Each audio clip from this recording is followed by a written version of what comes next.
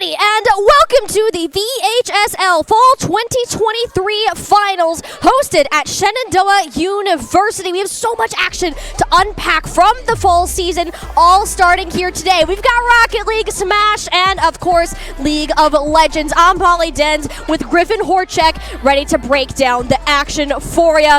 Man, we love hosting all of our high school friends, getting them this experience on LAN, which of course, you yourself, this is something that you actually have been here before. Of course, this is my ultimate honor. I come to the Rocket League myself. I'm a rugby player at the beautiful Shenandoah University here, located in Winchester, Virginia, where we are now having our, I guess you could say, tournament itself. I'm super glad to be here, super happy, and basically excited for this amazing event. I started off in my sophomore year of high school, and then had played 5 seasons, led to this point, came to Shenandoah, and now I continue to play for them. And it's crazy to have that experience. I mean, you being here on this LAN event, it's so much different than being in a room by yourself with your team. Not only are you here with all of your opponents, but look around. You have parents, you have coaches, you have fans, and of course, everybody coming out to support you. It's a great thing that I'm so glad that we're going to be able to put on today. But of course, we have Rocket League to kick us off, our personal favorite game, you do have to say. We are starting at the quarterfinals, a little bit different from our regular season. So we'll have our top 8 teams going at it with 2 matches running simultaneously. So the 2 that you see on your screen is going to be Kettle Run versus Woodson and Tallwood and Lafayette to go ahead and start us out. Once those wrap up, we're going to move back to the other matches. But for now, we'll be swapping back and forth, checking in on all of our players and keeping us updated on their current matches. I think the one big thing to point out here is that the structure will be a little bit different from the regular season. Instead of our best of 5 matches, we'll be doing best of 7. So these games, they're going to be longer, a true test of endurance for these players. Right, absolutely. We got that best of 7 matchup, first to 4 wins, right? Every team going to look to take home this championship today. Of course, there's some tough matchups going up, some very strong teams. Woodson, Lord Botetourt, Tallwood, William Byrd, of course, have been here before, are ready to take it to the next level, looking to get that state championship trophy. Yeah, of course. I mean, a lot of these squads, too, we had the opportunity to talk ourselves, and, of course, with the teams. They have high hopes for this event. While some might be here a little bit for that experience piece, there's others that are confident they're going to be able to take away this trophy. This bracket, it's single elim. You get 1 shot to move on. Otherwise, you're done. That's it. So starting in these quarterfinals, we're going to go from 8 teams down to 4, moving on forward. So, of course, we want to talk a little bit about our teams that we have going up. I believe our very first match our talk about is going to be Woodson versus the Kettle right? Kettle Run. Kettle Run. There we go. All right, so Woodson versus Kettle Run. Woodson have been here before and have actually won a state championship, I believe, in the last year. I believe they won last fall. Their roster consists of Proto, Cairo, Clevis, and their 3rd player, or their 4th player. And then the Kettle Run roster, of course, being Wiseman, Steel Shot, and It's Me Frey. So, unknown roster from Kettle Run, right? We don't know exactly who they are. They're looking to prove themselves here today. Of course, this is like a go home, like big or nothing, right? Yep. You want to be sure that, hey, you have to give it all from the get-go. You can't leave anything on the table. Exactly. I mean, it's so much work to get to this season. You're playing 8 regular season matches before you even qualify for the playoffs. And, you know, this is what, week 3 of those playoffs? You started at 32 teams, and we're down to a whole quarter of that. So the fact that these 8 teams manages to make it to LAN is pretty insane. And I want to talk about the other 2 rosters that we have going at it. We are going to have Lafayette High School Rams. Fun fact, this is actually their B team that made it to it. They have such a wide range of Rocket League talent on their roster that they're able to make this appearance here today and have this extra experience for those players, which is actually, honestly, a cool thing in on itself. Even if they might not be the most confident heading into these matches, they're going to give it their all and take this opportunity to showcase themselves as players and the development that they've taken all season. And of course, they're going to be going against Tallwood, who, as we were talking a little bit previously, are a pretty good team that you have to be scared of. I mean, absolutely. Tallwood was a very strong team even when I played them. I personally ranked them 3rd best in the state at the time. They are a very strong team. They have their leader and coach, or coach captain kind of, Frizzer, who I've played against many times and I often Q ranked with, as well as 2 other players. They got K-Soup and they have Ember, both looking to kind of make a name for themselves here in this VHSL setting. Yeah, and that's kind of all what this is about, right? Of course, you have the glory, you have the championship, but this is also an opportunity for these players to show everything that they have worked for this entire season. And, you know, you're in this top 8, you're playing on a stage, you have a whole crowd cheering for you. Heck, you're going to have us in your back ear the whole time. There's a ton of distractions and things to go to get in these players' heads, and that's kind of going to be one of the biggest things we want to look out for today, because not only are you playing longer series that's going to force you to test your endurance, but also with everything else going around you, how well can these players stay focused in the game? That's where victors are really going to be made in the end of this competition. I mean, absolutely. Playing at your home and comfortable computers and then coming to a LAN where you're in the presence of, if you look around, a lot of people, as well as your opponents, your teammates are all sitting right next to each other. Yep. It's a really different feel. You're on a computer you're not so familiar with, so it really puts you to the test, right? How can you handle this new situation, this new environment, and overcome it? Yeah, and like that's kind of, it's something that you really can't even train that well. For a lot of players, it is going to be their first time here at the tournament. I mean, you of course have rosters such as Tallwood, who, as you said, they've been here for quite some time. They have like a full senior roster that have been here, I believe it was the last 7 or so playoffs? I believe so, yes. Yeah, something ridiculous like that. And, you know, that's where that extra experience is going to come in handy for games like today, being used to this environment and the colorful flashing lights. Heck, I want to look around and see everything that's going on, but you know what? We got to talk about Rocket League today. And this is really what I wanted to see, right? I want to see them put their best foot forwards. Regardless, if they win or lose, it's about giving that spirit. It's about having fun, no matter the results. And, you know, esports especially, that's kind of the great thing about it, is how inclusive that it is. And the fact that we're able to develop it on the high school level, such as this, Griffin. I mean, you had the experience. Like, that's what kind of brought you here, is it? I mean, absolutely. I had the pleasure of playing 5 seasons. I started my sophomore year, 2 from my sophomore, junior, and senior year. Unfortunately, 1 was lost to COVID. But of those 5 years, we were able to get third. I think we got third 3 times, or second 3 times. Top 4 once, top 8 once. I mean, it's just a pleasure being able to go to a LAN, and it's a brand new experience for a lot of these players where maybe they're not able to go to these LANs, they don't play their local tournaments, where like Rocket League doesn't have local tournaments. Like that's not a thing that we often have. So being able to come to a LAN event like this and have all of these people present watching you play, it's a special occasion for sure. Especially when you bring up Rocket League as a whole. When you're looking at some of the best players in Rocket League, they're high school students, believe it or not. Absolutely. RLCS, which is the pro scene for Rocket League, they're pulling players at the young ages of like 15 or 16. Like, these are the guys that are moving on up into the game of Rocket League. And it's incredible to see that, you know, especially with all the opportunities that are coming around in collegiate. Like, you play on the Shenandoah Rocket League team for this year. You're their captain. You help lead them and develop that talent. And now you're looking at these players who eventually are going to be going on a similar path and that journey. This event like this gives them the opportunity to showcase those skills and even presents a chance to participate in a collegiate competition, which is still growing itself. Right, absolutely. We had the pleasure of walking around a little bit and asking the players a little bit about them, and like if they're thinking about continuing to play. A lot of players said that they are looking to play in college. Of course, it's not the number one. Your academics are always most important. Please remember that. But they are also looking to play in college. That's one of the biggest things. This is like this VHSL tournament is a stepping stone for them, where they can now use this to get into kind of a competitive setting in the collegiate esports.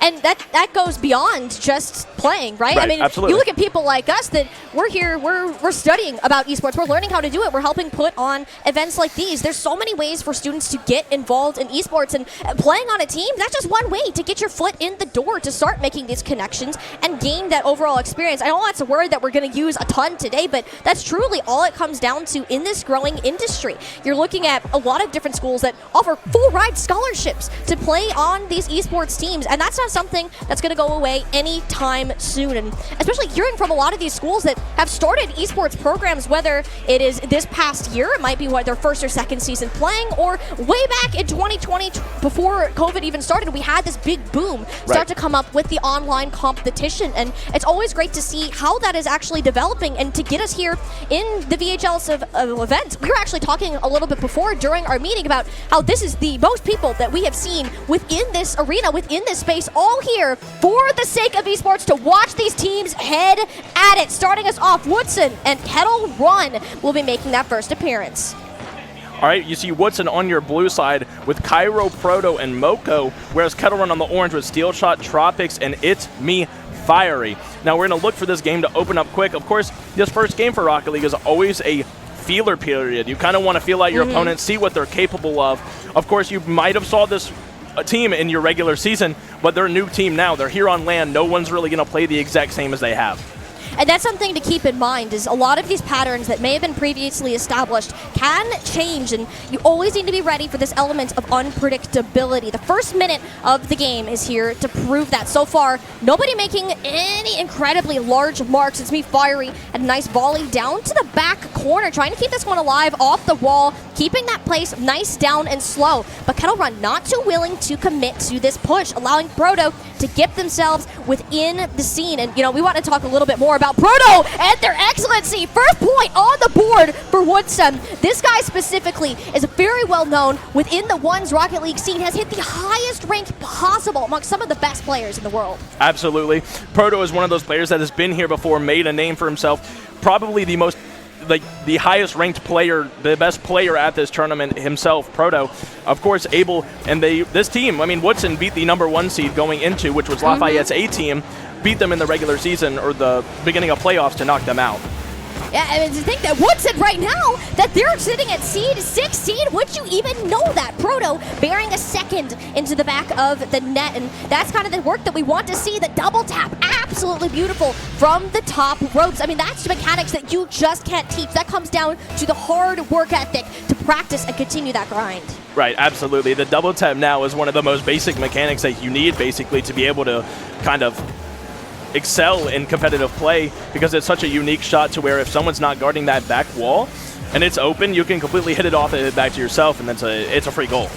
And like that's what they're trying to do again, is Woodson are getting these big booming passes down to Kettle Run's defensive end, and you know, the Kettle Run as starting to understand that if we let Proto get near the ball, things aren't gonna go super well. So they are doing a better job kind of playing this more defensive game, attempting for these clears. Yet Woodson's passing game themselves isn't too shabby. Moko had another one, hitting it up onto Cryo. Demon coming in, opportunity available. Kettle Run swooping in to keep it out of the hands, but it lands in Proto, going for another one. Waterfall shot over the top, nice save coming in. Kettle Run are guarding this net with their life. Woodson have so much pressure putting down in the small area, and they're far from done. Cairo jump to the top, pass to Proto, picture perfect. Right, I mean, basically what this Woodson roster is doing is really rotating perfectly in and out of the play, letting that first man go and get out, that second man come in for the shot. Beautiful combination between Cairo and Proto. These two know each other so well, have been playing together for a while. Yeah. Kettle Run defense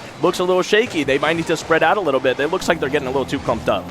Yeah, Kettle Run right now, they're getting forced back, right? Is Woodson are essentially shoving them into their corner. They're in goalie jail. That's all that they're allowed to play because of all of the space that Woodson is able to control between their passing, between their synergy. And Kettle Run right now, you're about hitting that halfway point at a 3-0 deficit, and it's something that they're going to want to change. And of course, it's going to start by getting a clear. Look at all three players. They're having to crowd inside that net as Moko, Pyro are constantly setting up Proto. I mean, the synergy, they know exactly where Proto is going to be at all times and trust him to deliver. Right, I mean, absolutely. What it's really narrowing down to is Woodson's use of the mechanics is a lot better than Kettle Run's at the moment, right? They're doing a lot more passing, and these clears from Kettle Run's defense are not quite getting to the corners or out to a teammate. They're kind of lackadaisical in a sense, to where Woodson's really just capitalizing on it.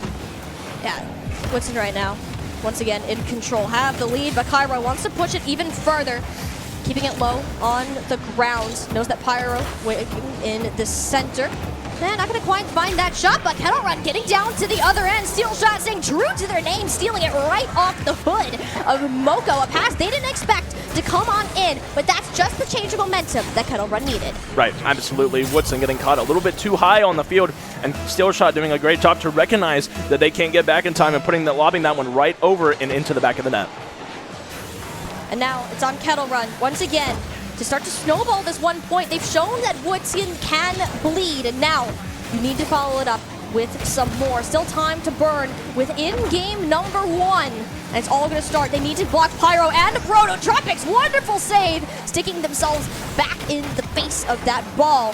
They're going to have to do it again. Moko playing dangerously across the goal line. Steel Shot has to get some sort of clear, but with Proto in the air, can anybody stop this guy from these shots? I mean, he's not even playing that offensive. He's holding that midfield wide, waiting for that time to strike, Griffin. I mean, absolutely. He's really just playing that kind of, like you said, midfield line to where he's waiting for his opponents to maybe have a not so great clear or a pass from his teammates and really just taking advantage of his better mechanics in a sense to punish the opponents.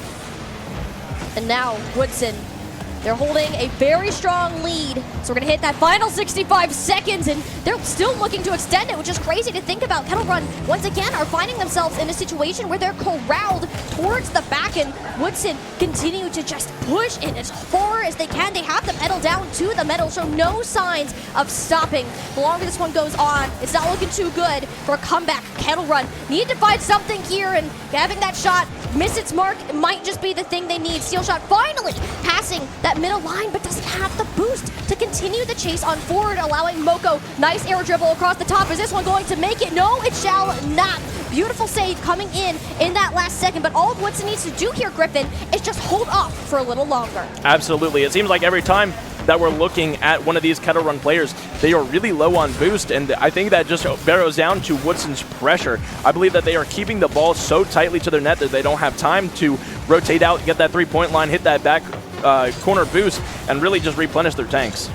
And they continue to do it throughout this game. Woodson in the clear. Can it be one more? Proto with the double tap. Buzzer beater just to get the 5th on the board. Woodson want to show who is boss today. Pyro just doing that. I mean, Proto right now, that's 5 points on the board for him alone. Yet, Griffin, it's not a solo game. You have the setup. Cairo and Moko always there to set this player, give him the tools that he needs to succeed. Game 1 comes to an end. Woodson are up.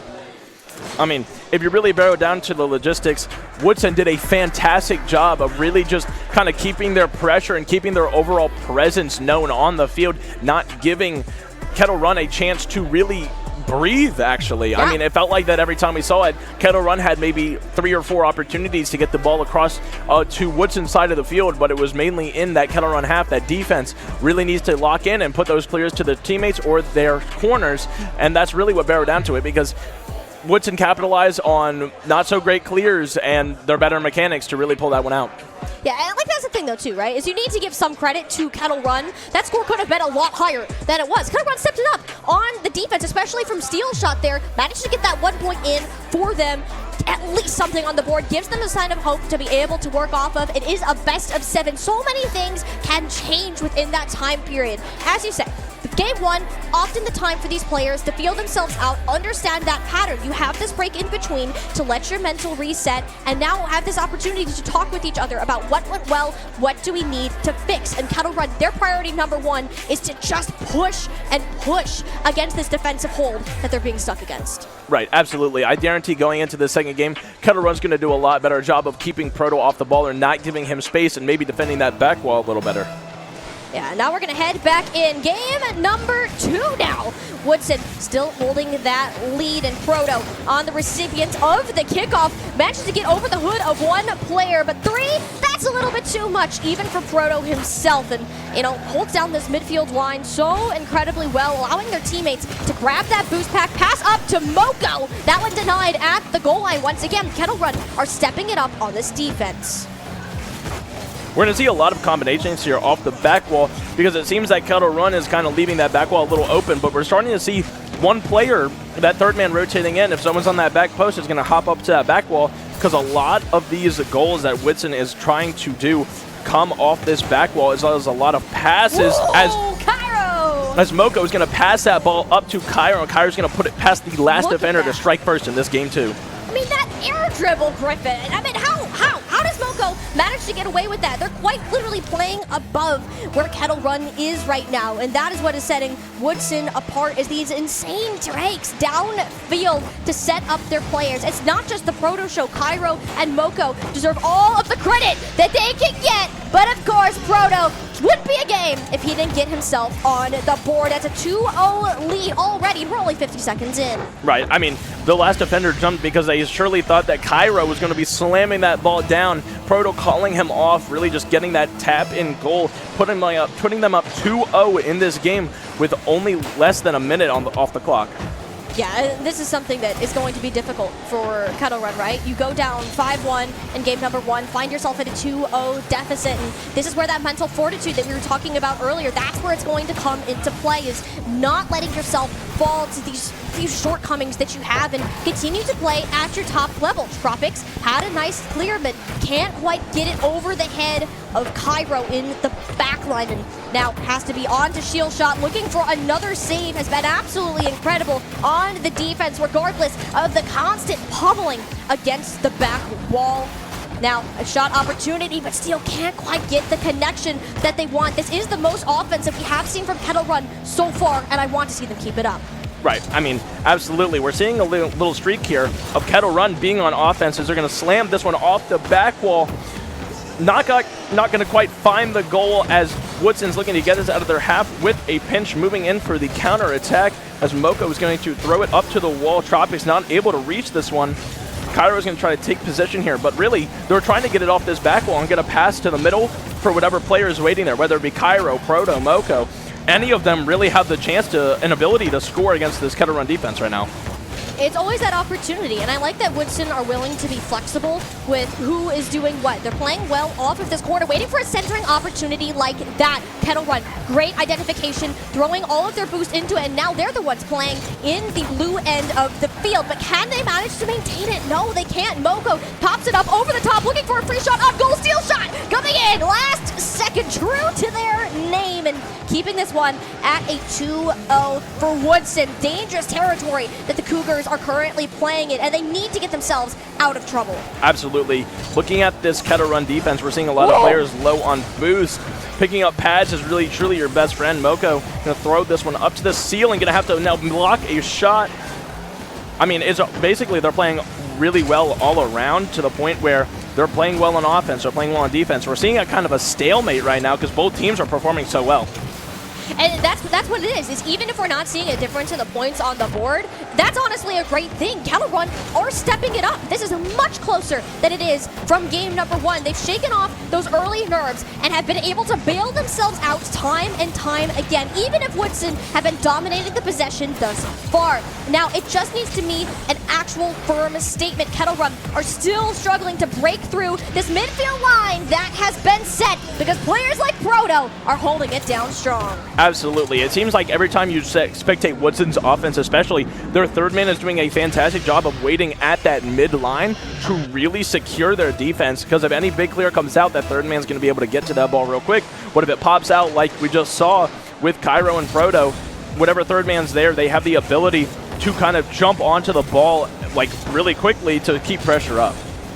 Yeah, right now, Woodson are just in control. They're pouncing on that ball when they see the opportunity. They're spreading themselves out. They have control of this Rocket League pitch. And players like Moko, of course, just, oh my gosh, the air dribble from downtown. There was not a point where we had doubted that Moko was going to lose that. I mean, this is just absolutely perfect.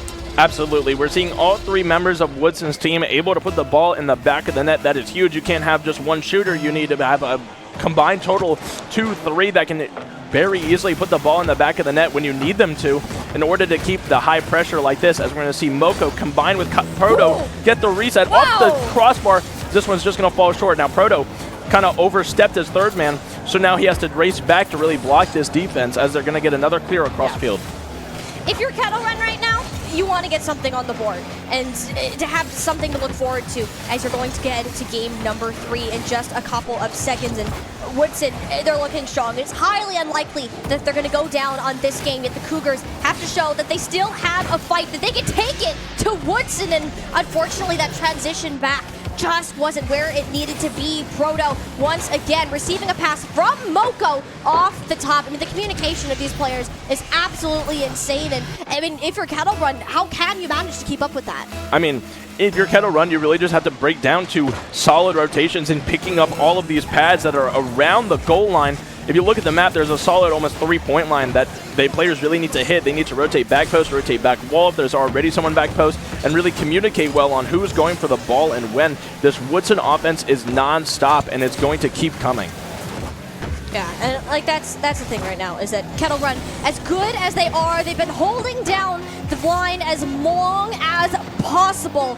Game number 2 just isn't there. The Woodson Cavaliers have been in the driver's seat, holding up this 5-0 as we're going to prepare to head into Game 3. I mean, absolutely. Going into this Game 3 here, I mean, what can Kettle Run really do better, right? Of course, they need to really lock up their defense, as we're going to see the Lafayette Tallwood Game 1 going to happen out here as K-Soup, Shishimi.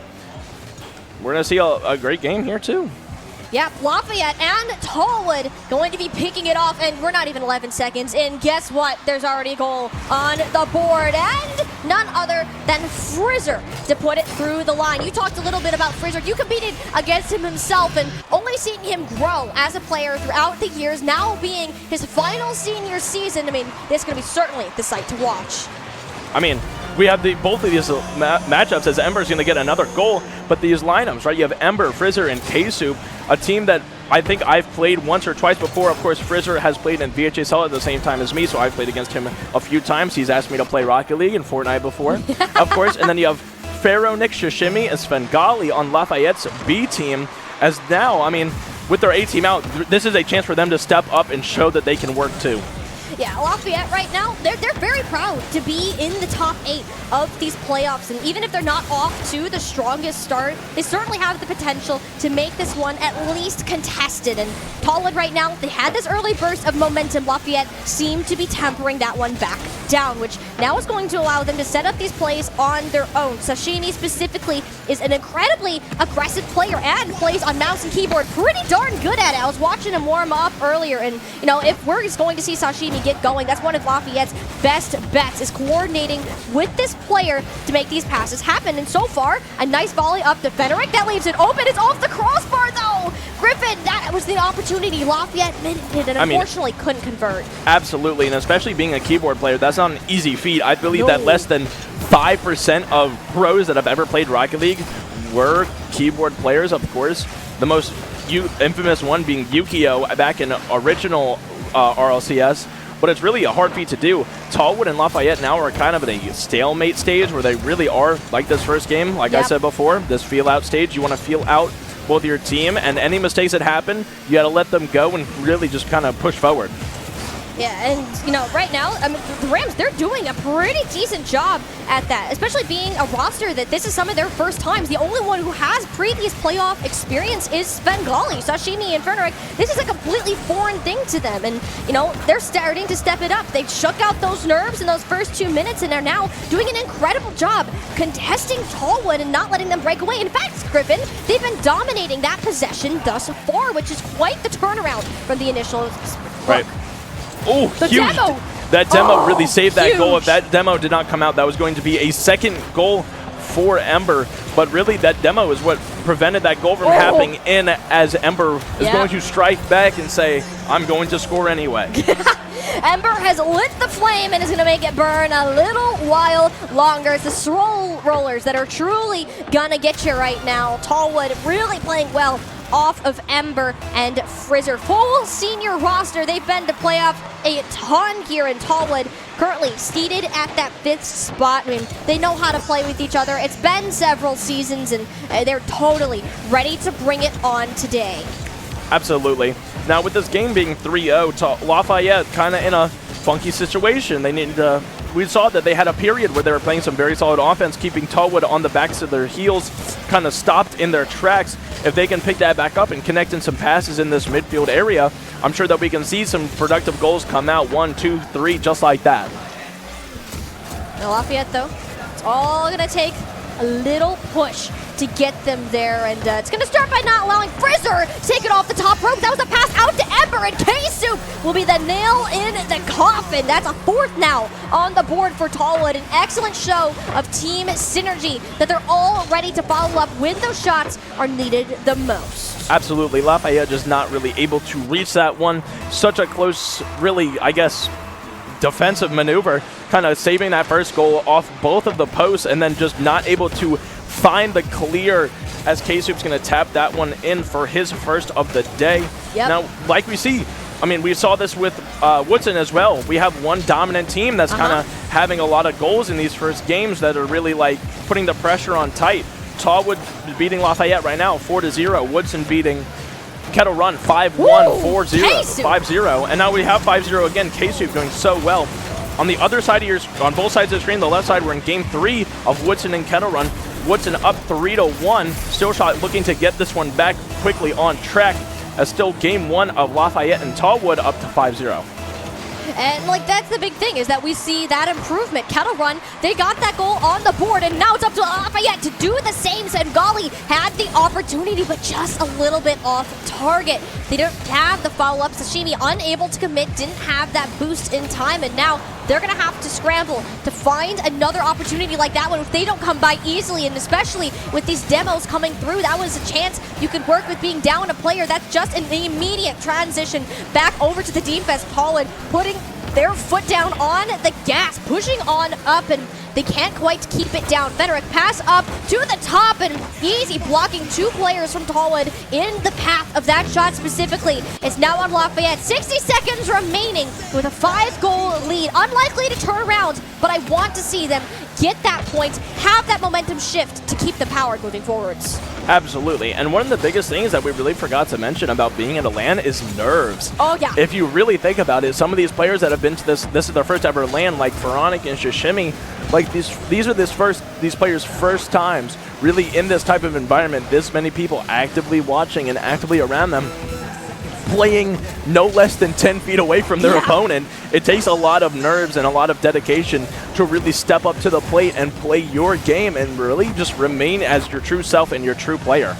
And considering that this is Lafayette, most of their players' first time at an actual LAN event such as this one by VHSL, they're doing pretty darn good. The point that Tallwood are getting, it's not like that they're dominantly in control. Lafayette have these shining moments to be able to work with. Unfortunately, none of those shall be converted here in game number 1. Tallwood sitting at a 5-0. The ball waiting to drop down to the ground. Lafayette, one final pass, one volley to keep it alive. Can they manage to get it in? Back to Fenric. It's still up in the air. Fraser has to knock this one away. Tallwood themselves are keeping this one up. They want to go for that style point. Can they manage to get it? No. This one shall hit the ground. A little bit of fireworks going off at the tail end of game number 1. But at the end of the day, it will be Tallwood coming back up. And now we get to go to our other Wooded team. And what better way to enter it than good old Proto coming up on the scoreboard. Absolutely. Looking at these score lines coming out from Woodson, we're seeing Proto really being a dominant figure.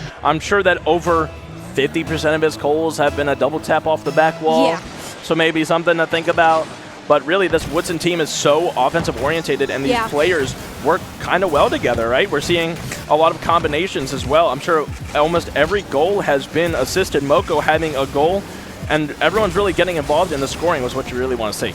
Yeah, and like, that's kind of what you're seeing with Woodson, is that they have won the fall 2022 playoffs, and they have won, or second place, within the semis this year, but that doesn't mean that Kettle Run still can't put up a fight. A second one on the board in the final seconds. Are they going to be able to come back with this? Likely no. But it does show that Kettle Run, even if they're coming down to one of their last legs, they're not going down without a fight. Absolutely. The biggest thing is you got to play to the final whistle, really kind of keep it to the end, as Proto is going to put another nail in that coffin.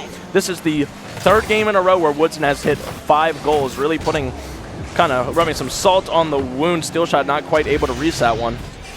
Yeah, I mean, Woodson right now, they are a favorite to win it all right here. Their Seed 16 doesn't quite showcase the skill that they are packing within their roster. That's another 5-point game. As you said, Griffin, that lead absolutely insane for them to work off of. And, you know, they're going to be 1 point away on match point, moving to those semis where Lafayette and Tallwood, they're still getting this series up and running. Absolutely. And something to note about this Woodson team, and I've said it before, is that this Woodson team knocked out the first seed. They lost their first 2 weeks due to maybe technical difficulties, team difficulties, not able to play. But I'm sure if they actually played those games, the score lines would have been much different, and Woodson would be our #1 seed, in my opinion, knocking out Lafayette's A team, which was so predominant in that regular season. Yeah. Whereas this game, Lafayette's B team and Tallwood, we're really going to need Lafayette's B team really to step up here and kind of prove that they can play the game too. Yeah, and you know, that's the thing, is they didn't look terrible. I mentioned it again. Even if the scoreline was very far apart, they keep control of these series, and that's the goal that they needed to turn it around. Tying up this scoreline, resetting, wiping the slate clean. Lafayette now have something to continue to work off of, and I can't wait to find out what it is. Absolutely. That really giving Lafayette the kind of momentum that they need because, I mean, due to the fact that they are kind of already down in the series, you really need to get some momentum back, losing that first game and kind of combining on these goals. It's just Shimmy's not going to be able to find that one onto the back post, so Ngali rotating in. But really not being down in the series, you really need to step up and kind of like put some charge and get some pep in your step and get it back. Yeah, right now, Tallwood, they're having to force themselves to play a little bit more defensive, which is something that honestly they might not be as used to doing, and because they're one of those squads similar to Woodson that they can just play aggressive. There's no need for them to put up this defensive look, yet the Rams are here pushing them to those limits, forcing them to flex those muscles. And now Lafayette, they need to take advantage of that, and step number one is getting control of the ball, at least firmly. For now, we're seeing a lot of ping pong, these big booming passes that nobody is quite able to get a grip on. One thing that this Tallwood team is doing really well is they are kind of staying spaced out to where they're not imploding on each other's kind of area where they can cover, because doubling up on area coverage really leads to double commits and unnecessary touches to the point where like you could be passing across the field to your teammate instead of just taking a small touch towards the goal. Yeah, and that's, you bring up a good point, is how important are the touches that they're actually managing to get? What is the importance behind them? And for so far, we have seen that from Svengali, who is at a beautiful dribble, looking for that water bottle shot, and even if he's not going to be able to get it, it allowed Lafayette to get that clear. They had that boost reset, get the transition to defense. K-Soup wins the race. Tallwood back in the lead. Absolutely. We really saw a gun out here for this kind of goal, trying to get back to it. Shishimi not able to get back to it. But basically what happens is Lafayette's team was kind of getting too aggressive, and their third man maybe overstepped, or their first man didn't rotate out fast enough. Really one of those two situations to the point where it was a race back to the net, and they unfortunately lost.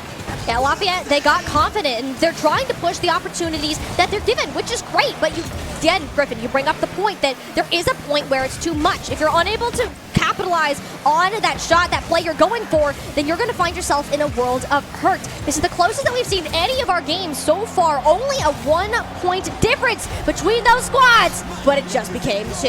I mean, I think you cast your curse them, Molly, as soon as you said that this was our closest game. We were kind of blindsided as Ember's going to tap this one in to the top of the net. Yep, Ember's going to go ahead and top that one in. Tallwood right now, they're slowly starting to sneak away with this one. Lafayette need to have something else left to say here, and it's entirely possible for them to break through.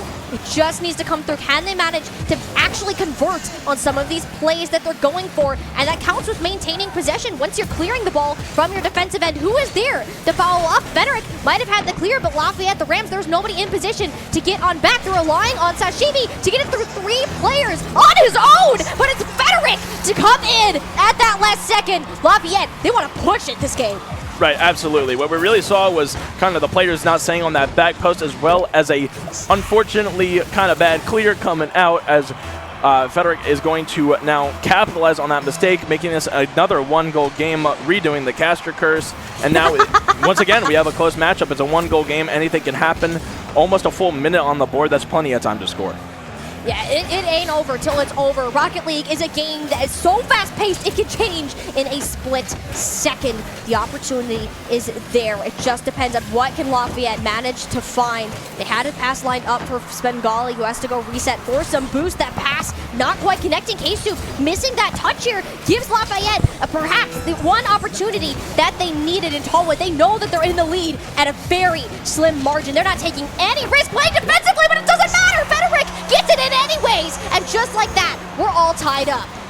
Right, absolutely. We're seeing with this Tallwood defense, players kind of stepping on each other's toes, really not spacing out to where they need to be. They need to have someone on that back post, someone on that back wall, and whoever's first man jumping for that ball to make sure that basically every shot that Lafayette could put on the net is covered. But to tie it up in the last 20 seconds of the game is huge, as Frizzer is going to get this ball off the back wall. No clear coming out from Lafayette. Frizzer taking that lead back in the last moments of the game, the 12th minute, the 89th minute if you play soccer. This last second goal is crucial and is going to kill momentum for Lafayette if they cannot bring it back.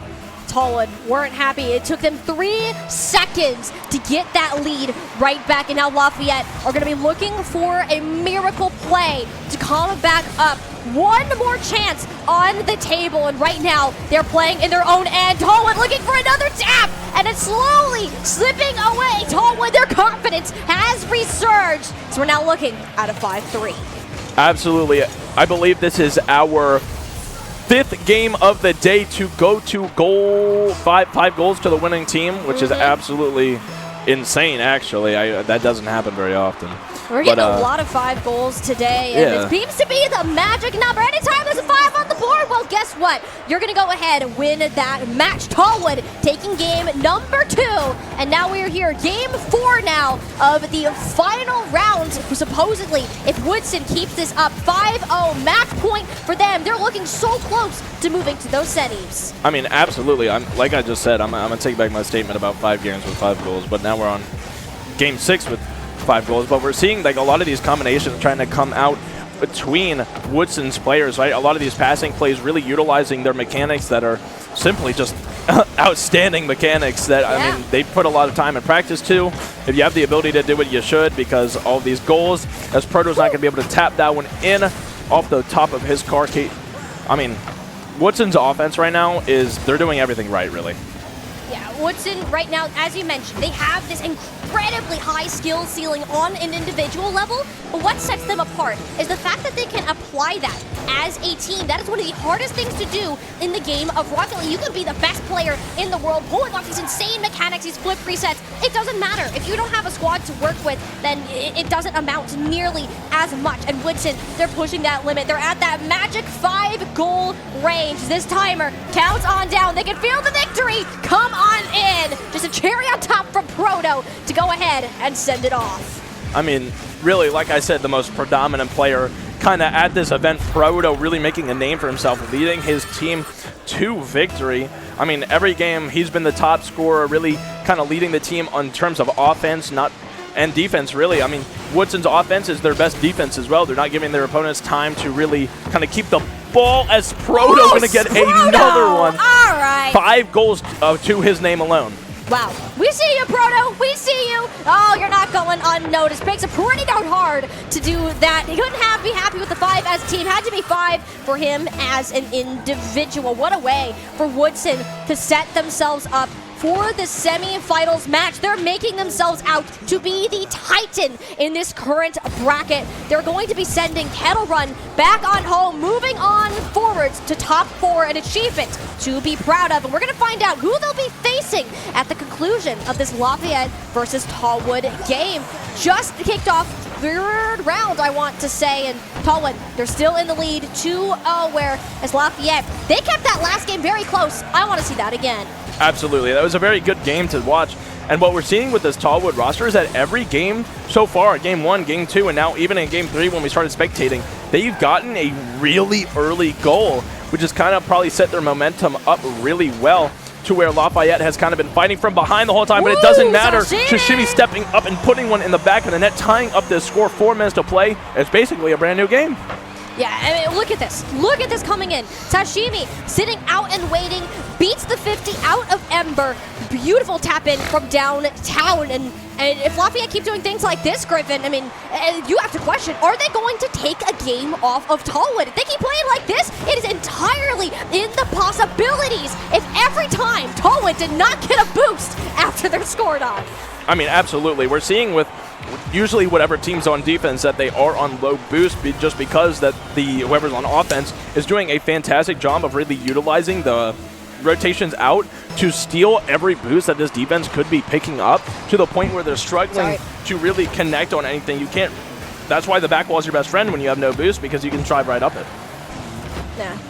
continuing to use his backboards incredibly well, but Tallwood unable to get that pass down. It's interrupted Sengali going for that touch. Centering, not quite where he wanted it to be, and now it's on Sashimi. Got bumped out of the way. Tallwood's aggressive play, giving Frizzer the chance to play down towards the center. Has to be knocked out back towards the corner. Lafayette, not one they can quite follow up on, though. Saw players flying in left, right, and center, and that's the thing. You can't quite pull in the reins on this ball and have a full set of control. These players, they're so focused on just keeping themselves safe. They want to hit it as hard as they can away from their defensive end, because you need to be scared of players like Sashimi. That's a demo on the goal line, but the shot shall be pushed wide.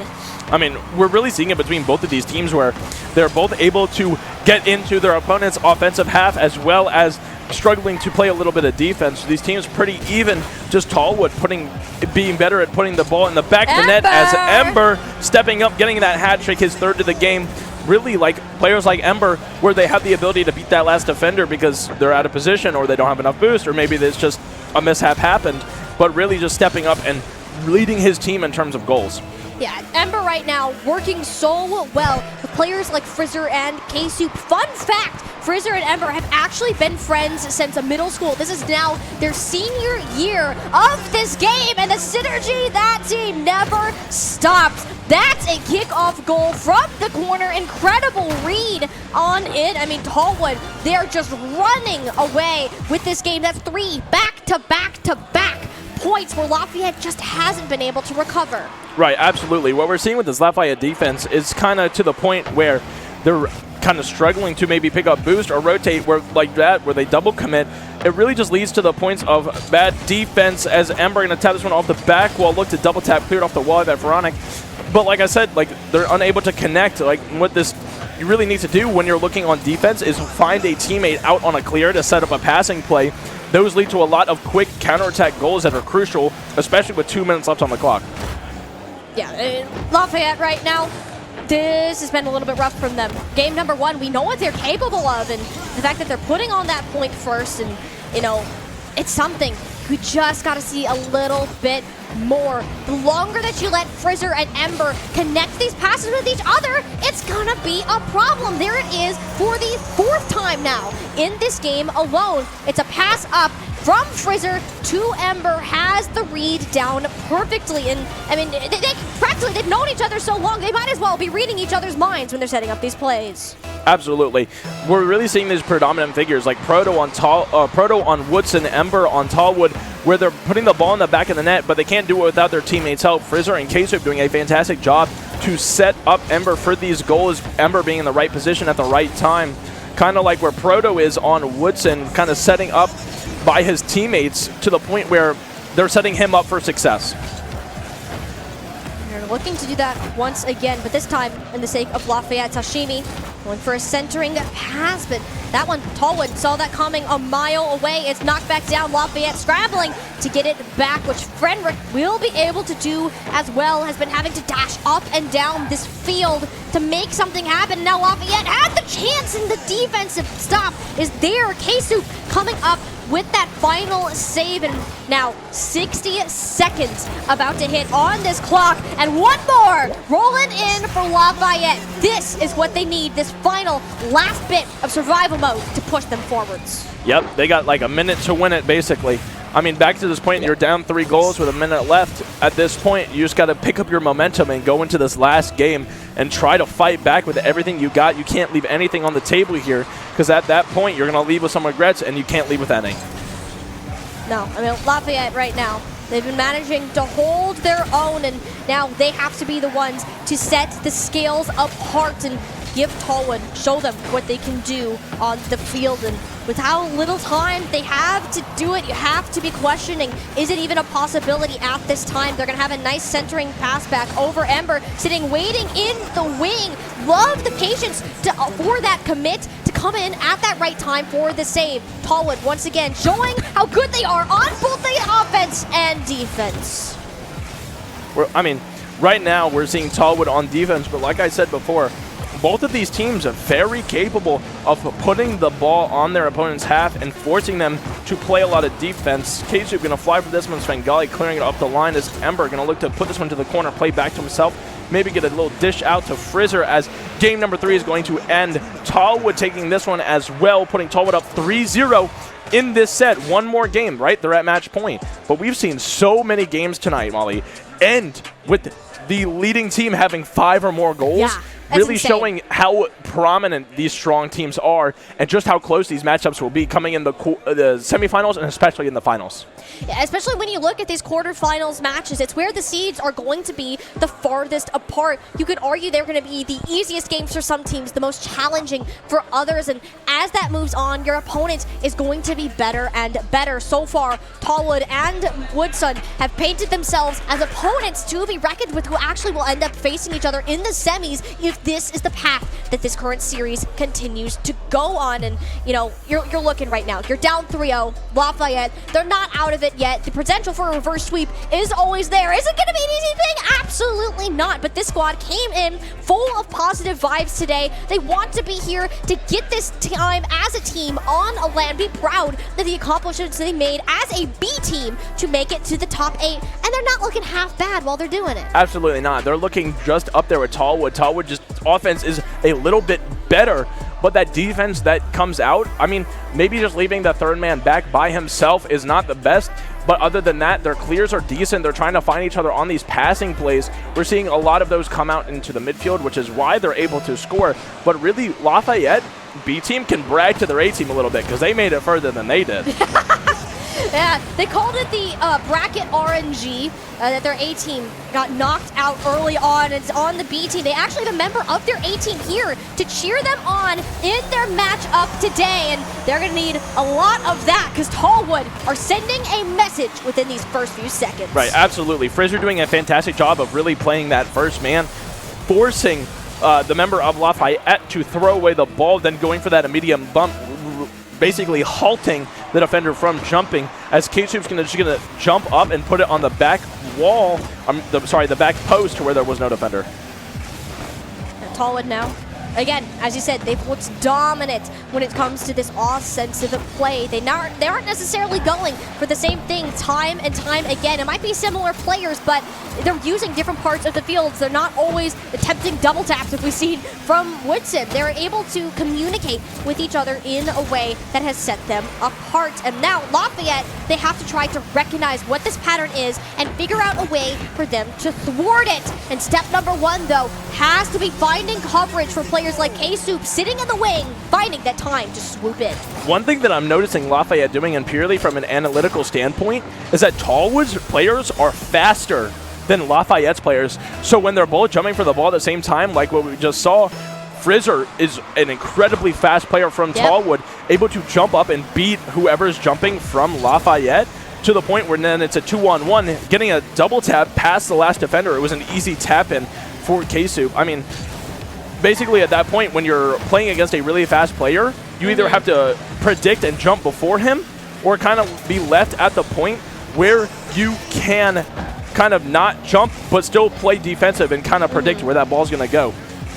Lafayette, though, they're just, as he said, it's too fast. You can't keep up with Frizzer, Ember, and KSoup. They're swarming around them like fire. They're zooming around. You can't even see them. It's just done in a flash. Tallwood, they know they're close to moving to those semis, Griffin. They can feel it now. I mean, the longer that this series has gone on, the more confidence they have gained, the better that they have looked, adjusting to this LAN environment incredibly well, putting them up at a 3-0. And now, Lafayette, what else can you show us? What else can you put down in this Game 4? Because it very well is your last chance to make a comeback, to make that name for your team here in Game 4. Now, Svengali trying to get that tap out to clear. Ember sitting into that midfield. That's a double tap, maybe going off the crossbar. Put down smack in the center. Is there a touch coming in from Tallwood? Not quite. Lafayette narrowly pushing themselves through the mix to get themselves out of danger.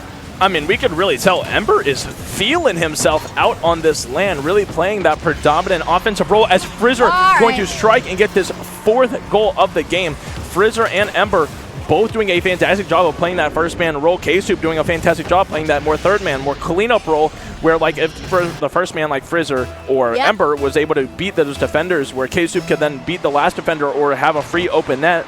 I mean, that's really what you need in a solid rotation, is not stepping on your team, but still keeping control. As Shishimi is going to do a fantastic maneuver, faking Frizzer, the last defender, sending Frizzer jumping as he's just going to dribble this one right past him and into the back of the net. That's a fantastic goal. Wow. That is Sashimi getting in the heads of Tallwood, forced them to jump in, and that's a way for them to get on the board. The hopes still alive for the Rams roster. Just little time remains in game number 4. Tallwood now battling it out towards the midfield. It's a back on top from K-Soup. Now over to the corner, then over the middle, and Amber straight over the heads of 2 Rams defenders just to get that point on back. That is the 7th goal. That is 7th game that has hit 5 goals for a team or higher. I'm going to keep count throughout this whole tournament. Yeah, we got a tally going. I believe we're at 7. But, I mean, like we said, like the teams are really not that far apart in terms of relative skill. We're seeing both sides come out. It's just Tallwood's rotations and offensive ability are just a little cleaner and a lot better than Lafayette's, to the point where, like this, where Ember's able to beat anyone that's jumping for the ball, as well as the first man of Lafayette kind of diving in maybe a little too deep and being a little slow on the rotation back. And that's the thing, right, is that Lafayette very well can keep up with Tallwood, but that difference comes in the most critical moments, as in when you are scoring goals. Tallwood been far more consistent in that regard. Their transition from their attack to their defensive standings is a lot cleaner, and that's something where Lafayette tends to struggle. So when they do manage to get lovely passes and shots on like this, they just don't have that player ready in the wing to come in with that follow-up. It's just a hair slower, and it gives Tallwood just enough time to find an opportunity to react. Absolutely. They're doing a fantastic job of just not hesitating and really just jumping for the ball, trusting their team fully, to the point where if they miss the ball, it will be covered and cleaned up by one of their teammates. And it's really allowing them to jump for any ball they want, allowing them to be faster rather than Lafayette. Maybe not trusting their team as much, playing a little bit too kind of solo, to the point where they are kind of hesitant to jump and they wait that half second, quarter of a second, to the point where the Tallwood's player is just going to beat them to the ball. And now Tallwood, they're starting to feel it, right? I mean, you hear that final minute countdown come in through your headsets, and with a 4-goal lead at your backs, and there's not much else that they can do. Maybe extend that lead, another point, bounce in and out, seemingly rotated around all 4 corners of the net. Doesn't come out to much, but good thing for them, they don't even need it. It's essentially a victory lap for now, as K-Soup buries one final one in. Absolutely. Really, Tallwood and Woodson both being such predominant players, showing just the difference between some levels of teams, to the point where these games are realistically close, but at the same time may be blowouts. Yeah, I mean, when you look at players on Tallwood, I'm going to bring it up again. Frizzer, Ember, they have this level of synergy to work with, where K-Soup is an excellent cleanup player. They're bringing out the garbage man to sweep it on in to the net, whereas Lafayette, Sashimi, incredible on the striker position, and Faranek, same here. Svengali helping to set that up. I mean, these players, they understand what their roles can be within the roster, and as beautiful as it may be, Griffin, all great things must come to an end. Tallwood sitting at 6 points. That final clock shall strike 0. Lafayette are down and out. Tallwood transitioning to the semis.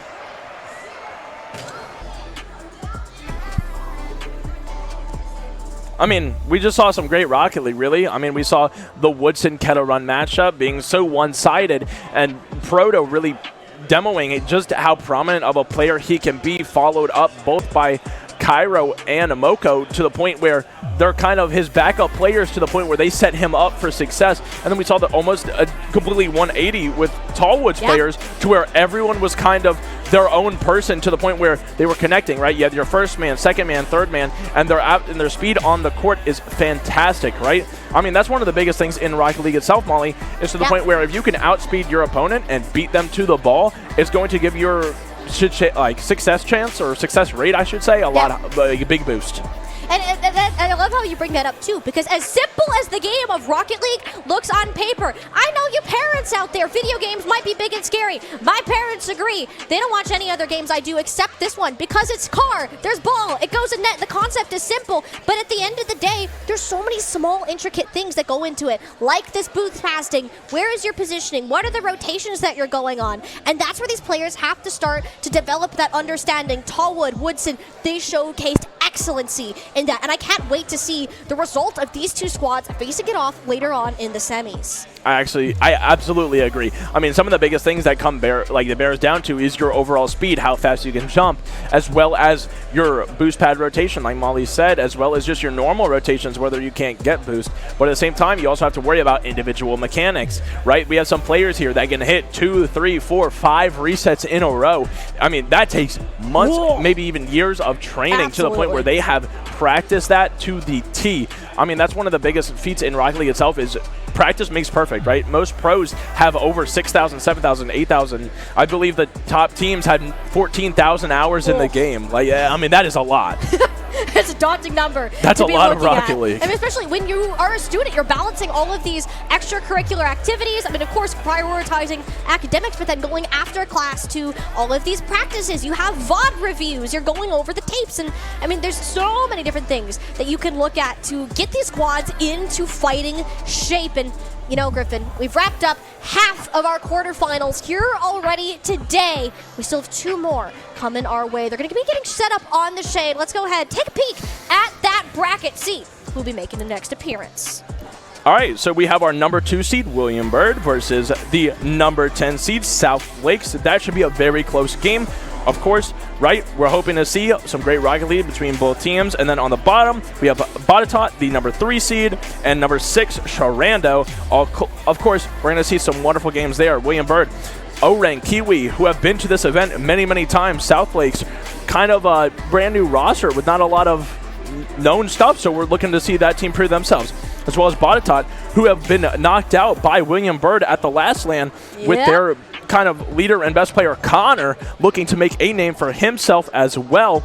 But here's the thing, Batatot knocked out Shenandoah last playoffs too. So we're looking for some great Rocket League, really. Oh yeah, we got a ton of history between those teams, and that's kind of the best part. I mean, you mentioned it specifically, Batatot and William Byrd. They're hometown rivals, not only within Rocket League, but their schools are relatively close to each other. I mean, you would know that. You went to William Byrd yourself, yeah, right? I'm gonna let y'all in on a secret. I'm a William Byrd alma mater. That is my high school. Those are the boys I coach up there. So. I don't know. I'm hoping they pull it out. They got my vote. But basically, they've been my friends for a long time, right? And, of course, playing Rocket League with them is super fun. But like I said, it all bears down to how well they can play together, right? They got 3 seniors on their team. They got Squander, Kiwi, Orang, as well as a brand-new freestyling freshman, PK, looking to make a name for himself as well. Coaching their games and watching these 3 players play together is so much fun. It's indescribable. And like that's kind of the thing with Rocket League is that there is really no limit to how far that you can go. New moves, new mechanics. I mean, things are being discovered every single day, and there's so much variability between how the game can be played. It's easy to get into, but so incredibly challenging to master. And, you know, we're seeing these players. They're getting ready. They're setting themselves up for success. All of that practice leads down to this exact moment. While we go ahead, get them back up, we're going to head to a quick commercial break, so don't go anywhere. We got more VHSL action coming your way. It goes to show just the kind of game that you expect to see out of teams. But because it's what they're comfortable on, because they said, hey, we beat you on it last map, we think we can do it again here, they swap to it, have no problems running it. Like you said, they overcome it.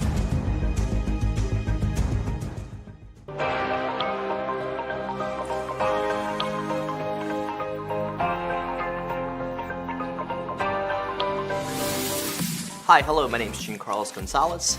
We're here in Clifton, New Jersey. I'm one of the teachers, and I'm also one of the Overwatch coaches for the esports team.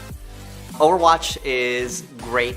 Usually, what sets it apart from other competitive esports program is that you have different skills. If you are a person that likes to be very aggressive, like aggro, you DPS focus, you have your certain heroes that are meant for that. If you like to be a team player and support, you could play the role of tank. where you protect your teammates. And if you like to be supporting in a different way, there's also a category known as healers. Throughout the years, as we were expanding the Overwatch team, we've gotten players who've played Overwatch competitively on their own, join the team, but also bring students who've never played Overwatch before, fall in love with the gameplay, the lore, and made new friends along the way. Hi, my name is Brian Chi, and I am on the Clifton Esports team. And I am an Overwatch player, and I'm their captain. I chose Overwatch because it was one of the closer games I'm used to. I'm used to a team-based game, and I also do enjoy having there being different roles for different people. So it's not all based on a single type of player being the best on your team. It's like a combination of everything to work into one. What drew me to Overwatch was definitely the comic-y style of the characters, and I loved the mechanics of the game. I just loved how colorful it was, and it was just fun to play. Oh, let's break it down! I think the most fun aspect of the game has to be that I can just have fun and do what I want to do in the game without having to worry about a penalty. My experience with competitively in Overwatch is pretty good. I enjoy meeting other teams and talking to them, competing to see how good my skill compares to their team. Also, leadership-wise, it's pretty fun trying to lead the team and strategize on what to do better, and call out my teammates if they need help in something so that we can work better in our practices. The most fun aspect in the game is trying to understand different strategies, because in the game there's different heroes and each of them have their own weaknesses to other heroes, and having to think about strategies around that is probably the most fun part about the game. The benefit about Overwatch is an easy game to play, but hard to master. But thankfully you're not alone, you're playing with a team. And because your role is very crucial to the team, you're able to work together towards a common goal.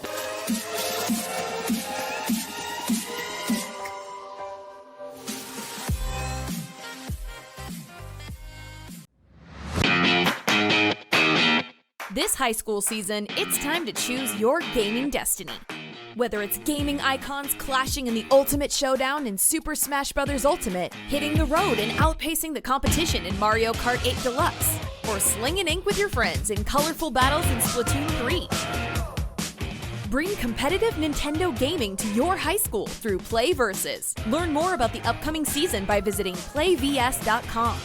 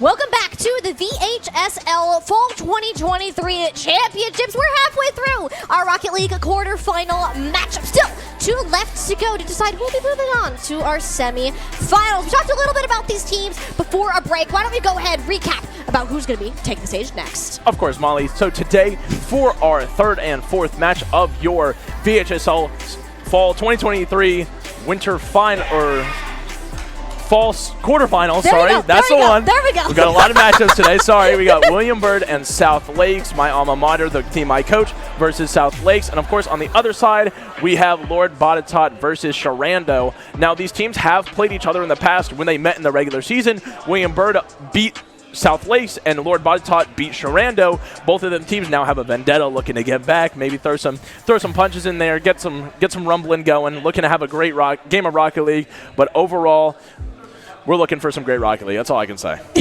As always, and good Rocket League shall deliver. I do want to point out, it was like, I myself, I have a lot of experience casting collegiate Rocket League, and even sometimes beyond that. I mean, a lot of these players are at or even above that level, which is absolutely ridiculous to think about. Rocket League as one of those esports that can be played so incredibly well at a high school level. They're starting so young to build up these skills to take them to these limits. And of course, you're looking at the 4 teams that we're facing off today. You mentioned William Byrd has already won. Lord Botetourt, they've already beaten their opponent earlier in the season. So it's on both South Lakes and, of course, their opponent to come up. They're the underdogs in this scenario. They need to find a way to break through that barrier because it's not going to be an easy one to do. All of these teams have some sort of grudge to hold against one or another. So no matter what it's going to do, it's going to be messy. They're going to be fighting tooth and nail for that victory. Structure? Still going to be the same. Best of 7 or first to 4 if you really want to get all that fancy with it here. So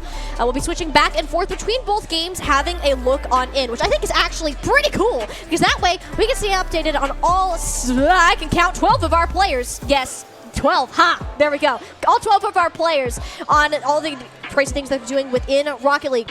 I know you were talking about before, like in our little break there. You wanted to see somebody hit a clip.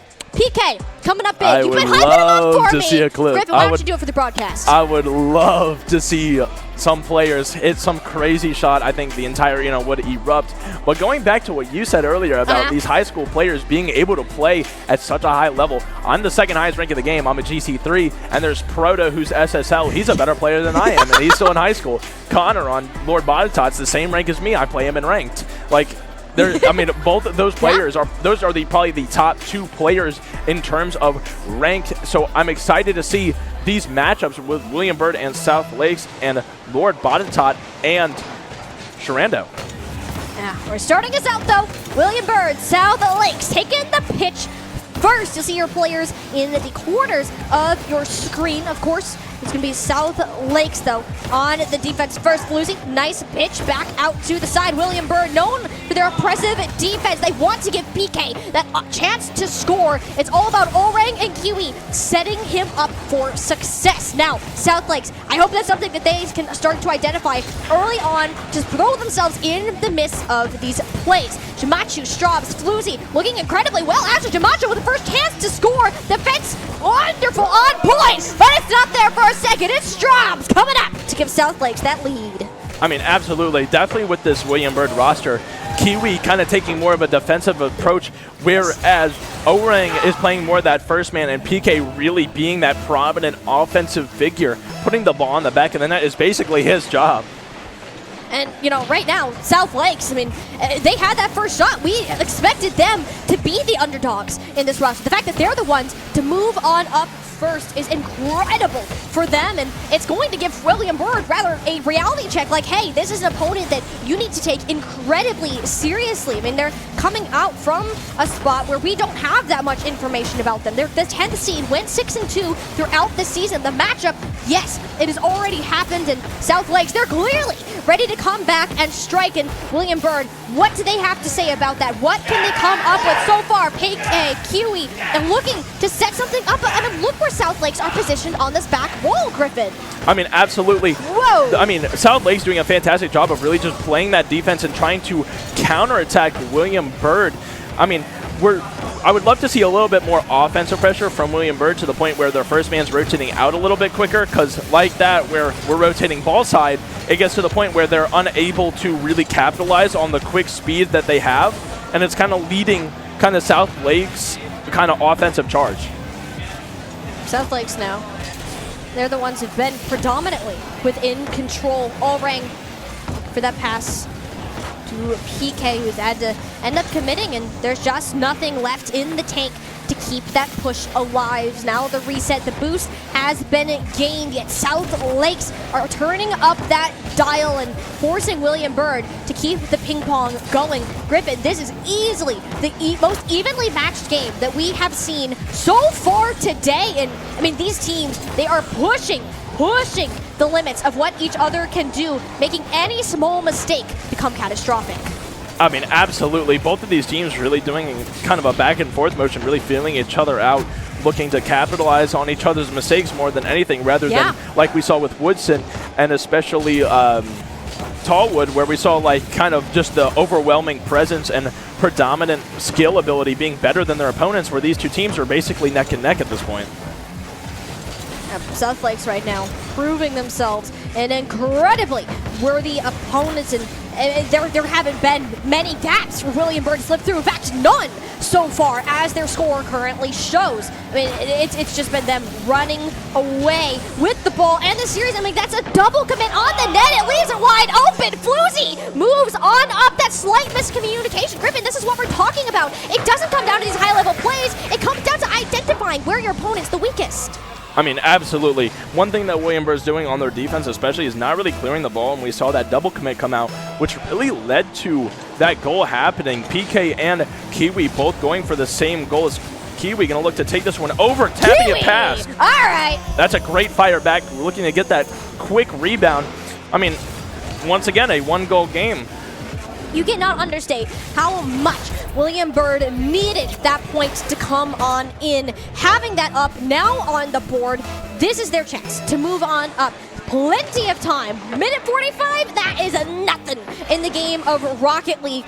Games can change in just a flash, and William Byrd, they're going to be the ones wanting to benefit from that exact thing, and it's already starting off incredibly well. South Lakes, they're displaced, they're out of position, and it's Shabako getting themselves back up on all four wheels just in the nick of time to keep South Lakes in a slim lead.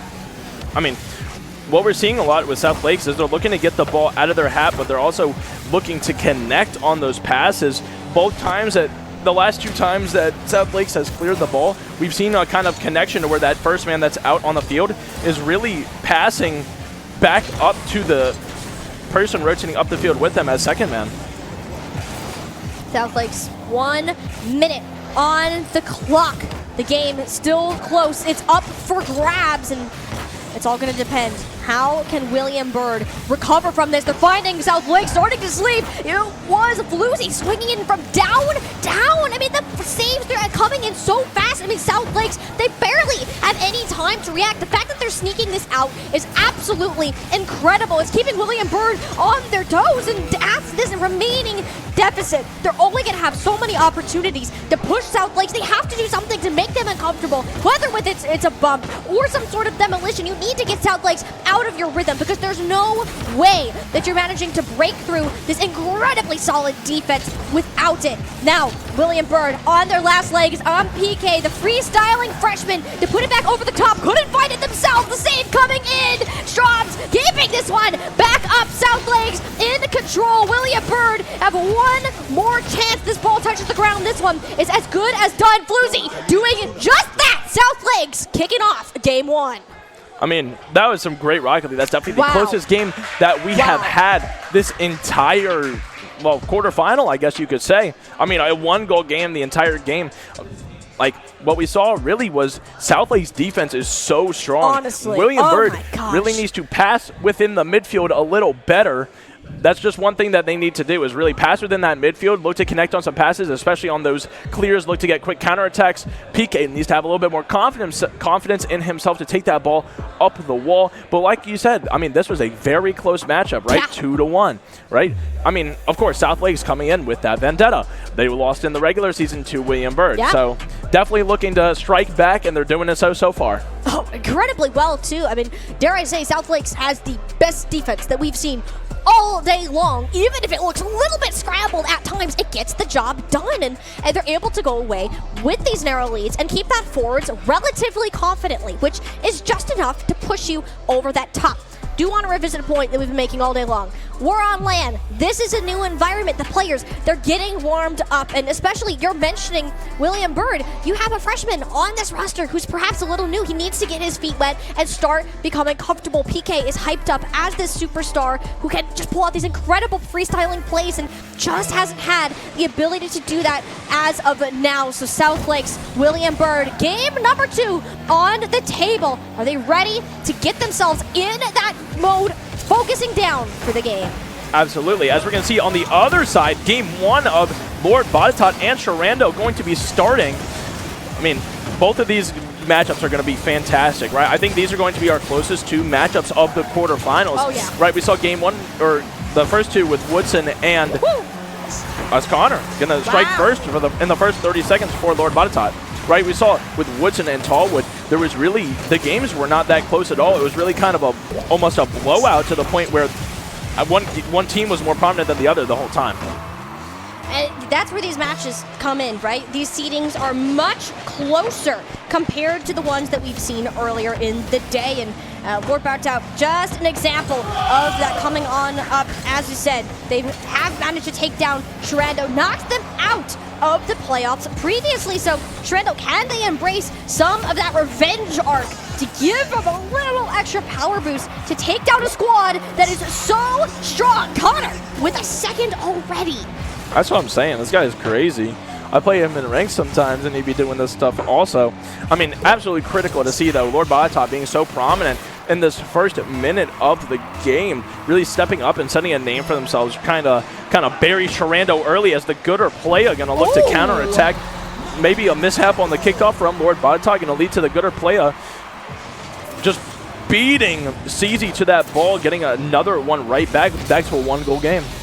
Shenandoah right now, you go ahead and take those kickoff goals. Sometimes they happen, but in the case of our team in blue, this is what they need to give Lord Botetourt less confidence. You can't let them play nearly as aggressive as you are. You give them an inch, they're going to take a whole dang mile. Shenandoah, now this is their chance. The good player and the better player. Yes, that is intentional. I want to see some sort of synergy. If they have the same names, well, guess what? You got to play well together. I'm holding y'all to it. Shenandoah, though, are still playing within their own defensive end. The clear, attempting to come through. Slivity slips right over the front part of their car. So finally, and chance for Shenandoah to work. The demo coming in mid-air, though. That one will be cut and done. Absolutely. I mean, like we said, with this 1-goal game, anything is really possible. We saw it with William Byrd and South Lakes. With a 1-goal game, this could go down to the last wire as both teams are going to fight it out, looking to get this either this tie-breaking point for Shenandoah or take that 2-goal lead for Lord Botetourt.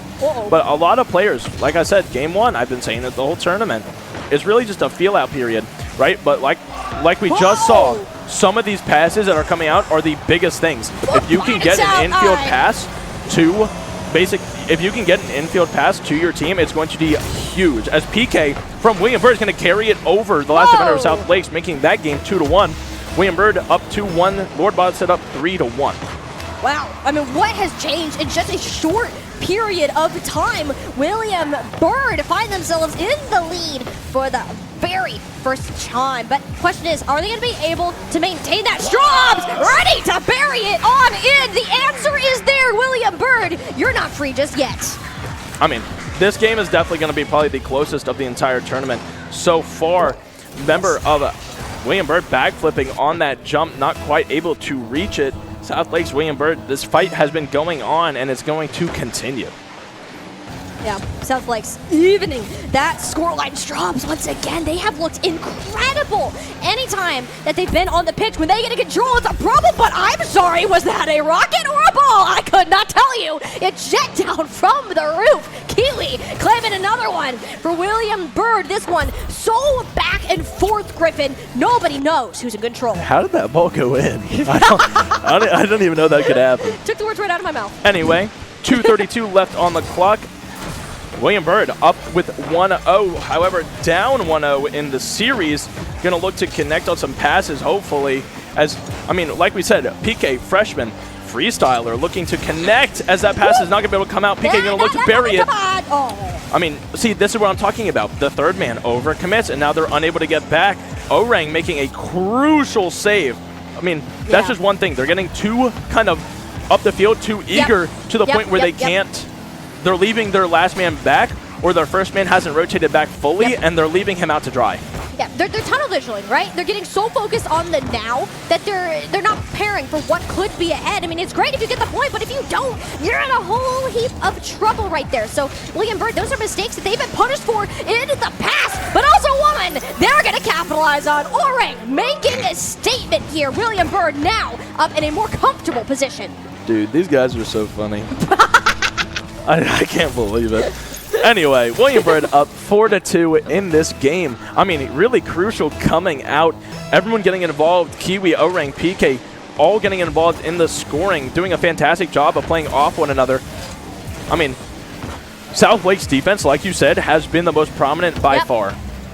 Yeah, easily. And they're going to continue to dominate that. They need to translate it over to this offense, though. We've seen it from Strauss. We've seen it from Floozy and DiMaggio as well, but not anytime recently. It's been William Byrd in the driver's seat controlling that tempo. They're starting to get used to this LAN environment. As we said, game one, that's a feel yourself out phase. South Lakes now, they're the ones that are at that deficit and need to find a way, find that rhythm that you had ground so well in game number one to pull yourselves back here within these final 60 seconds. And speaking of that, we're going to look back at our other game where Bowdertrout holding a narrow lead over Shenandoah to continue to push those limits. Both of these games coming to a conclusion, Griffin. I mean, looking at these games, they're both relatively close compared to our Tallwood and Woodson games earlier. William Byrd up 4-2, 40 seconds left. Lord Botetourt holding a narrow lead over Shenandoah with 10 seconds left of the clock. I mean, these games are neck and neck, right? These are the closest games of the entire quarterfinal so far, as Lord Botetourt is going to take game one from Shenandoah. William Byrd still fighting with South Lakes, up 4-2, as Kiwi's going to put that one off the crossbar, unable to find it.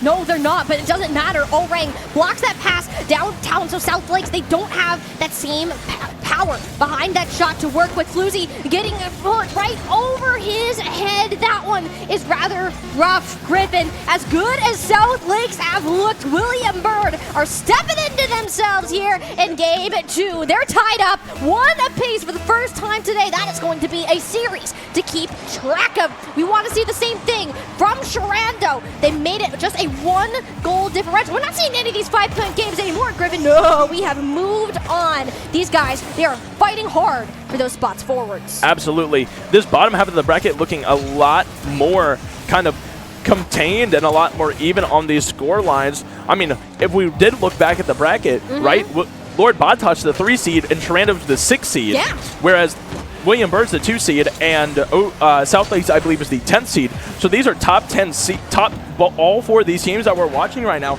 are top 10 teams in the regular season. Yeah. But now they're top 8 teams in this playoff. And that's kind of crazy to think about, too. I mean, how much does that seeding actually matter? Heck, we have the 16th seed and the 20th within this tournament themselves. So, and they're proving to be relatively strong opponents. That's how close this VHSL competition can get. Shenandoah and Lord Botetourt, a perfect example of just that. We've managed to get through an entire minute, Griffin, believe it or not, with no points on the board. I mean, like we said, that first game is always a feeler game, and now that they've adapted, I mean, both sides look to be playing a little bit maybe more defensive. Maybe it's up to Connor to step forward and kind of put that offensive on for Lord Botetourt High School. Demo down onto CZ. Shenandoah with a little bit more chance to kind of take control here. That's kind of the thing, is no one has necessarily been dominating in the possession, in the boost, the field. It's so been even Stevens that there's not an opportunity to strike first, which is why we're going to bring that point we made of you're capitalizing on your opponent's mistakes, bringing that in to this spot here. Shenandoah are punching against the defenses for Botetourt, looking for a crack in the defense. The gooder player tears that wide open. I mean, absolutely. We saw that dunk come out, and we saw that fantastic finish coming out from the gooder player, kind of realizing that there's no one defender on that back post, as William Byrd and is that Kiwi and O-Rang pinching the ball from half field? Going to look to put William Byrd one up, Shenandoah's one up. Like we said, these are some close games. William Byrd up 1-0 in the first 30 seconds. Lord Botetourt's a little closer, where Shenandoah was scoring their first 2 minutes in. As we are only a tiny bit into these matches, much more to come through in these last couple of minutes. But now Shenandoah having that narrow lead with how closely contested these two teams have been. I mean, this 1 point is all that needs to be the difference. At the end of the day, it doesn't matter how well you're keeping them off for most of the game. You slip up once, well, that's GG's. You go next. Lord Botetourt right now. Halftime mark is about to hit, and they haven't come up with too much of anything. Shenandoah's defense holding as strong as ever, and now they need to be the ones to transition quickly down to their own side. And that's kind of the thing, is these teams, they're on an even playing field, both physically and mentally. They're playing at a very similar pace. They're keeping up with one another. There's not this huge variance for them to work off of. Right, absolutely. And one thing I want to talk about real quick is there's a difference between rushing and playing fast, right? If you're playing fast, you're still able to do everything you need to, but if you're rushing, then it's really just not able to you're kind of rushing yourself and you're not able to perform to your ultimate ability, to where you're kind of giving up on your mechanics, giving up on all your base stuff like that, to the point where everything you try to do is kind of falling apart. Yeah, right now, Shenandoah, they are just, they're keeping it up, right? I mean, they're not, as you said, they're not rushing. They're playing at a fast pace. They're making Lord Trout be the ones to meet them there. But it depends. Who's going to be in the driver's seat? Is someone getting thrown to the trunk? I don't know. Right now, they're both fighting for that control, each with one hand on the wheel. But Lord Trout slowly edging themselves closer to being the one in charge. I mean, that is a crucial goal for Lord Batatot, as CZ is going to put that one in the bottom right corner, tying it up with 1:24 left on the clock. This game is very close. Do not take your eyes off the screen, folks. This one's going to be a doozy. Absolutely. We have a full 80 seconds still to go in this match. And, you know, they continue to fight this one out as close as it can. I mean, how often can we really say it? I mean, it's these two teams that are, it's just so neutral, right? There's not one thing to point out that is strong about one or the other, because they are both have such similar characteristics in terms of how they're playing and contesting. And it's small things like this with the ball, the game goes slow, Clark's piling into the net. But the one thing that's out there is the ball, the lead held on just narrowly. Lord Batatot says, "You shall not pass." They want to take this down to the wire. That defensive stand by Lord Batatot is insanely, that was just insane, actually. I mean, it's really just crazy to think about. The ball was dancing on the goal line as three members of Lord Batatot were making those saves. This one going to fall off the crossbar. But like you said, Lord Batatot and Shenandoah kind of playing roughly the same game. They're playing roughly the same speed. Not one team is playing faster than the other. It's kind of a give and go type thing, where they're seeing one team play a lot of offense, then defense, and then they switch back and forth. But like we see, Connor, such a prominent player, showing off his mechanics with that reset. Ooh, CZ not quite able to reach that one. But I mean, like we said, with these prominent players like Connor, like Proto, showing their individual skills, as we are going to have our first overtime of the entire tournament. Shenandoah, Lord Batatot, game 2, looking to maybe take some momentum. Shenandoah, this is their break point, going to look to tie it up. Lord Batatot going to look to basically take that 2-0 lead. Sudden death right now for both of these teams. They can change in a flash. There's nothing limiting these squads. Griffin, this becomes a battle of endurance. How long can he manage to stay focused? Rocket League games are short for a reason, because it takes so much to put into it, and eventually one shall break. Lord Batatot standing strong on top now at 2-0 in this series. Right. Oh, switching back to game 3 for William Bird and South Lakes. William Bird up 1-0, as this game is going to be neck and neck. No way! They're going to try to get it over the top and start It's right there. It's right there. Kiwi's going to clear it off the line. That dance on the goal line with 0 seconds. Oh, that's my lord. I can't speak. I mean, it's still up in the air, but it eventually shall fall. William Bird, they're scraping away. God. Take a sigh of relief after that one, because my gosh, did that play. That hurt my heart, and we watched it that hurt my heart, and we watched that game for 17 seconds. 17 seconds just increased my heart rate by 100. I'm not gonna lie, I can't talk. You gotta go. Oh my gosh. Yeah, I mean, hey, I'll gladly take the talking stick for that one. Again, we saw that for 15 whole seconds. That is how close these squads are. It is down to that last second to actually make that statement. Could have easily gone down to another overtime game. We don't get into that match, but this one we saw in game 2. Lord Batatot maintaining a 2-0 lead. Shenandoah, as strong as they have looked, they've been unable to close out an entire game, which is going to be a problem. You have more opportunities being a best of 7, yet those are going to fly right by if you don't come up with it soon. I mean, absolutely. Like we saw with prominent like Tallwood and Proto, Tallwood and Proto's team, Woodson, they really were able to kind of take control of the game where it was a quick 4-0 and there wasn't anything. Whereas these games are so close, they are neck and neck. Southlake's taking that first game off William Byrd bringing it back, so that game has, I mean, both of these series have potential to not be shutouts. That's what I'm trying to say. I mean, already, Shenandoah, they might be at a shutout, but if the scoreboard is lying, I'm telling you. It does not feel like a 2-0 because it really hasn't been that way. If it didn't come down to literally Lord Braddock hitting a last-second shot, then this could have easily gone to multiple overtimes. We could be here a lot longer. It just depends. Can Shenandoah hit that last shot? Connor, available and ready. Shenandoah, a little bit too fast for him to be able to react, and now they need to find something else to be able to work with. What can Shenandoah do to set them apart? Is it switching up a play? Can they find some sort of element of surprise, of predictability to work with? Or when Lord Braddock are looking just textbook perfect? I mean, absolutely. Like you said, these games are so close.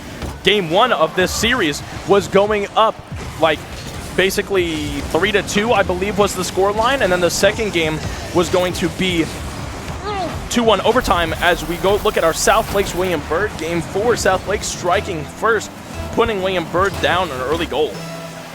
Yeah, Southlakes are on a revenge run over there. They know that they have to start the series off on the right note. Well, hit pitch perfect on that one. And now I want to see that snowball forwards into a little bit more. William Byrd, the more games that they've played, the better that they have looked. And now, Shenandoah are the ones to come up big. As we mentioned, these are the teams. They are the underdogs. They're the lower seeds. They've taken losses to both of those squads. And Griffin, if I didn't know that, I wouldn't have guessed at all. Absolutely not. These games are actually so close, it's not even funny. Both of these games now only at a 1-0 kind of differential. I mean, from Shenandoah, we're seeing the better player, the gooder player, kind of connecting on those plays like they should. All right. All right. As the better player is just going to launch one from deep. How? Not really able to get to it, I suppose. I mean, just a miss coming out from CZ. Really just led to that goal. Was it accidental? Was it intentional? We'll never know. All I can say, Shenandoah are now up in a comfortable 2-0 lead. You guaranteed yourself that little insurance goal to work off of, so Lord Braddock now have to work twice as hard to take Shenandoah down. CZ, that's a pass off the back. Oblivion not in the center, a little bit too far off the bounce. Wasn't where he was expecting it to be, and Lord Braddock are struggling to come up with these offensive rotations. They've looked really good on it in the past. They have a great first man. Sometimes the second man is there. There's never really a third, and that's where we're seeing a lot of these opportunities that could come to something amount to nothing. Right, absolutely. And it's really that third man's job to kind of stay at that half field and play almost like safety for their team. As CZ's going to get caught up too far, that's going to make it 3-0 right here. Whoa, yeah, Shenandoah up 3-0, looking to take a game off Lord Braddock and make that a lot closer. Need, right? As our, I mean, this game is kind of running away with it. Shenandoah now taking kind of the momentum back from Lord Braddock. As Southlake and William Byrd's going to be 2-1. As I believe Floozy is going to score a goal for Southlake, putting them 2-1 up against William Byrd. Yeah, Southlake, they are slowly sneaking away out from under William Byrd, and this is probably the farthest apart we've seen at least the match on our right. Now this one has the potential to go much further. Kiwi now going for a quick reset. PK has the dribbling past Jamaica, not having much of any of that, stealing that away. Straubs now got over the top, but they'll explode into a flaming fireball of a car. So Southlake's now, they're the ones that have been dominantly within this, at least in the small portion that we've been watching, Griffin. William Byrd are unable to break through this little midfield, and even if they do, they lose possession immediately. Right, I mean, absolutely. We're trying to see that, well, it looks like William Byrd is trying to connect on some of these passes. Well, like we said so prominently, Southlake's defense is just astronomically so impressive to the point where they're basically probably just going for counterattack on counterattack, leaving William Byrd dumbfounded, where their third man might be caught alone or by himself, maybe a little low on boost as well, not taking proper rotations, but it's really down to the wire. So we're going to see how this one finishes out. Southlake's holding on to a 1-goal lead that almost became a 2-goal in the final minute of this game. You heard the horn sound. William Bird now going into survival mode. Can they unleash the beast from within? Something that we see very often with teams. That extra bit of desperation can get to them and be that little boost they need to overpower it at the end of the day. Lord Bodytown, on the other hand, they're not going to have the chance to do that at all. 6 seconds and a 3-goal deficit. Shenandoah, oh, they're not going down quiet, Griffin. This one is all but done. 3-0 for Shenandoah. For the scoreline for them, South Lakes, William Bird, now they're the ones to start wrapping up their own game. Their lead shall be held with how good South Lakes have been at just corralling William Bird to the orange half. What do they even need to do? William Bird haven't had anything left to say, and Floozy has silenced them for good. I mean, this William Bird roster, right? We're seeing a lot of combinations coming out from their players, but their defense is really lacking, whereas South Lakes has a lot of prominent defense, but it's simply a good offense as well. I mean, right here, I mean, we're going to see another goal come out for South Lakes, making it 4-1, putting insult to injury. This is going to tie up this series, I believe, 2-2, and this is our closest series by far. I mean, South Lakes are feeling themselves right now. That last point we saw from Floozy Jermacko had to get in on the action too. They're not a team to underestimate at all. They have this experience, they have the time, and of course, they will be tying up their Game 4 match. Griffin, we are going the full distance within our quarterfinals today, whether it's Shenandoah, Lord Bodytown, or South Lakes and William Bird. Right, absolutely. Moving into Game 4 here, Shenandoah and Lord Bodytown. Lord Bodytown starting off this series with a 2-0 lead, looking to move it in as Shenandoah going to, I believe, win last game 3-0, striking back while the Iron's hot, kind of taking the momentum back and kind of get this break point off the crossbar tap in from Sublivity. I mean, Lord Bodytown starting off this game with 2 early goals, looking to, I guess you could say, kind of steal the momentum back from Shenandoah after they are trying to fight and tie this series back up. And Lord Bodytown, they have to. Going down 3-0, scoreless. That's the worst one that we've seen thus far. So coming back with a 2-0 lead in the first 50 seconds. All right, that's one way to show you are ready to play. That Shenandoah cannot allow themselves to get too confident. After all, Lord Bodytown are the ones with more games under their belts, at least in this series alone. For Shenandoah, though, they need to work on some of the synergy that we've been seeing. All the goals that at least we've noticed so far, Griffin, have been from strong individual plays. Their passing hasn't exactly been something they've been incredibly focused on. And I think that's where Bodytown is starting to separate themselves in Game 4. Absolutely. We're not seeing a lot of connections to like some really strong passing plays, like a 1, 2, 3 kind of quick pass in between, right? First man, second man comes in, third man finishes off type thing. But we're seeing a lot of prominent solo goals. It's mainly solo goals and individual skill and capitalizing on your opponent's mistakes. That's what we're mainly seeing out of these teams as, I mean, Lord Bodytown is going to march up the field looking to put Shenandoah back on defense. While strong individual skill is certainly a way to play a game, it's only gonna get you so far in Rocket League. It's pretty much unanimous that if you're able to play together as a team, you can be better than some of the strongest individuals out there. And Shenandoah have been so reliant on the good player, or even the better player at times, to come up with just this big play from the top ropes, and that's just not something practical to rely on. It gets predictable. Lord Bodytown, guess what? They're figuring it out. Because they find these couple passing connections, it gives you enough of that unpredictability to push yourselves up to a 2-0 lead. Absolutely. I mean, like you said, Molly, I mean, really, a 3-man team can be a team with 1 really good player and 2 players that he's not connecting with. I mean, just due to the fact that if you work as a team and move the ball around and take turns going for the ball, like the proper rotations, really communicate well and kind of go and give and go with your team, it can lead to some beautiful combinations that are not achievable with a 1 good solo player. Yeah.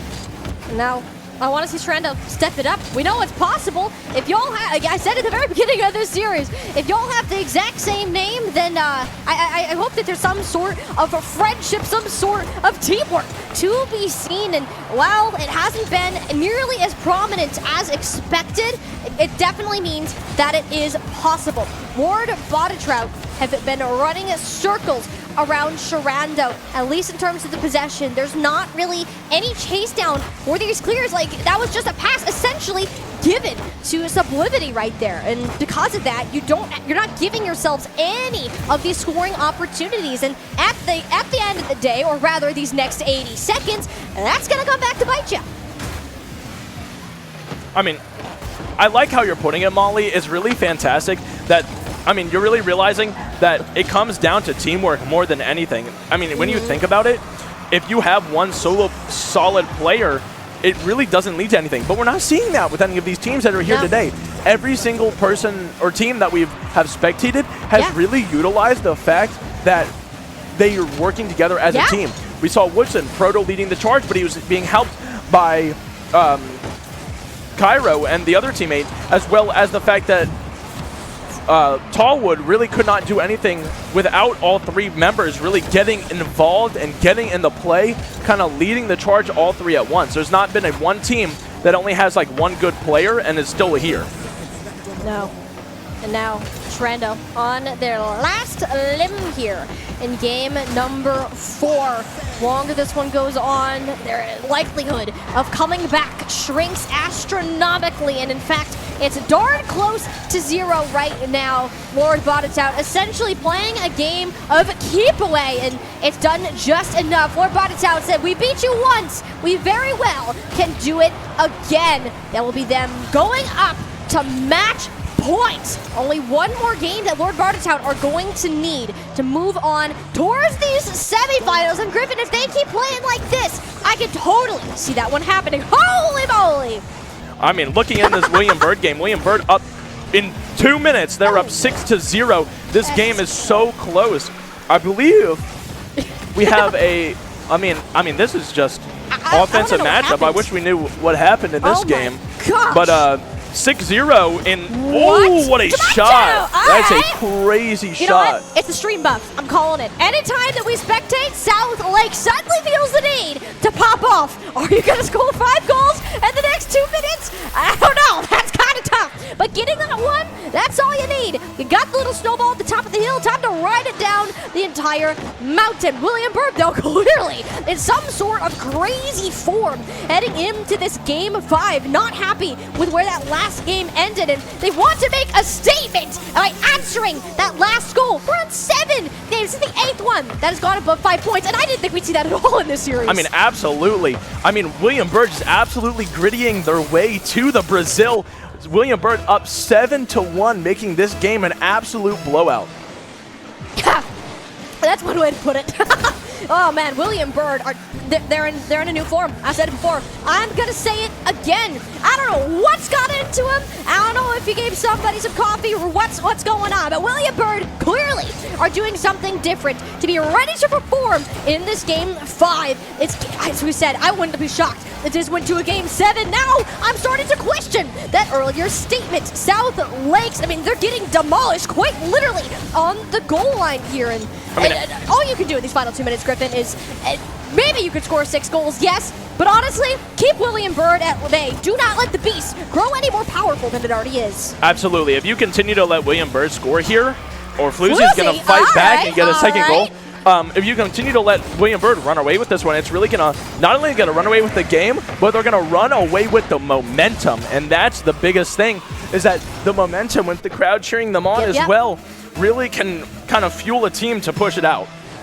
Yep, South Lakes right now, they got the fans in the crowd right now, cheering them on, supporting them every step of the way. While their current situation may look grim, they're keeping their hopes up. They're looking for that light at the end of the tunnel, which is one of the hardest parts that you can say in any sort of competition beyond esports. And, you know, when you're looking at this, you gotta stay focused. You gotta keep your heads on. We're no headless chickens here on the field of Rocket League. We only like hard, fast rocket cars. Woohoo! South Lakes, though, you're running low on time. You have a 5-goal differential. Kiwi looking to make that the 6-9 at the post. And yeah, William Bird, they're feeling confident. They know there's not much more that they can do. As long as they don't do anything astronomically terrible, they're pretty good to move on to that match point. I mean, absolutely. Looks like William Bird, like you said, moving to that match point. I mean, we didn't see really what happened in those first 2 minutes, but 6 goals when we tuned in. When we tuned in, there was only 3 minutes left on the clock. And since then, William Bird has only scored a goal, but in those first 2 minutes, William Bird had that 6-0 lead as Floozy going to score another one. Right. I mean, like, they're lucky they got that 5-6 goal lead, because if they didn't, they'd be on their heels right now. And Floozy, again, is a stream buff kid. I mean, it comes up big with not, 2 points since we've tuned in, and it's not been a whole lot of time either since then. So Floozy being able to do that for South Lakes and shows that they are still very much in fighting form, and they're not going to let this one get too much into their heads. William Bird right now, I mean, again, you're looking at this. Kiwi, yes, you're going to get demolished. Orang is perfectly fine. And I just noticed Orang has 5 goals this game. I think that answers a couple of those questions that I've been asking. Orang absolutely popped off in that final seconds. Well, we don't necessarily see the conclusion of that. We will get to flip back over. Shenandoah starting themselves off with a lead. I mean, we're seeing a really kind of like pattern here with Shenandoah and Lord Bodta, right? Game number 5, right? Game number 5, Shenandoah being up 1-0, and game number 5 for William Bird and South Lakes being 7-3. It's very possible that we go as William Bird wins game number 5, putting them 3-2 up in the series, but it's very possible that this could also be the scoreline of Lord Bodta and Shenandoah's game. If Shenandoah takes this, that puts them 3-2 up in the series. Well, I mean, Shenandoah's here to play. They don't want to get knocked out by Lord Bodta a second time. They're a brand new team, brand new mechanics, I don't know if there's a new roster, but new mechanics and basically a whole new attitude coming into this LAN versus the last. Yeah. All the results that we've seen have been, as the series has gone on, it's been more and more polarizing, but it's just not in the same direction. I mean, as we saw, William Bird just blew South Lakes out of the water, but South Lakes have done that on 2 other occasions. So Shenandoah now, they're the ones with a lot of that power. This has been a very slow-paced game. That 1 goal we saw came in at around that 2-minute mark, and now with only half of that remaining, Lord Bodta, they gotta find themselves the match point to push them up, because mind you, they win this game, they move on to the semifinals. Shenandoah, though, I mean, honestly, they've been kicking and screaming when Lord Bodta have put these points in. The only times they started to fall apart has been in this last minute. If they can hold on for just another few seconds, I mean, they have the potential to push this all the way to game number 7. I mean, absolutely. And what we're seeing from the Shenandoah team is like they are making some absolute superhuman saves. And it's really kind of incredible to see. We see all members kind of diving in, really getting involved on defense.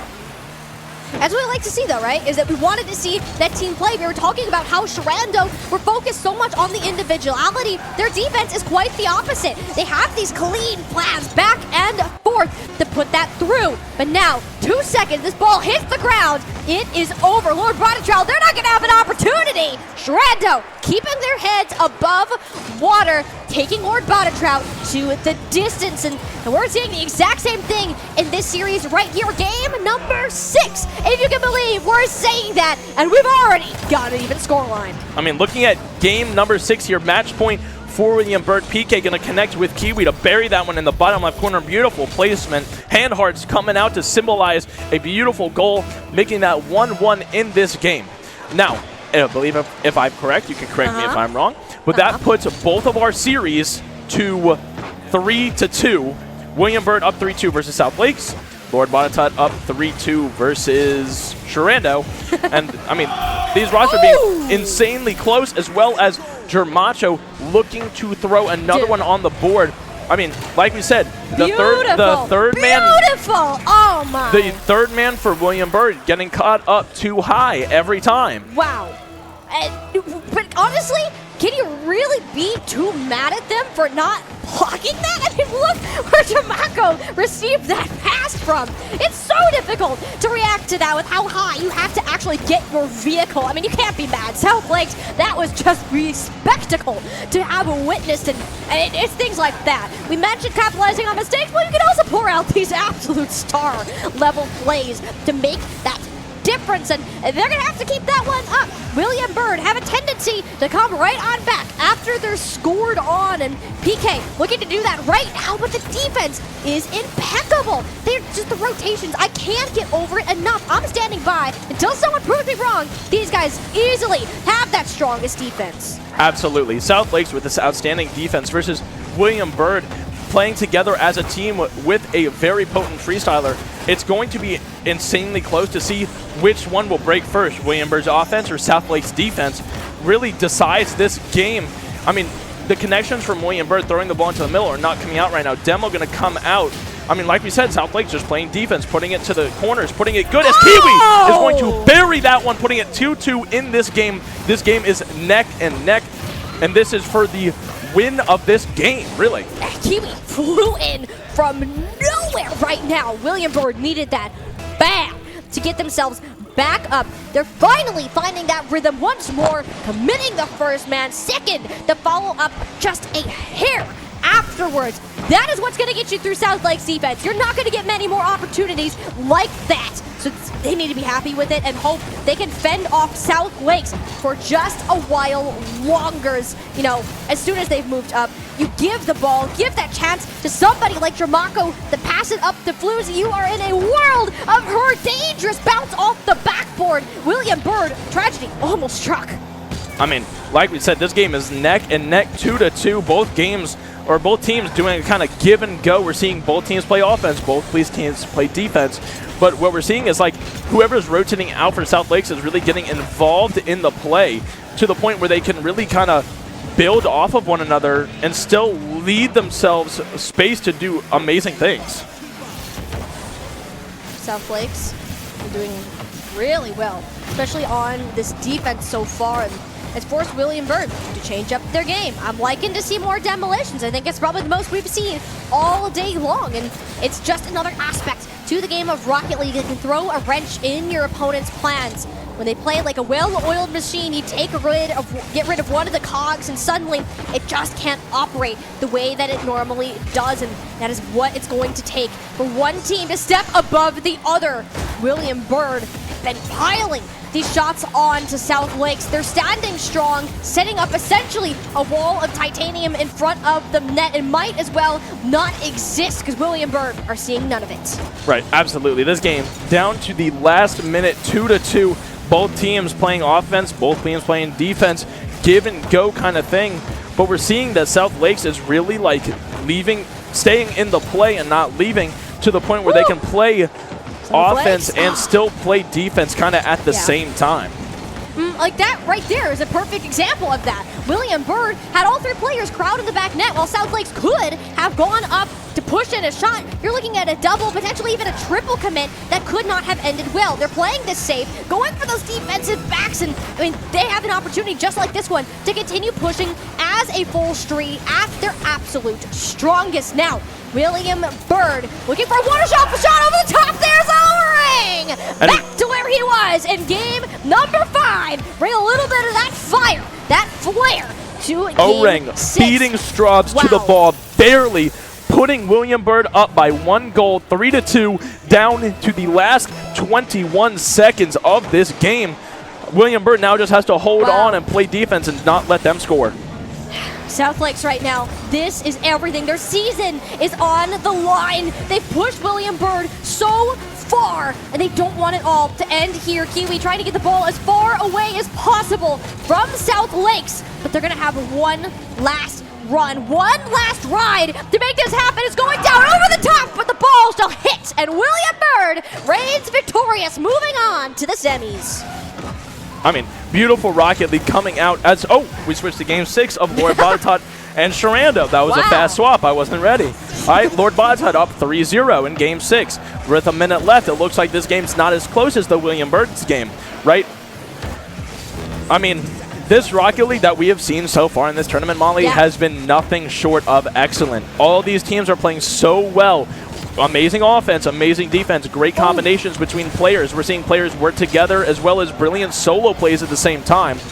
I mean, in the last 40 seconds here of the Lord Botetourt game, I'm not sure there's much Shenandoah can do. Yeah. Unfortunately, it looks like they are going to fall to the same Lord Botetourt team that they did last season. Excuse me.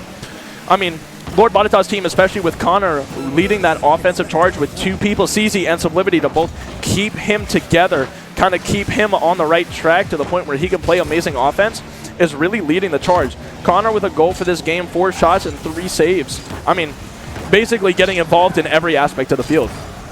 Yeah, Shenandoah, as valiant of an effort as they have put on today, Lord Botetourt up 3-0, match point, just seconds away. The semifinals, they can feel it, they can taste it. Shenandoah, this is where their journey ends. Lord Botetourt moving on. We have our top 4 seeds established in the semis, but Griffin, wow, did these quarterfinals deliver. I mean, absolutely. These games were fantastic. We saw beautiful passing plays, beautiful team plays, beautiful individual plays, individual skills or shows of mechanics, really everything. I mean, some games like William Byrd's and Lord Botetourt's were a lot closer versus like the Tallwood and Woodson games where we're kind of one-sided, 4-0, 4-0, whereas both Lord Botetourt's game and William Byrd's game were 4-2, kind of give and go for the entire game. Those games kept us on the edges of our seat, got our heart rate pumping. It was a great thing to watch. Absolutely. I mean, I'm so glad that we got to see all of these games, even if they were happening simultaneously, switching back and forth, giving you guys a chance to see what they've been working on all season. These mechanics, they don't come easily. It's so much time and hard work that is poured into the game of Rocket League. Even if we get to say goodbye to half of our teams, there's still so much more to come today, not just with this game itself, but also with what we have going on in the semis. We have finals coming up. Let's get you over to that bracket to see what is still yet to come with these developing teams. Woodson and Tallwood will be facing off, whereas William Byrd and Botetourt, the grudge match of the decade, to push them to the finals. William Byrd and Lord Botetourt, since I went to William Byrd and I live next to Lord Botetourt, I mean, they are very close in terms of competition, right? Between it, whether it be Rocket League or football, it's a give and go type thing, right? I mean, Lord Botetourt and William Byrd, both rivals, the 2 and the 3 seed, couldn't be closer. William Byrd actually reverse swept Lord Botetourt in the regular season. Yeah. And then, of course, on the top, we have Woodson and Tallwood. None of these teams are new to this scene. These are the top 4 teams that we thought we would see, to the point where I cannot wait to see these matchups, and they are going to be amazing. Yeah, no, I mean, you got, again, William Byrd, Botetourt, there's that rivalry that's been going on for so long. Tallwood are going against one of the best teams that we have in here, the runner-ups from the spring and the champions of fall 2022. I mean, Woodson, they're often considered the roster to beat, and now, unfortunately, we don't get to see those semifinals and matches here on our live broadcast, but they will still be played in the arena to be able to be watched. But for now, Griffin, that's going to do it for us here on Rocket League. We still have more to come. It will be the Super Smash Brothers semifinals will be coming up on stream, followed by the League of Legends Grand Finals, Smash Finals, and guess who's closing off? It's you and me once more for Rocket League. The action still yet to come. VHSL has yet more to deliver.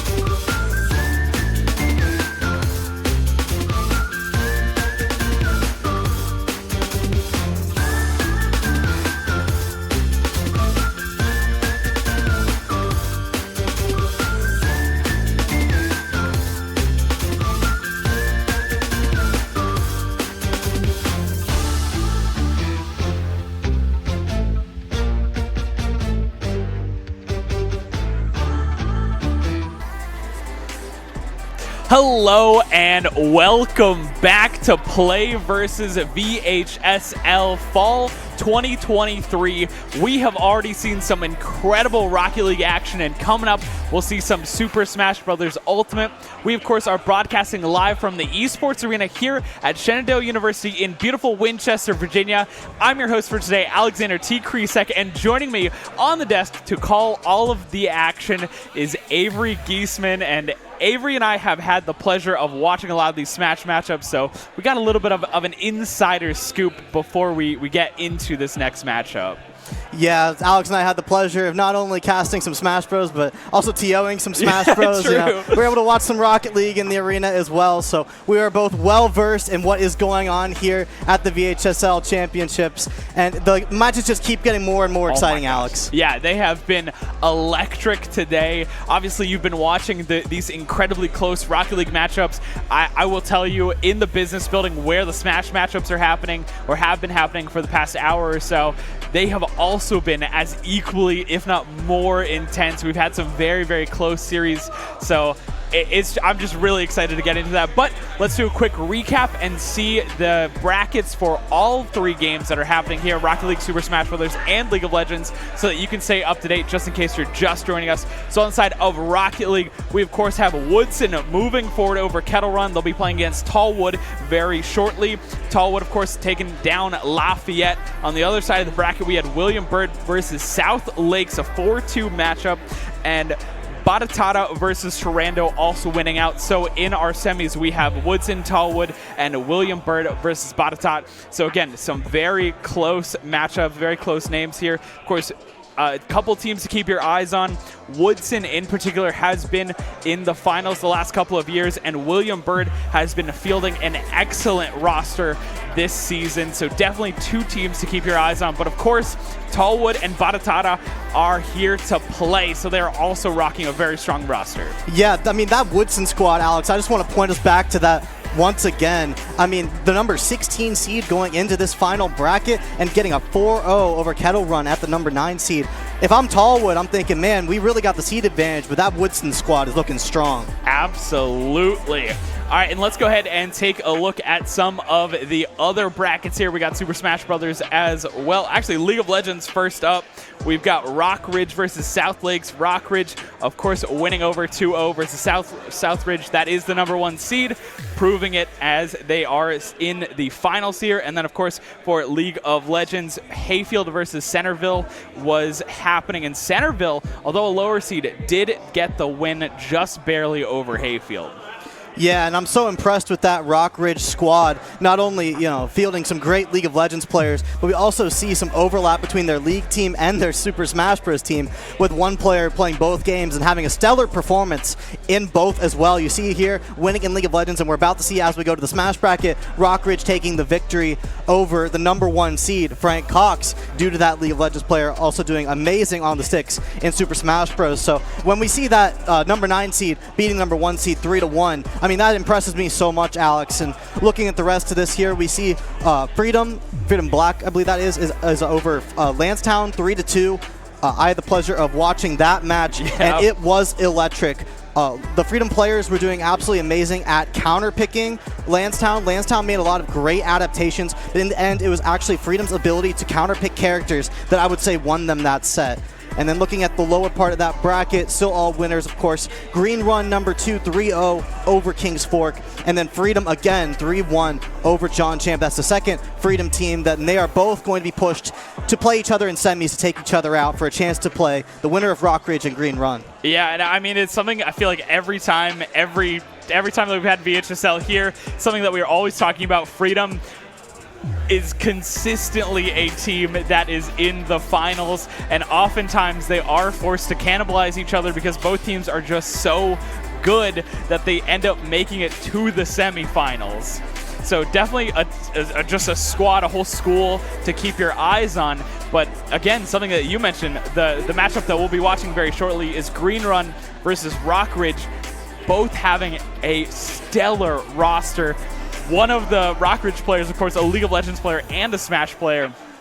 So that will certainly be the storyline we'll be hitting on tonight. But Green Run, I had the joy of watching them earlier, and they have got some interesting characters, and I've already been hearing some rumblings that the characters I saw earlier today might not be the characters that we see on stream, which is just really exciting, especially when we talk about character depth and how adaptable these players are and how deep into their bag they can reach to kind of make these counter picks happen. Yeah, when you're playing Super Smash Bros. At a high level, I mean, you can play one character, and you can succeed with just that one character and make that character's bad matchups work. You can play two characters. You can play one character for these handful of matchups. You could say, I don't like just these few matchups, and I'm going to play a secondary to really cover those matchups. And as you get higher in the game, you kind of decide, can I make it work with just this one character, or do I need someone else to cover some of those matchups? And great players can choose either route. So I'm not surprised at all to see the best high schoolers in Virginia taking that route of multiple characters, especially in an environment like this where you never know what you're going to be up against. Absolutely. And that's kind of the joy. We were talking about this behind the camera before we were live, is the fact that a lot of these kind of more meta picks that we've been seeing on that like higher level professional tier of Smash, we haven't really seen any of those characters here, and these high schoolers are able to make characters that don't get as much love or recognition look amazing, look top tier. So I'm really hoping that we'll get to see some of these maybe lower tier characters shine for some of these matchups on stream. Yeah, I mean, we've seen a great Jigglypuff player coming out today from multiple schools. We've seen players from all across the tier list. Freedom, who's not going to be on stream, was playing the Kazuya as well. I mean, characters that we see at the top of the tier list as well. I mean, we're not all playing low tiers around here, but it is great to see the character diversity. And, you know, just speaking about diversity, let's get into the format, Alex, for this match. It may not be what you have always seen as you watch other Smash tournaments, but this is the VHSL. I call it tennis format, where your number one player plays the other team's number one player, your number two plays their number two, and so on. And as we look at that format, as we play number one players, those two are gonna play in a best of 3 series. So it's gonna be the first to 2 victories is gonna take that victory point in the series, and it's gonna be the first team to reach 3 of those victory points. So essentially, you have to win 3 best of 3s in order to take the series.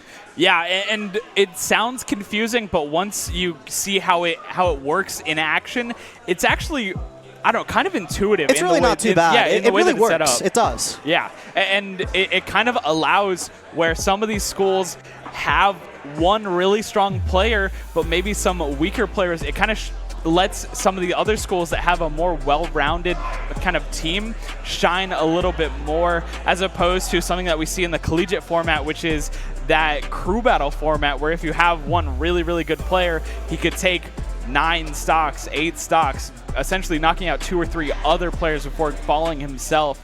So it is interesting how this setup is, and of course there are pros and cons to everything, but personally I really like the way that Play Versus has kind of set this up, and it allows all teams to really show off and showcase all of their players, especially with the change from the best of 3 best of 3s into a best of 5. Yeah, and one of my favorite parts about that, Alex, is that game 4. I mean, after one team goes up 2-1, both teams have to decide on a blind pick for a player to go up against a random player from the other squad. So you don't know who the other team's going to send in. You got to decide, all right, which of our players, Alex, can go in and beat any of these guys for that game 4. And if you lose that, then you have to send in a new person who didn't play in that game 4. So sometimes, you know, when you're sitting there at a 2-1 situation, you have to think, okay, who cannot just win this match, but do we need that person to win us a game 5? It's like, that dynamic can be so difficult. And the fact that it's blind pick, we talked so much about, you know, matchups and characters being a little uncomfortable in certain matchups.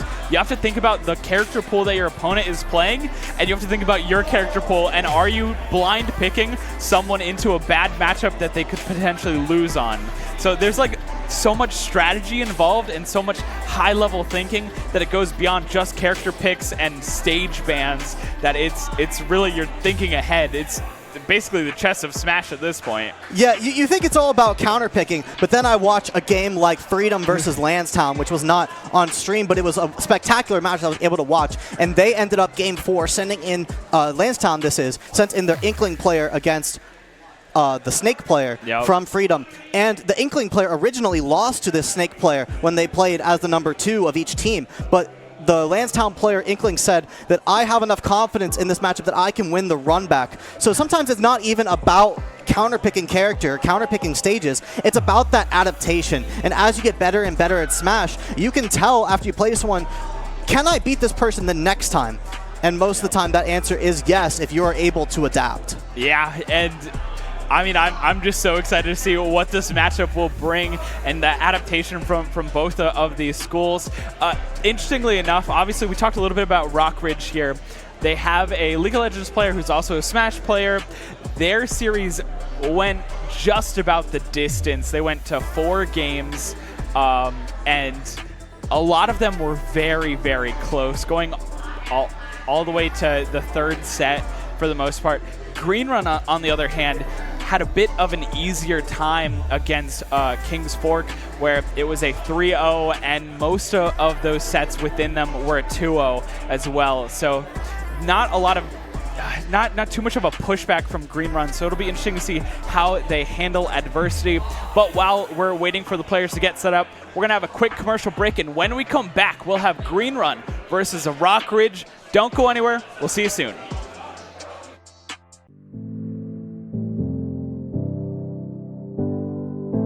When I went to go get my program started, I did a lot of research on what companies people were using at the high school level with regards to playing esports. I found a few of them, but I found that PlayVersus not only had some of the best reviews, but had just had high praise from people in this sphere of high school esports. So naturally, while there are other people in the state, I chose to keep going with PlayVersus. So we chose to exclusively work with PlayVersus because they offer a large variety of games, and they offer a large variety of games that our students get behind. Constantly, every season, they're trying to either innovate, bring more games in. They're a small company, but they try really hard, and I obviously really appreciate that. I think PlayVersus catalog is what sets them apart from everybody else. Everybody else can offer small things or even tournaments related to the game and title that they want to play with. And so I think that the idea that I can build an entire season around a specific title is really enticing.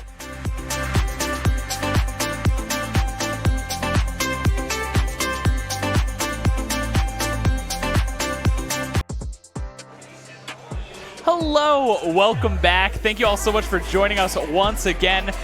While we are waiting for Smash to get finished setting up, they're currently going through the process, a little bit of warm-up as well. We're going to hop over to Rocket League and be on board with them while we wait for Smash, and then as soon as Smash is ready, we will hop into that action. But here we go, William Bird versus Lord Batatat.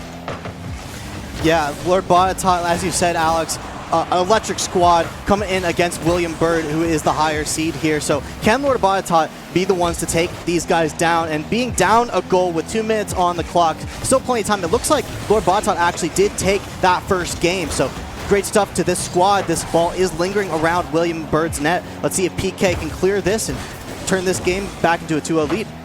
Yeah, I mean, we really have seen some immaculate plays from all of these high schoolers here, but some great defense from Lord Batatat and William Bird on the offense, trying to make something happen, passing it down to a Lord player who just picks it up.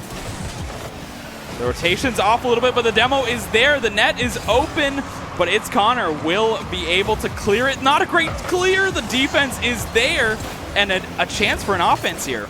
Yeah, fantastic defense there from William Bird, and you know it's like they're both just throwing the ball back and forth. These squads are playing super aggressive, Alex. It's like we see the defense coming in, we see these double commits just piling on this ball to try to keep this goal safe. Yeah, Kiwi with a touch, not gonna find the pass, and unfortunately it will be knocked away. An opportunity for Lord Batatat Orange there to again get the clear. Only a minute remaining. William Bird just needs to hold on to this lead. Kiwi trying to make it 2, but will get stuffed out. Unfortunately, PK getting aggressive, passes it down, centers it, it's open.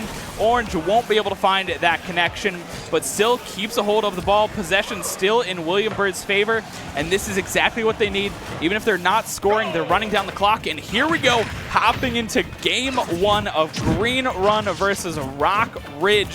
And characters that we didn't expect to come out first here. We've got Meta Knight for Green Run, and we have the Diddy Kong for Rock Ridge. I don't know about you, Alex, but I think Diddy Kong's barrels are a little bit like the Octane from Rocket League. Just zooming across this stage. You know, this isn't Lord Bottop versus William Bird, though. Although that match was very close, we are casting the semis here for Super Smash Bros. And yeah, the Meta Knight coming out from Green Run, a character that I wasn't particularly expecting from Green Run, but also one that they've had a lot of success from in the normal season. But it is going to be the Diddy Kong from Rock Ridge coming out first. And I want to mention, as someone who did watch the Rock Ridge match versus Frank Cox match, that this Diddy Kong came out second for them in that match. So to see Diddy Kong take the first position, and not only take the first position, but take the first stock versus Green Run's Meta Knight player is a great showing already.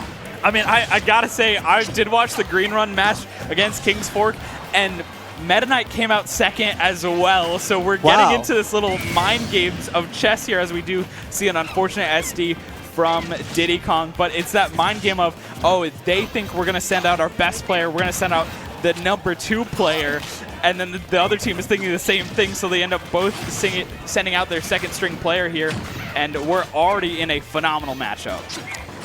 Yeah, you can see Diddy Kong in this matchup, it's so stressful being off stage, right? Because you have Meta Knight with so many jumps. We saw the SD earlier, but that doesn't come without pressure. Meta Knight, such a threat off the stage. And when you lose those early stocks to Meta Knight, it can be a real tear for Diddy Kong to take those stocks that you lost to being early. And you see Meta Knight there trying to take another early stock. Meta Knight is all about taking those stocks nice and early. And Diddy Kong, a character that likes to chip you down and take your stocks in that 120 to 150 range. So two drastically different styles here that we're seeing in an even match. And when you take a Diddy Kong stock at 100, you're very happy about it. Absolutely. We will see that down be punished from Meta Knight. We saw it earlier working out against King's Fork, but it will not work out here. Still an opportunity though. Diddy Kong at 89, 99 at this point can die to any of Meta Knight's stronger options, especially off stage.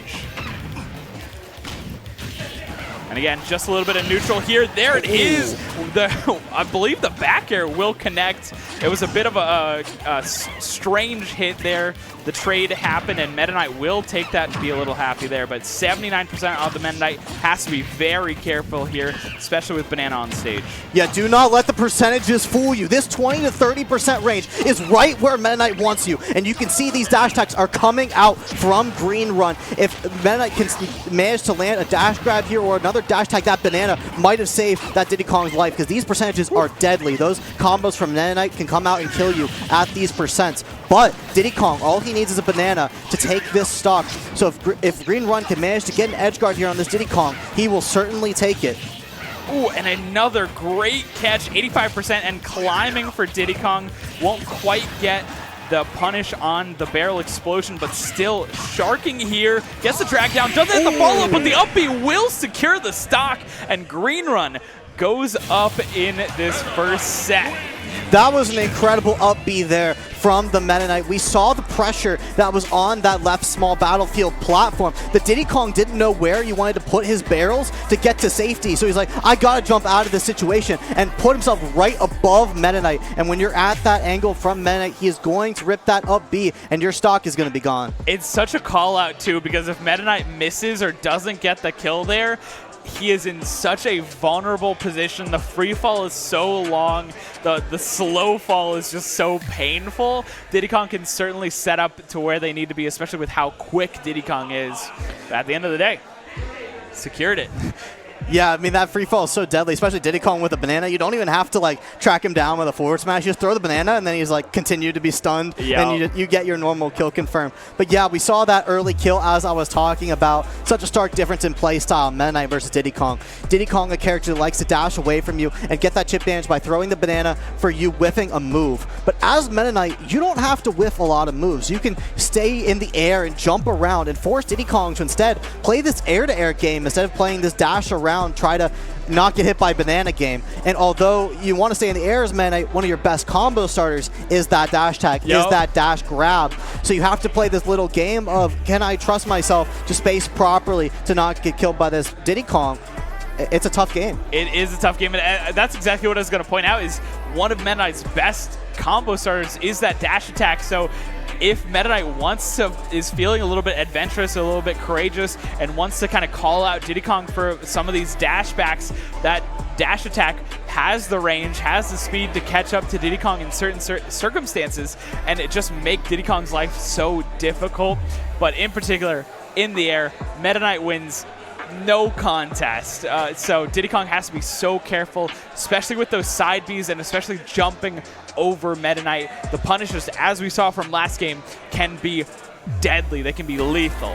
Yeah, that barrel recovery that Diddy Kong has, although very good, it can be very tricky to navigate versus a character like Meta Knight that has so many jumps. You can just linger off the stage and cover that space where Diddy Kong wants to go. So you can see the Diddy Kong player wants to use that explosion on the initial part of the barrels to kind of bat Meta Knight away from him. You can even stage spike Meta Knight if he's not careful. But as you saw that second stock, if you get that neutral air, that back air when Diddy Kong's trying to recover higher, even when he's trying to recover low, and those barrels start go flying, Diddy Kong can't do anything about it. Diddy Kong has no way of escaping that and just falls early. So yeah, the micro to this matchup is so interesting, and I have to say, not a matchup we see very often. No. Both of these characters, Meta Knight and Diddy Kong, just not characters that get a lot of love or a lot of the spotlight. So it's really interesting to see not only this matchup, but just both of these characters here and interacting with each other. Yeah, Diddy Kong is such a tricky character. Right. Like I can talk about Meta Knight being like someone that no one uses, but Diddy Kong's actually an interesting spot because most people believe that Diddy Kong is a really good character. But people really don't play him. No. It's like he plays in a very unique way that's centered around that banana peel, being that projectile that you can throw twice, and if you hit the opponent with a banana peel, they trip on the ground and you get a free hit. And you might think, wow, that sounds really, really good, but this character is difficult. Diddy Kong, when he's pulling that banana, he goes like this, and it's very slow. So if Yes. you're in that position where you can punish Diddy Kong for peeling his banana, you can not only hit him for it, but Diddy Kong goes away from his banana. You can grab the banana yourself and use it against Diddy Kong. So it's a very tricky play style to play as the Diddy Kong, because you not only do you have to worry about this style of, all right, I need to dash back away from my opponent, cover his attacks with my banana peel, but you also need to know how to work around the banana peel so it's in your favor, and you have to know when to pull it. A very high-risk, high-reward playstyle from Diddy Kong, and something that I feel like a lot of people don't necessarily take advantage of as much is the high mobility from Diddy Kong. The side B gives you so much movement. Diddy Kong already has a pretty high base move speed as well, so you can really be dashing circles around your opponents in some instances. But here we go. We're basically the exact run back here. Small battlefield once again, and Diddy Kong and Meta Knight, these players are not switching. They just want the run back. And you can see here Green Run with that first point to their name. They have not yet gone 1-0 up in the series. If the Meta Knight does win this game, then they will go up 1-0 in the series and gain a point towards that best of 5. And that's exactly what we were talking about earlier. Meta Knight able to pick up the banana and almost got that free hit, just barely misspaced it, and that saved Diddy Kong's life. Yeah, you can see how slow that peel is, and Meta Knight's taking great advantage of using this Diddy Kong's banana against him. If I'm Rock Ridge right now, I have to be really careful on those pulls. Like, a great roll there from Diddy Kong, and finding that forward smash. That was a very committal ledge trap by the Meta Knight from Green Run. But yeah, a great recovery there as well. Oh, and there's a monkey flip, like you said, Alex. Does get called out, but great DI is going to live that fast and strong Meta Knight forward smash. And the forward air able to beat out against Meta Knight, but not for long. Up B will take the stock, and we're just about even, 33% on Meta Knight. That lead will disappear momentarily as the combo starts. So much pressure you're in when you get hit by that dash hack or that dash grab from Meta Knight. First, you have to guess, all right, which way do I want to hold? When we're talking about DI, we're talking about which way do I orient my control stick so this Meta Knight can't hit me anymore. And sometimes you want to get away from him, right? But if you want to hold towards that blast zone, you're only putting yourself closer to where Meta Knight wants you to go. And when you have such a vulnerable recovery like Diddy Kong, it can make you want to hold in, but you hold in, Alex, and you get hit by that back air. Oh my gosh, Diddy Kong died so early there. Meta Knight with the parry and the grab will start this combo train, but the DI is guessed correctly. Diddy Kong stays alive another day, 17%, while Meta Knight is at 100% here. This is a very tricky spot for Diddy Kong, Alex, because right here, Diddy Kong doesn't have many kill options on Meta Knight here that isn't getting a banana. So if Meta Knight can keep up this pressure and Diddy Kong isn't able to pull his banana, the Meta Knight can really pull away here.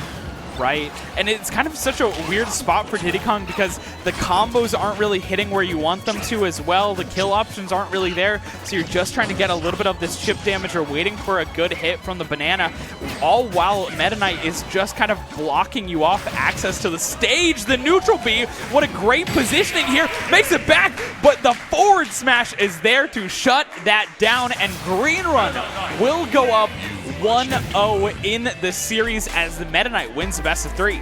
Yeah, that was incredible from the Meta Knight player. I saw so many great adaptations from them. Not only did we see the Meta Knight make great use of that banana peel, but also made even better edge guards than we saw from Game 1, putting so much pressure on that Diddy Kong from Game 1, but in Game 2, even more pressure. And you could see the Diddy Kong at the end there is like, I guess I'm supposed to go high, and Meta Knight already has the forward smash ready for him, and such great coverage from that Meta Knight player. Didn't even take that many super early stocks that game, played really solid neutral, caught the Diddy Kong when they were trying to recover, and if you can live to those high 100% against Diddy Kong, like you said, Alex, those banana combos start becoming a lot trickier, and he just ran away with it. He just ran away with it. I think we saw a lot of adaptation from the Meta Knight player from Game 1 into Game 2, understanding what this Diddy Kong was planning on doing, what they wanted to do, and also what they did when they were in those panic options, in those panic situations, and really took advantage of that. Again, a lot of players jump when they're in a bad situation, and Meta Knight,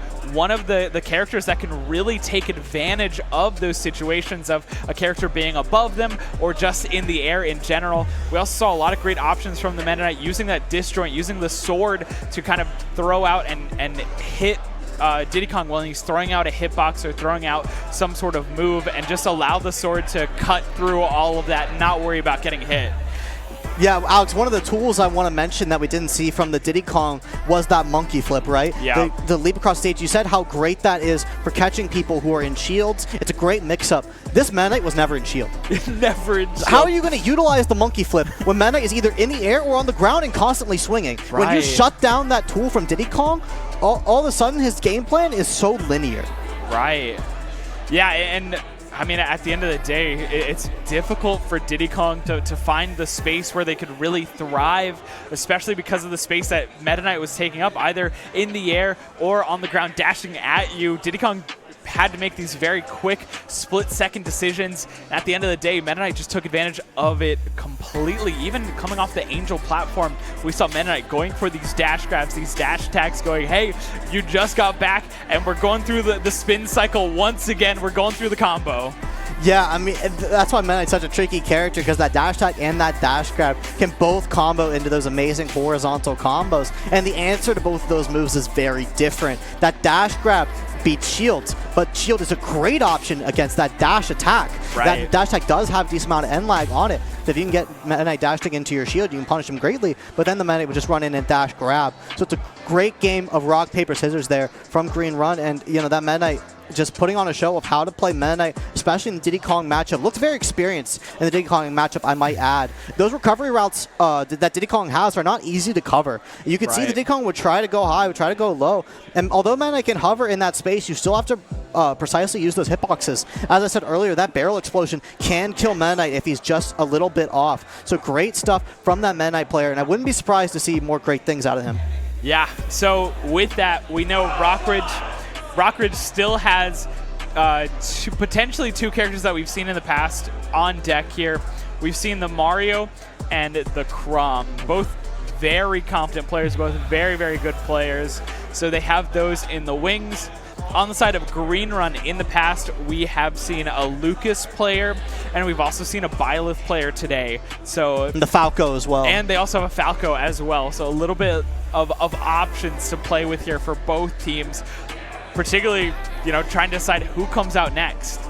Yeah, I mean, Rockridge in their previous match liked to keep the Chrom in the back. Right. And I wouldn't be surprised to see that again. But you don't want to go down 2-0.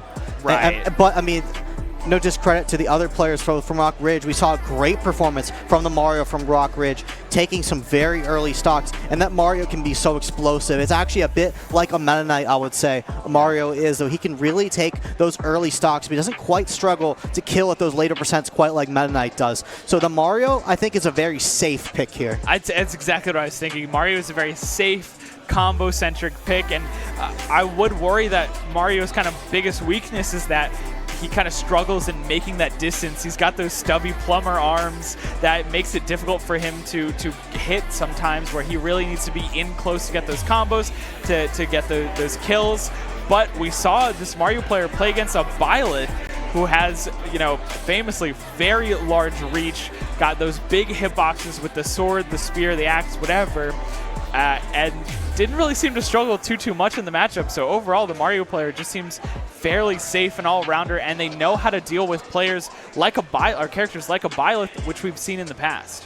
Yeah, Mario is the all-rounder. He is the pick if you want to play a character that has a little bit of it all. Yeah. And you know, when you play a character like Byleth, who specializes in range, that can be very tricky for Mario because it's hard to get in. But once you are in, you deal so much damage. But one thing I want to point out, Alex, is when we look at this green team here, Green Run High School, they don't have a long-range player like a Byleth, like a Cloud. They have Lucas or Falco, and that's so much better for Mario because they have to fight him up close. Right, they're more mid-range. But here we go. It is the Lucas player and the Mario. I do believe it's Lucas on Green Run and Mario on Rock Ridge, but we'll get a confirmation there in a moment. Either way, you know, this is a pretty good matchup for both of them, but Smashville is so nice for Mario. There's not a lot of places that Lucas can run. Yeah, and Run is a bit of the name of the game here for Red Run. Definitely had to make for Green Run. Apologies, but yeah, I had to say that one, Alex. But yeah, PK Fire is such a great tool for zoning out Mario. You don't have a sword. You do have your Zair in that snake move that we just saw Lucas use there to grab the ledge and to keep this Mario away, and that PK Fire projectile to keep Mario at bay. And large stages can be great for keeping Mario away, and that Smashville platform can be great for Mario comboing, but Mario's not going to combo you if he's off the stage. That must have been a misinput, unfortunately. Up B's the wrong way and is just stuck out in such a bad situation. Lucas doing a great job of capitalizing on it with the down smash. Has such a massive hitbox that will just about cover anything and everything. That down smash is so potent, especially when you have a linear recovery like Mario. Mario isn't like a Diddy Kong where he can go at multiple angles. Mario has one up B angle that he can go at. And after he does that up B, he is vulnerable unless you perfectly snap that ledge. And you have to be at a certain distance to do that. And what the Lucas player here is doing is he's covering that distance so that the Mario has to go into that down smash. And like you said, Alex, it just lasts so long in that PK freeze, you don't even get to the ledge. Oh my goodness, what does he do? There's so many projectiles that Lucas can throw out here, and it's just making Mario's life so difficult when he's off stage. As well, Mario trying to throw out the fireballs, will be able to kind of mix up that recovery for Lucas, who's not able to make it back. But it is still a bit of a hill to climb for Mario. But if any character's going to do it, Mario does have that potential. Those big combos that can really turn a disadvantage into a lead.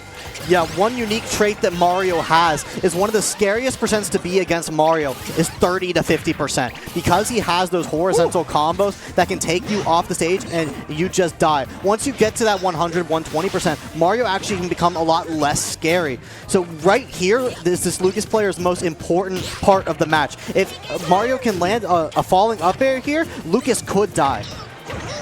We'll be able to get a little bit here, racking up the percentage, 70% for Lucas. Mario at 110.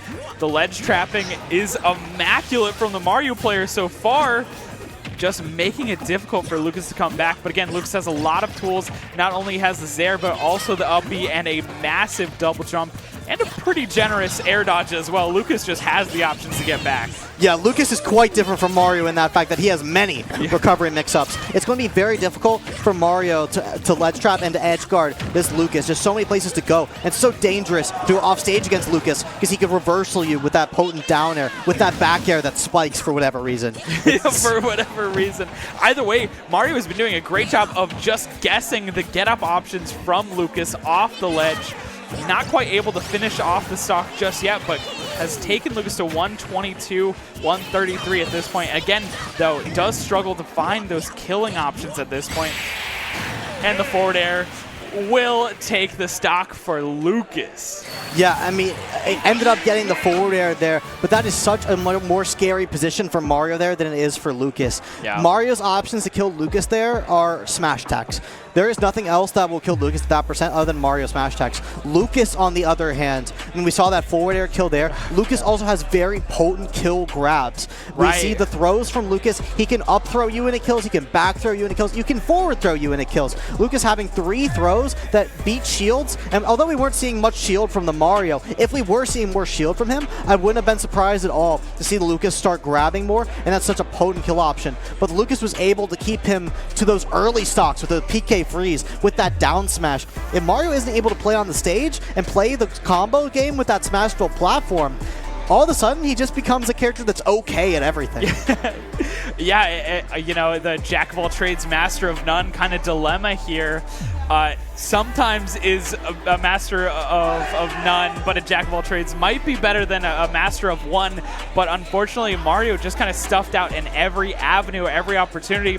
Lucas, even when he gets up close, does have some combo option, but also has some really large hitboxes that will just kind of stuff out any of Mario's advances. We've seen the grab has a really big potential, but the Zair as well. So if Lucas tries to grab in the air, he'll throw out that snake, and it just creates more space for Lucas to get set up to throw out a different projectile. We know Mario has a reflector in the cape, but that just reflects basically PK Fire. Yeah. It doesn't really do too much if we're seeing the snake come out or we're seeing the PK Ice that can be so detrimental, especially off stage.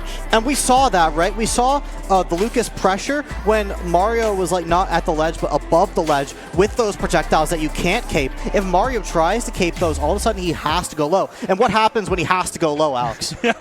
He gets caught with that down smash. That down smash! Yeah. Lucas wants to bait you to going low because that down smash is a crazy option. It's so big, which is crazy because we think about the Earthbound kids in the form of Lucas and Ness, and they just want you to recover low because Lucas, of course, has that massive down smash, and then Ness has the yo-yo, which will just kind of dip over the edge of the stage and basically prevent you from recovering at all. Yeah, and I want to talk some about this player playing Lucas, Alex. It's one of those characters that you said earlier we just don't see at the top level. I mean, a lot of high-level Lucases, but when we look at the top players in this game right now, Lucas is non-existent. So if I'm this Mario player and I'm going up against Lucas, although I'm playing a very all-rounder who can do a lot of different things, I'm probably learning this matchup on the fly. Right, and that's kind of the joy, but also kind of the scary part about Smash Ultimate. With a roster this big, even if you're consistently going to tournaments, you're going to locals, you're competing at the high school level, there might be a matchup that you just are not familiar with. Lucas being one of those, potentially, where you just need to teach the matchup to yourself while you're playing in the matchup. Yeah, I mean, just one of those things to talk about. It's just like, what does your character do when Lucas walls you out with PK Fire? What does your character do when Lucas walls you out with that snake? We talk about how Mario has his cape to reflect, but even PK Fire is a very short range projectile that, like, it goes far, but when reflected, it doesn't go quite as far. So it doesn't. You can't really play this back and forth game. And even if you manage to reflect it back, Lucas can absorb it and heal himself. What do you do? While we're waiting for the players to get set up for this next matchup here, we do have the Rocket League bracket. I'm sure you're hearing the noise. Some of the Rocket League matches have ended in the meantime. So let's go ahead and take a look at that. Woodson, 4-0s over Tallwood, and William Bird, 4-1 over Botatov. So that Bottot team actually took the first game as well. Yeah, as we they did. watched, Alex, William Bird must not like that. Yeah. I mean, we're looking at this final match between Woodson and William Bird, the 2 seed versus the 16 seed. Woodson just absolutely crushing this bracket. Yeah, Woodson coming out of nowhere, but surely, setting fire to the world as they go. This will be a barn burner. This will be so much fun when we have the Rocket League Finals a little bit later in the day. You're definitely going to want to stick around for that, especially because of all the action we've seen so far. But back to Smash, right? Green Run in a wonderful position for themselves. They really are building that lead for themselves moving forward here. We saw the Meta Knight player really do well. And now we're seeing the Lucas player, I believe, is on Green Run, but we'll have to see. Yeah, I am very confident that Lucas I think so is too. from Green Run. So they are going to be up 2-0 here if Green Run can manage to take this game versus the Mario. But I really like Town and City for Mario. At least it gives you a little more space to think, a little less space to get hit by that down smash, get hit by that PK freeze. But one thing you don't have is that Smashville platform above you, and Town City also has a much higher ceiling. So you're going to have to earn your kills pretty honestly. But what I'm seeing from this Mario, he's a very honest player, but I'm not sure this Lucas is going to let him chip him down. Yeah, that is the tough part. The trade-off of Town and City is that Lucas has a lot more space to run around and occasionally will have these platform variations that will allow him to either utilize being underneath the platform or even utilize the verticality of these platforms without fear of dying from the Mario. Oh my goodness, that forward air was clean. Traditionally, Mario doesn't have as many combos on the FD transformation of Town and City where there's no platforms. But one combo he does have is that horizontal combo. And that combo that we just saw was why that this Rock Ridge team was able to go to that Game 4 versus Franklin Cox. That back air into forward air. Amazing combo there from this Mario player. That has to be one of his favorites. Lucas player from Green Run is going to respond. But if Rock Ridge can continue with those horizontal combos here on Town and City, they will succeed. Oh, you have to be so careful. Oh, no! No! Unfortunately, does not get the regrab on the ledge and dies very early. That is Mario's recovery in a nutshell. That when you have to reverse it like that, it's very difficult to grab the ledge, and he didn't want to go the traditional direction because he didn't want to get caught underneath Town and City. So that was a very tricky spot. But although that was very devastating for Rock Ridge has not been touched yet since, and is doing a very great job of pressuring this Lucas. Absolutely. The spot dodges are coming through as well, finding that space and allowing this Mario to really take control of the stage, make it difficult. We're seeing the cape here, the reflect, and again, that hitbox, even with the reflect, doesn't hit Lucas. Sometimes you wonder, is it even worth it? We saw an attempt for the forward air there. I would say it's worth it, Alex, because what it shows me that Rock Ridge's Mario is willing to adapt. Look at the high recovery from Rock Ridge. That might not have looked crazy to you at home, but he's avoiding the PK freeze that was covering that ledge. Recovers high, so he doesn't have to deal with that. If Lucas doesn't go for that PK freeze, he is dead there. So it's up to Rock Ridge's Mario to be very aware to go for an option like that, and it's the reason that he's back on stage. Wow, the adaptation from the Rock Ridge Mario and the stage choice just doing wonders for them. Oh no. Oh, but hopping into the PK freeze will not do wonders, unfortunately. But overall, I think that was a very close match, and if we didn't see that SD, that unfortunate fall a little bit earlier in that match, I think it would have gotten a lot closer. Like I said, I mean, the adaptation was definitely there. We saw the cape. We saw the horizontal combos coming out on Town and City. The Mario was doing a lot of things really right, mixing up his recoveries as well. We saw him use that linear recovery of Mario to new angles. You can use it above the ledge, sure, and that was a great idea because Lucas was using PK freeze to cover the ledge. If that SD didn't come so early, I mean, I feel like the Mario was doing a lot of things really right. So that is disappointing to see that SD, but I mean, it was under pressure. I mean, the Lucas was going for that edge guard, and that's one of the things that you have to deal with as Mario. Yeah. I think you kind of hit the nail on the head earlier when you said it felt like this Mario player was learning the matchup as they go, because we have kind of these unfortunate falls early on, it's so difficult to recover and get to the ledge, especially if you have to go low here. Lucas just covering everything that this Mario player wanted to do. But we saw the adaptation in Game 2 where the Mario was avoiding some of these PK freezes, was understanding where and how to hold space against this Lucas, finding these beautiful combos. Oh my gosh. Yeah, when you hit that horizontal combo, you got to be feeling so good. And even when we even it up here, it's okay. He buffered air dodge. That's what happened. Okay, so the Lucas player hit that forward air onto the Mario, and the Mario thought he was going to land on the ground to try to shield the follow-up from Lucas, but ended up off stage. So he was hitting his shield button, and when you shield in the air, you do an air dodge, and that air dodge puts you in a lot of lag. You can't act out of that air dodge for a little while, and because he did that air dodge off the stage, it gave the Lucas time to down air at the ledge and get that stage spike. And after that stage spike happened, there's just nowhere to go. Yeah, nowhere to go, and unfortunately Mario couldn't grab the ledge at that time. Mario, I mean, famous for having the magnet hands, but if you're facing the wrong direction, you can't magnet to that. So again, a phenomenal matchup here. Green Run, excuse me. A little combination of Rock Ridge and Green Run. It's a little tricky, isn't it? Green Run, though, in a great position for them, up 2-0 in the entirety of the series count here.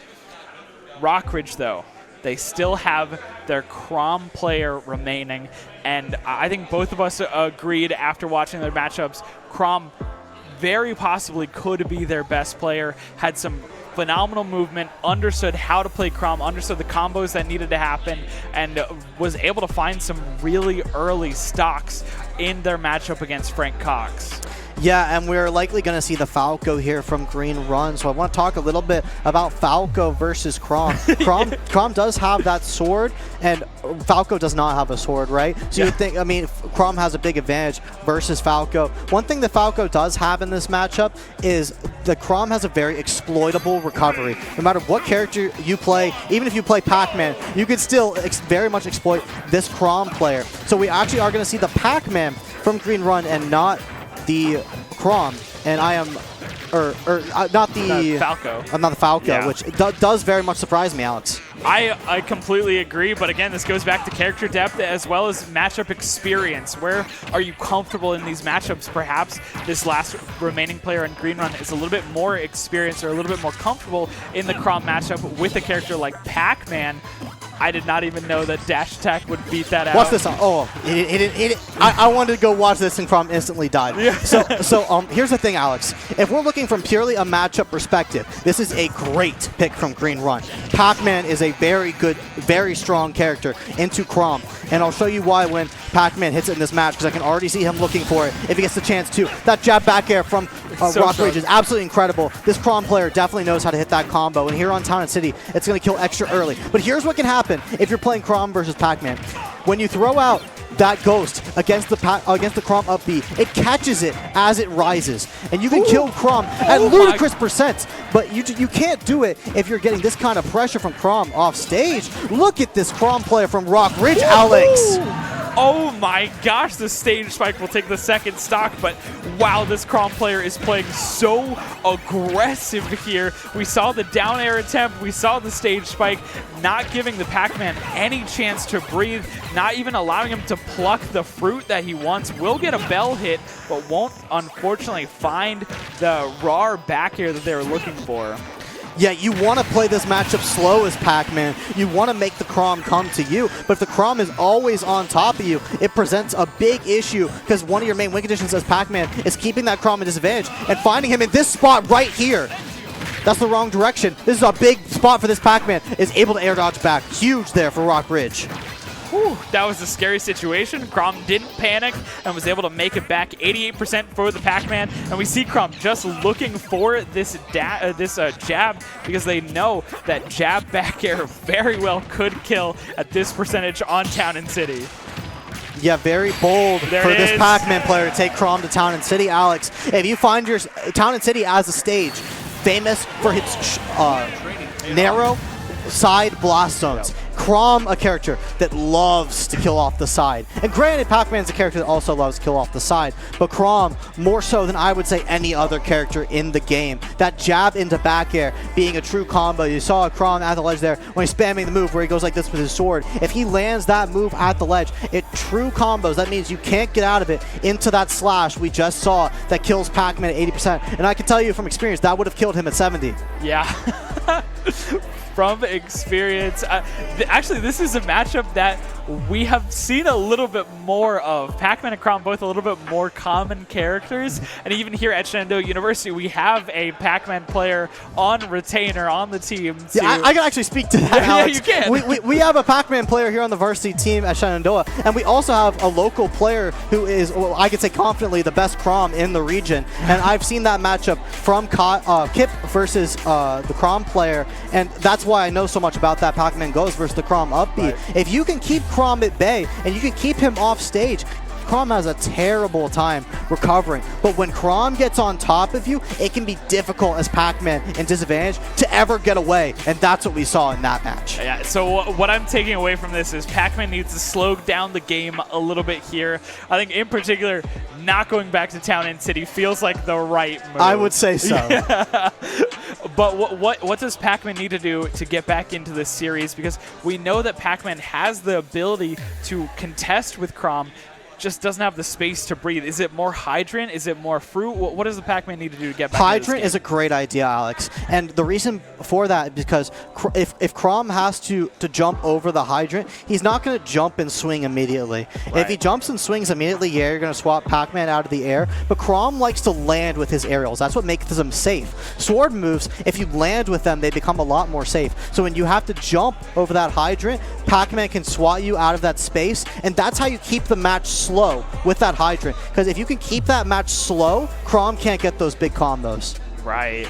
Well, we'll have to see if they're able to adapt here, but we're going back to Town and City, and instead we're seeing the switch up from Pac-Man onto the Byleth, the character we were talking about a little bit earlier. Really specializes in range, has some very kind of big moves, big range moves that will kind of help shut out and kind of keep this Chrom out if they're hitting them. If not, Chrom will just get in and do the same thing that we saw to the Pac-Man earlier. All right, here's the thing, Alex. I wouldn't recommend taking Chrom to Town and City, but if I were to take him to Town and City, yeah, Byleth is not a bad choice. Right. And the reason why is because Byleth loves those side blast zone kills as well. And one thing that I'm already seeing this Byleth take advantage of is Byleth's neutral air. That spin move around her entire body. That's going to give her the ability. Oh, beautiful jab forward smash from Chrom. That matchup, that combo is also true, by the way. There's nothing he can do about that. But that, oh, he's dead. Oh, he messed up. That neutral air is so good for getting Chrom off of you, which is what the Pac-Man was not able to do. So I really like the Byleth neutral air to get this Chrom off of you, but you're not able to get this Chrom off you because he's just too good, Alex. Yeah, the pressure is intense from Rockridge. Again, we're seeing the same issue that we saw from the Pac-Man, just struggling to keep this Chrom out to make the space that they so desperately want, and instead the Chrom's still binding the hits. You don't even need the back air on this stage, Alex. The forward air is also true, and it kills, and it's a lot easier. And we're trying to get that up B kill to end this series. I mean, this Chrom player is electric from Rockridge. So aggressive. Great jump call off there from Byleth. Finally seeing those edge guards on a stage like Town and City that's so wide. It's hard to get those edge guards onto Chrom. Byleth, a slow character who has to put her moves out early. So when this Chrom's constantly on top of you, you have that neutral air, sure, but you'd rather play with this space. And we're finally going to be seeing that here from the Byleth as she tries to slow this game down. Yeah, and again, we see the Byleth doing a great job of holding that center stage, forcing the Chrom to come to her. Unfortunately, though, it doesn't last for very long as Chrom, once again, finds a way to weasel back into that space and find these callouts. Just look at the speed that Rockridge's Chrom is playing. That's the thing, Alex. Even if you miss the jab, Chrom does not have that much end lag on that move. You can just try again. You can just do it again. Yep, and that's exactly what we saw there. We saw the jab, no follow-up. Jab finds the follow-up, finds the hit, and finds the KO, finds the stock. So with that, we are 2-1 in the series. We are now in the fourth set of the series here, and this is where any of the players that we previously saw can be played again. Yeah, I mean, if I'm Rock Ridge, I don't see how you don't throw this Chrom in again. I mean, I just don't see it. Right. I mean, with that amazing performance, you have the momentum on your side. You can't afford to lose Game 4. Right. I think we see him again. The question, though, becomes you have your Chrom going into Game 4, which you need to win, but what happens in Game 5? How do the other players on the team react and respond and kind of address some of those issues that we saw earlier in the series? That is indeed the question. I mean, at the end of the day, Green Run doesn't have to beat this Chrom. Right. Green Run only has to beat the Mario or the Diddy Kong player once more, and that is the big deal of having this 2-1 lead. I mean, you try to slow this Chrom down, and he is just always on top of you. I would almost recommend trying to rush him back, see if that works instead, because this Chrom is not being slowed down. No, absolutely not. We saw the Pac-Man, we saw the Byleth. Nothing really stopped the onslaught of the Chrom here. No matter what, the Chrom was able to find a way in and find those kills. That jab forward smash was beautiful, by the way. Yeah, that was incredible. This Chrom is really aware of what combos work and what combos don't. We'll see at the end of this game when he gets that finishing blow. He gets the jab, and he doesn't need to go for the back air. He probably tries to, but he doesn't need to. Yeah, he tries to go for the back air. He gets fair instead, and he's like, okay, I got fair. It's not going to connect. But what happens is he sees the air dodge, and he's like, oh, that means I get to try again. Yeah. So you want to air dodge as the Byleth player. It makes sense, because if that jab back air is slightly off, you can air dodge it. But if you air dodge and he doesn't back air and he does something less laggy like that forward air, now all of a sudden you're getting jabbed again. Yeah, you're just back in the same spot that you were in just a second ago. Yeah, I kind of like the idea, or just the mentality that Green Run doesn't need to beat this Chrom. This Chrom is good and might be a problem for Green Run, but they don't need to beat the Chrom. They just need to finish off this series here. Yeah, so I think one thing we might see is if Rock Ridge does want to keep that Chrom for Game 5, which is definitely something they could do. One thing they could do is send in their Mario to try to play this Lucas again. Right. Because, although the Lucas was able to take it over the Mario, I think the Mario was really learning, as we said. That adaptation was coming into play, and I don't need to bring it up again, but I'm going to that SD at 20. Yeah. I mean, if that didn't happen, would the Mario have won over the Lucas? If Rock Ridge says yes, I think that's what you go for here. Yeah. It really does come down to the confidence in yourself and the confidence in your team, as well as your ability to adapt. And we saw it. We saw the Mario player understanding what the Lucas was looking for and how to play around it. We just also unfortunately saw that SD, which really kind of slowed down not only the momentum, but also just Mario's ability to keep up with the Lucas in terms of stock and in terms of survivability.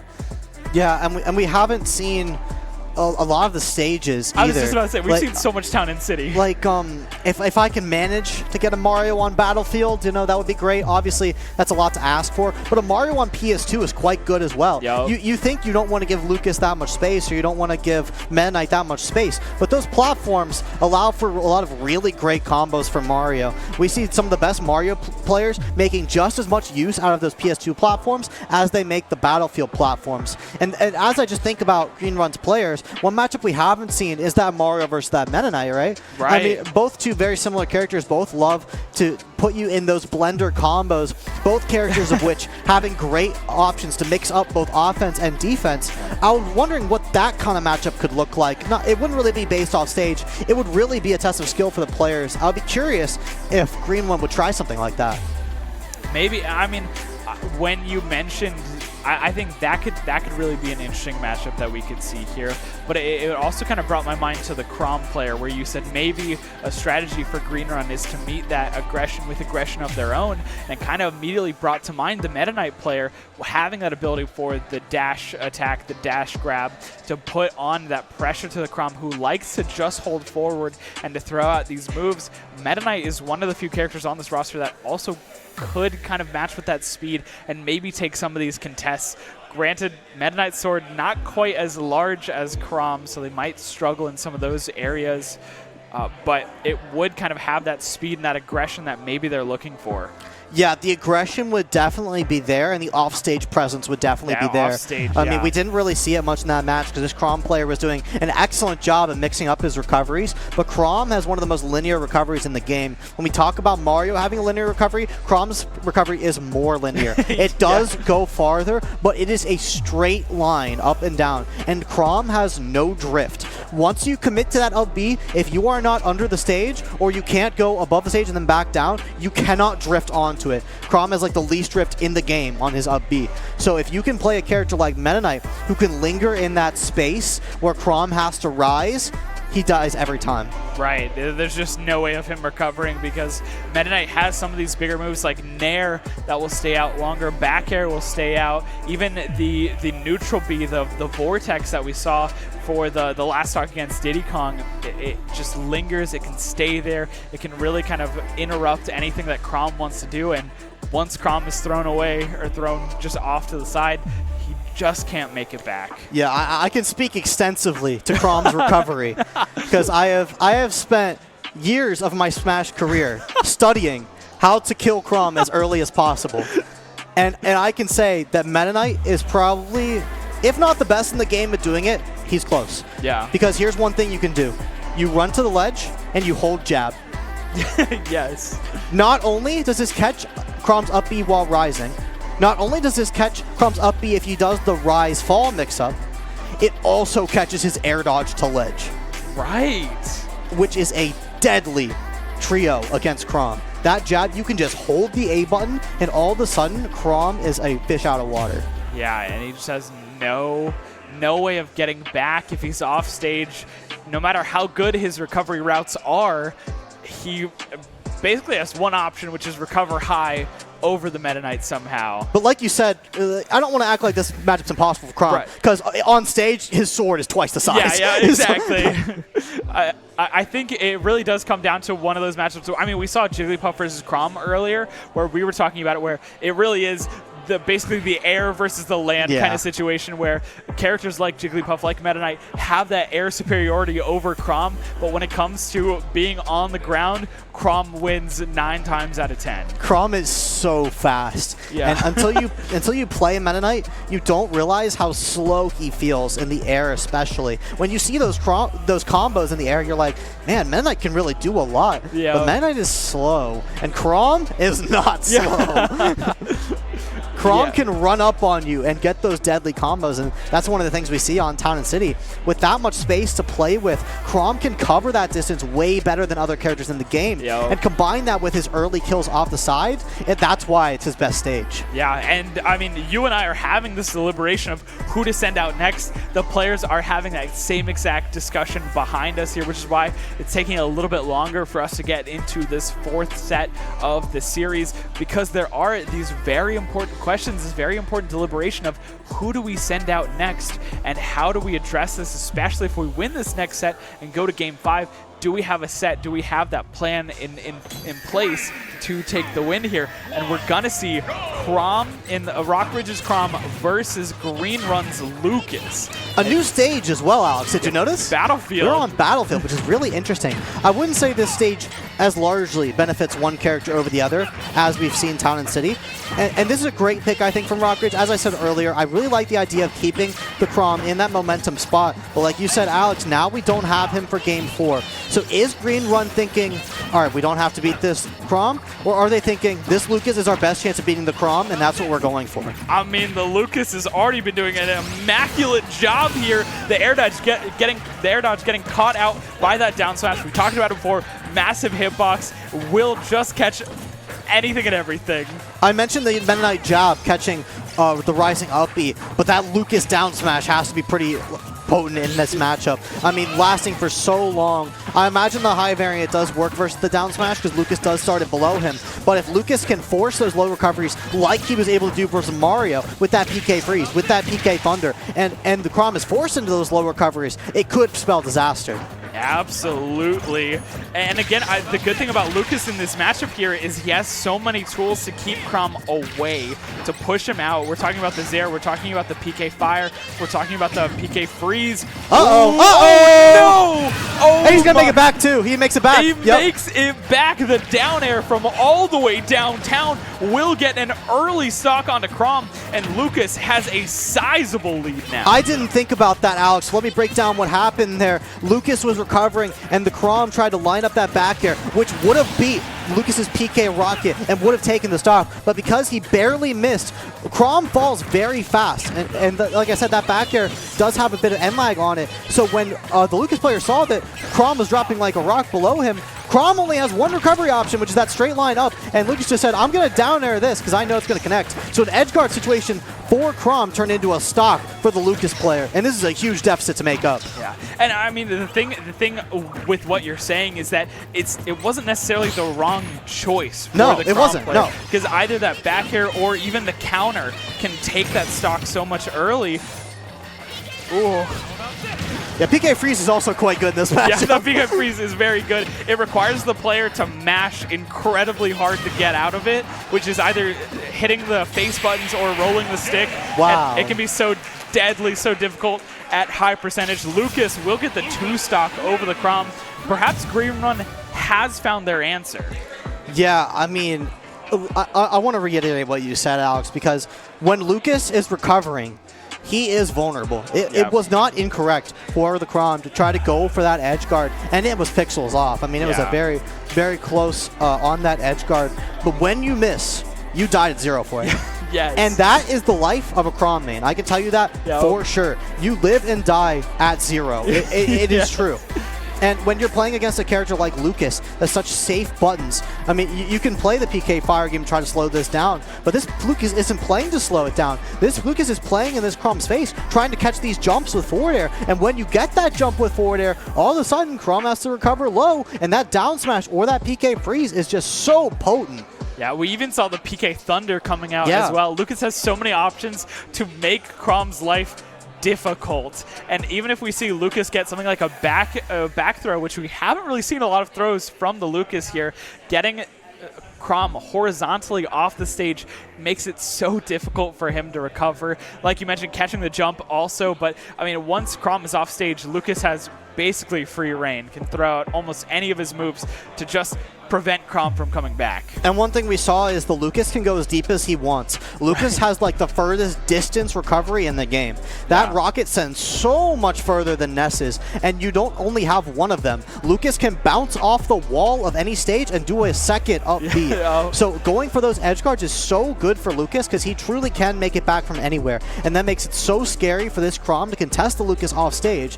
And when you let Lucas come back to stage for free, you have to fight him on the stage. And don't get me wrong, Crom versus Lucas on stage is good for Crom, but this Lucas is doing a lot of things right. Yeah, I mean, we see the intensity matched from the Lucas. Obviously, we talked about the speed and the aggression from the Crom, and Lucas was right there throwing out these very safe buttons, throwing out the Zairs that just kind of interrupt anything that Crom is trying to do, whether it's that falling nair, whether it's trying to find that jab to catch out the Lucas. I don't know. It was an incredible showing from the Lucas player, and I'm so excited to see what happens in this game, too, to see some of the adaptations. Battlefield didn't really feel like it was a place where Crom was thriving particularly. I mean, we've seen this Crom play on Town and City 4 times at this point, in just today alone. This might be the first time I've seen him on a stage that wasn't Town. That's exactly what I was thinking, too. So I think, again, finding a stage that isn't Town and City to send this Crom feels like only benefits here. For sure. I mean, one of the strengths we see as Crom is being able to get those early kills off the side. And it still does kill early without Town and City. That jab back here, still a true combo. That jab forward smash, still a true combo. That air dodge read off of tech chases, still very potent. That's one thing we're not seeing from the Crom either, is those down tilts in the tech chases. I could definitely potentially see us seeing that in the next game. But those side kills are still very important. And one thing we didn't see is those side kills. I mean, we saw the Chrom would land a jab, but because Lucas is so floaty, the percentages aren't something he's used to. Here again, Lucas, not a character you play against often. A very floaty character, a deceptively light character that really lingers in the air. So when you get that jab, I remember this very distinctly on Battlefield, the Lucas ended up way further away from him than he expected. And that Lucas lived a jab at 96, which should never happen. Right. And you know, that's nothing against the Chrom player, but it's a very tricky weight to play against, this Lucas. So if you can't land those kills off the side, and this Lucas is living long and you can't edge guard him, man, I don't know how you take stocks. Yeah, I mean, again, it goes back to matchup knowledge. Not only do you have to know how to react to what Lucas wants to do, the moves that he's going to throw out, but you also have to take in consideration the weight as well as whether he's a floaty or a fast faller. And in this case, that floatiness has saved Lucas, where at times maybe it makes it more difficult for you to land, to find your footing. Either way, the ball is in this Chrom player's court. It's really up to him to figure out how to address this Lucas player and kind of fight their way back into the series. Because again, Rockridge, they are on their potentially last set here. They've got to do everything in their power to— Oh my gosh, Alex. How did this happen? I don't understand. I actually don't believe it. I'm genuinely, I'm being so real with you right now, Alex. I actually don't believe this is happening. How did this happen? All right, hear me out. This Lucas surely has a plan for this, and it's because Lucas does get good kills off the side, sure. Maybe this Lucas is going to try to camp more this time. I'm not sure, but you are definitely more susceptible to those early off the side kills now. I really think there's the tech chase, Alex. Oh there it is. Gosh. You see what upset he died at, Alex? Oh my gosh! I really think the win con was just don't go to Town and City. And all of a sudden, we're back at Town and City. Chrom is up a stock and looking for these tech chases. All right, so that down tilt is exactly what I was talking about when I talked about I want to see this Chrom go for more tech chases. When he does that low stab to the ground, it sends Lucas at a very low angle that forces him to tech. And if you don't tech, your character just kind of lays on the ground and is kind of stunned, a little bit like a Diddy Kong banana peel. So when the Lucas didn't hit that tech, it's a free Chrom forward smash, and that Chrom forward smash is strong. I made a joke like we were on Town and City, but I assure you that would have killed on any stage. Ooh. Great PK Thunder. Great PK Thunder, and we saw another tech chase from Lucas with that down smash. Again, such a huge hitbox, does a ton of damage, and really sends Chrom out at a weird angle here. Great recovery from the Lucas, using the rocket to come back and use all of his resources, that big double jump, the floatiness of Lucas to really kind of stall out and force the Chrom to get a little impatient. Alex, I don't know when this Lucas got to 100, but he's at 100 now. And all the Chrom's off stage. Oh, this is a bad spot. Oh, didn't quite get the down smash out in time. Great instant recovery from the Chrom. Gets the back air as well. He wanted to make sure the Lucas didn't go low. When he was able to catch him high there, he wasn't able to tether. And he didn't want to do that rocket thing again from the last game. So he was able to get that back air out nice and early. I love the adaptations from this Chrom player. Yeah, great choice there. The call out too, understanding that Lucas was going to roll on stage. Didn't get too much out of it, but still the mind games of, hey, I'm in your head, I know where you're going, can really start to wear down on your opponent. And up B out of shield, we haven't seen it too much, but it is a pretty safe option for Chrom if you can hit it. It comes out very fast and can catch your opponent off guard if they're not ready for it. I don't know if you've noticed, Alex, but even when down, this Lucas player is not playing scared at all of this Chrom. He's not trying to make use of the space of Town and City, the dash away with PK Fire. He's staying, calling out these jumps to stay the forward air. He's staying in this Chrom space. He's gonna get hit by that side B. Yeah. But I actually really like this from the Lucas. I like that this Lucas is attempting to match this Chrom's pace. We've seen what happens when you try to slow this Chrom down, but he's staying aggressive, and when you're aggressive, it's actually easier to edge guard Chrom, because when you commit, the Chrom player, you know where he's going to go. So like, if you hesitate, and the Chrom player does timing you're not expecting, you can get caught in the up B and die at 0. When you're confident in your edge guards, they're much easier to land. Again, I say this with a lot of experience. The confidence from this Lucas is very, very good in this matchup, and he does lose that game there. I'm not going to say he lost because of Town and City, because the Chrom player did make a lot of great adaptations. Right. And I don't want to discredit that, and I definitely think we can see that on another stage.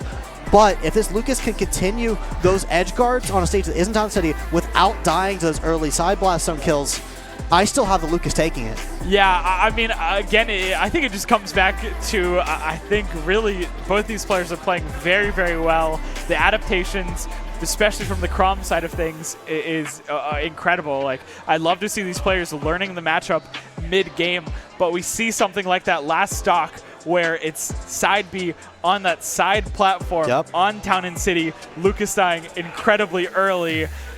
I just have to think the win con is to go literally anywhere else besides Town and City. It just feels like the wrong choice to keep sending Crom here.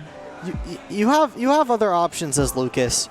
I mean, we saw how well Battlefield worked. I know. I'm just so surprised that we're not. I mean, I'm not surprised to see Crom try to take Lucas to a big stage after failing on the small stage. Right. But I mean, when we're going to Town and City and we land those incredible side blast zone kills, that side B from Crom, such a far-sending knockback move on that side blast zone side. I mean, when you get hit by that on the Town and City platform, you just evaporate. And that's not going to happen on a stage that's not Town and City. I mean, you can definitely get it on Kalos. Yeah. Kalos is another stage you can get. But Kalos also allows so much more space for Lucas if he feels he needs to play that keep away game. I would personally stay away from Kalos because I like Crom with that space because this Lucas is so good at edge guarding. If you give Crom that much space, he might not end up off stage as often. But I do know from experience that Crom players hate Kalos. Yeah. So I actually expect that stage to be banned. I mean, I was thinking about Kalos while you were talking because I was like, it has such an open space from like the edge of the blast zone to the stage itself, which is a lot of space that Lucas could be throwing out projectiles, making it difficult once Crom is off stage. But you do have those ledges those platforms that are overhanging the ledge, which might give Crom another option, another route of recovery. And you have basically the wall underneath the stage as well, which makes it difficult for some of these other kind of recovery routes or even these edge guarding where Crom has that ability to tech off the side there and live a little bit longer. That's true. Yeah. That wall giving Crom the ability to tech. If you get spiked down, you can hold towards that stage and possibly survive. You're probably going to repeat the scenario with your straight up B and get down smashed, but you have a chance. Yeah, there's always a chance. But yeah, I think Kalos probably not at stage. I was actually thinking we have not seen a lot of map variety here. And we haven't really seen any of the counter pick stages being played at all. You think this Crom just does the ego pick and takes him to Battlefield? That's what I'm expecting at this point. I would love that, yeah. I'm assuming maybe we see, I don't know. I want to say maybe like a small Battlefield even. Even PS2 potentially. I really like Stadium. PS2 here. Yeah, that could be a really good choice here. But we'll have to find out as we are getting into potentially the last set for Rockridge here. And it's small Battlefield. I thought we might go somewhere here. We can't go to Battlefield. We got to go to small Battlefield. You called this one, Alex. And one of those critical parts that is different from small Battlefield to Battlefield is the absence of that top platform. But really, these two characters aren't going to make great use of that top platform. They don't really ladder you like that. But this stage does offer more of a PS2 feel. And it's going to be pretty neutral for both of these players.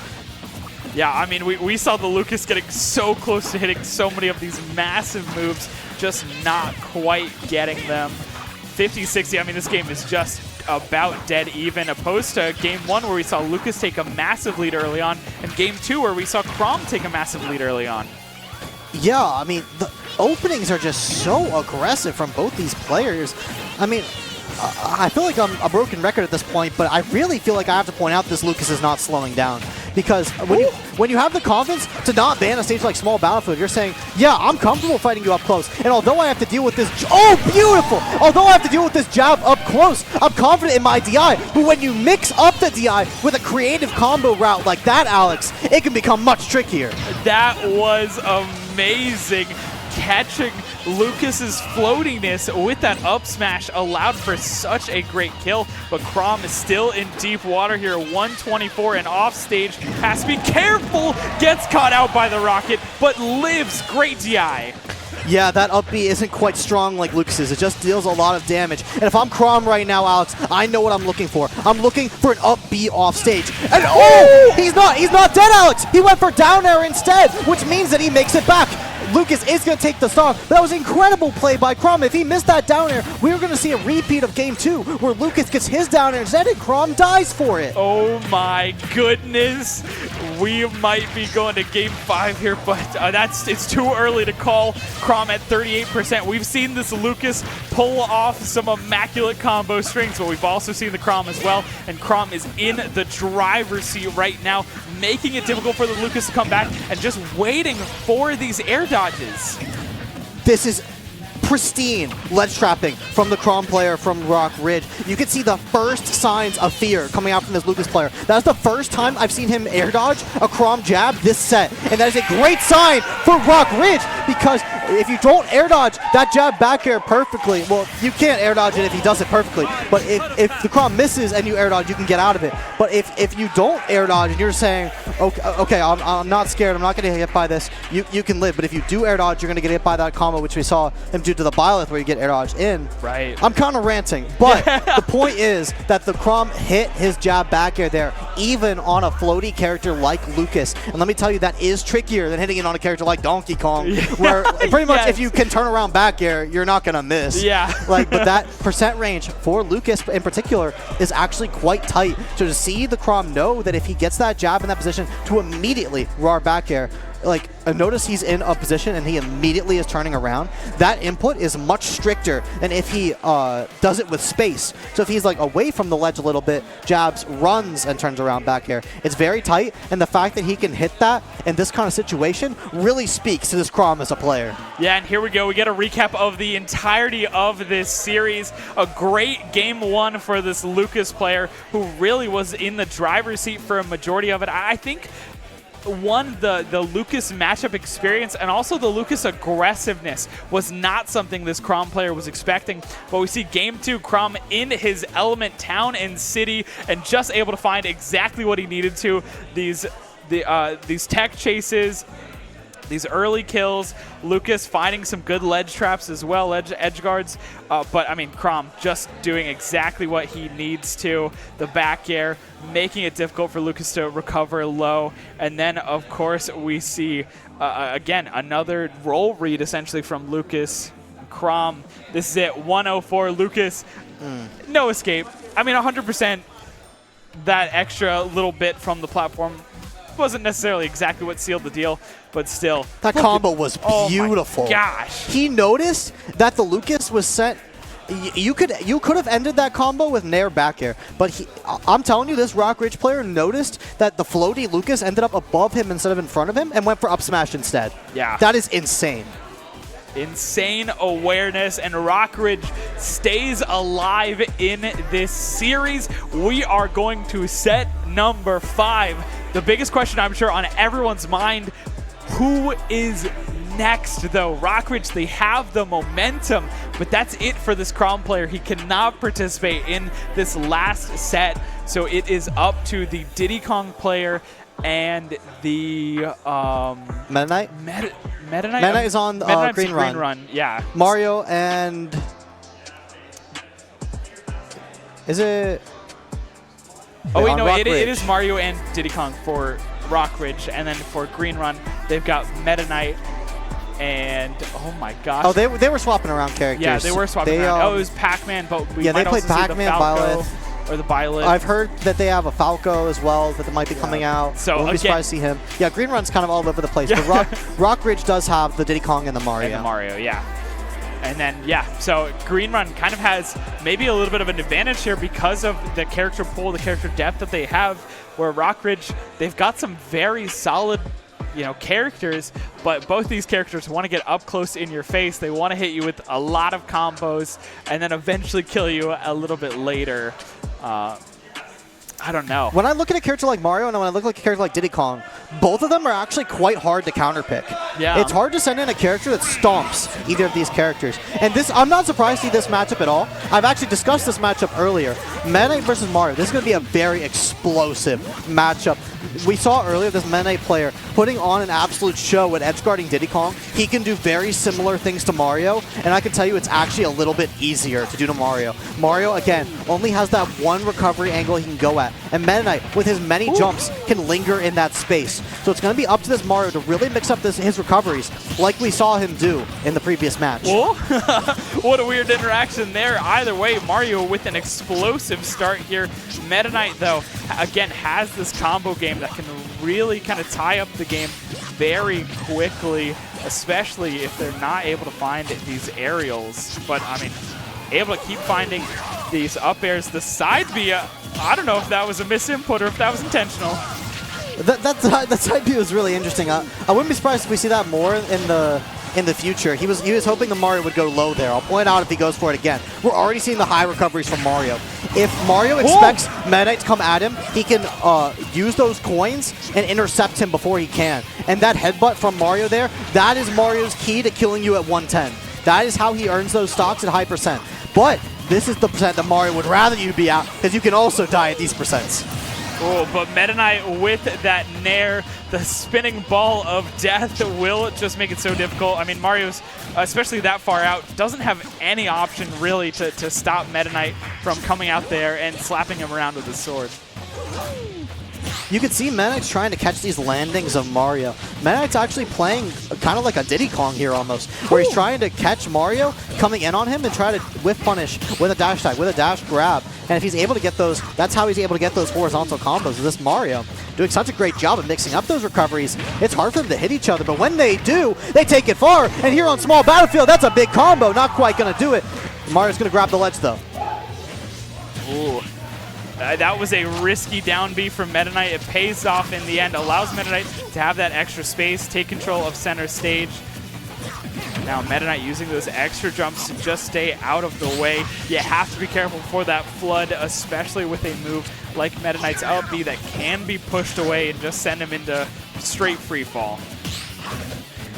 Yeah, Flood's an interesting tool. I haven't seen this Mario make great use of it, but it's so tricky against a character like Meta Knight. Like, yeah, you can flood him out of the air, but you push him off stage and he's really not in that much trouble. This is a regrab. Yeah, only going to get dash tag there.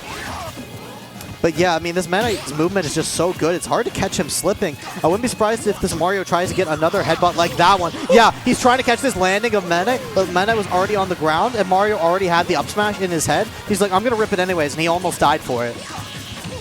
Ooh, the drag down. Great chase! And the read on the air dodge. What a great patience from this Meta Knight player. 145 in the Mario. Yeah, so many kill options, either back air or we saw the up smash, the headbutt, just throwing it out. It's one of those safe up smashes like Game & Watch where they're just using their noggin.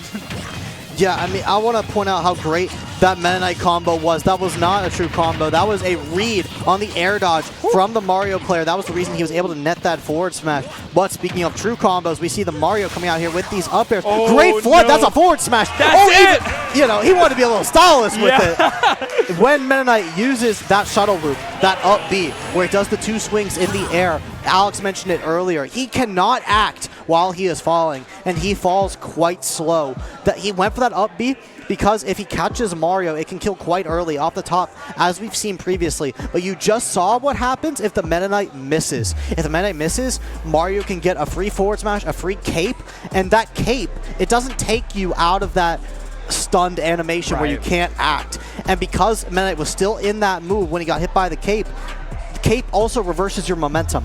So the Mario knew that if he landed that cape, it would reverse Meta Knight's momentum off the stage. And because he's still in that state of free fall is what it's called, Meta Knight can't come back to the stage. Even though it looked like he was able to, he is not able to act. Yeah, wow, what a great heads-up play from this Mario player, understanding that Flood was just the perfect option to use there, really stalls out the momentum for Meta Knight, and then able to use the cape to just secure that stock as well. I mean, yeah, like you said, we could have seen something like a forward air, we could have seen a forward smash. Mario has a lot of great kind of finishing options here, but the cape just allowed the stock to be taken to ensure that stock without having to worry about Meta Knight teching or DIing the right way or anything like that, or having that potential of coming back. This Mario is a very smooth player. Yeah. Like I didn't think that cape was going to kill. It looked like Meta Knight was going to land on the stage if it went for a cape, but cape reverses your momentum. And the Mario player, obviously knowing that, went for the cape. But the cape there, it's a stylish option. You know, you don't want to miss that forward smash. You don't want to get sour spot accidentally. You don't want to try to forward air. You miss, and Meta Knight's able to back air you now. The cape was not only the smooth option, it was actually the perfect option because of everything you just said, Alex. Mario having access to maybe 3 options to kill Meta Knight there. Cape being the best. I want to highlight this Mario player because that's how he plays the game. This Mario player is picking correct options. We're not seeing a lot of crazy ladders from this Mario player. We're seeing a lot of these optimized horizontal combos, a lot of this neutral, a lot of this fireball play, a lot of this like trying to dance around with Meta Knight. And this is a very stable Mario play, and I think that was really shown off by this cape. The style that this Mario is playing with, it's beautiful to watch, really. Yeah. True. I mean, and kind of on top of that, there is that technical skill of just hitting all of the Mario combos that you're used to. It's kind of one of my favorite things about Mario is he's that all-rounder character, and he's got some great combo game, but there is still that expression that you can use when playing Mario. It's not just kind of the same old thing over and over again. We're still seeing players innovate and use this character and play this character in very different ways. Yeah, Mario's an all-rounder until you get an advantage and you realize he has like 3 different ways to kill you.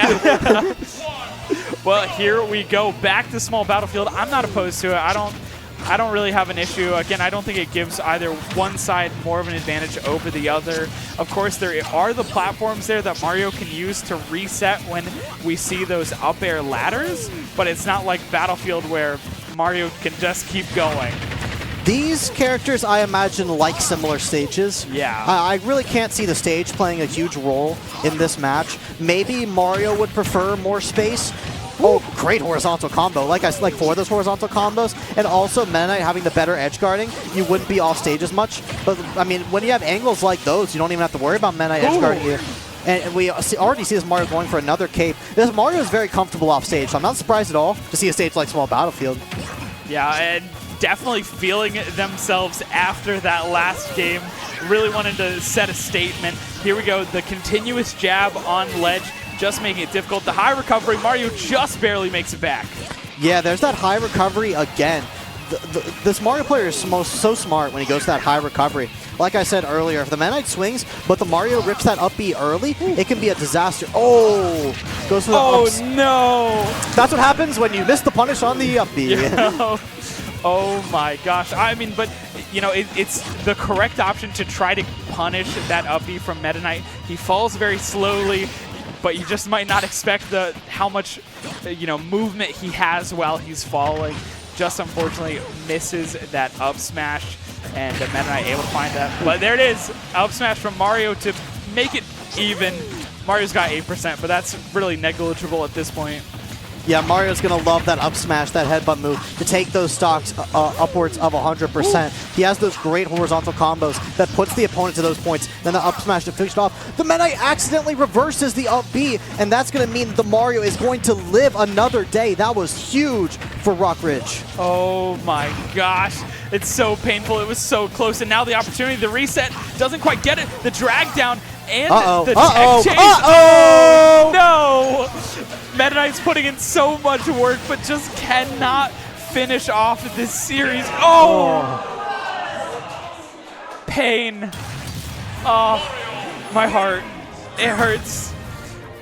With that, we do have Rockridge winning out in set number 5. Wow. But what? Oh, my gosh. It hurts a little bit.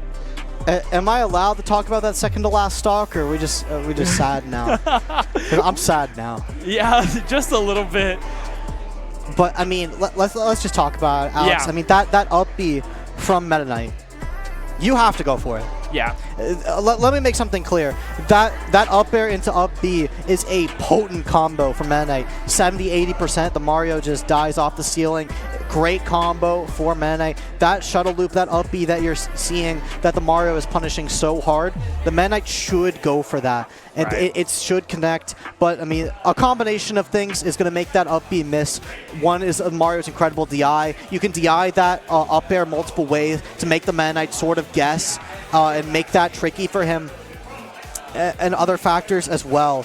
But I mean, when you miss that up B, man, do you pay for it against Mario. We saw the cape, we saw the forward smash that I said from earlier, and we saw the Meta Knight actually kill the Mario for missing an up B punish earlier. Yep. So that can happen as well. But when you're precise, or when you're the one missing the up B as Meta Knight, it's the Mario's job to kill you for that.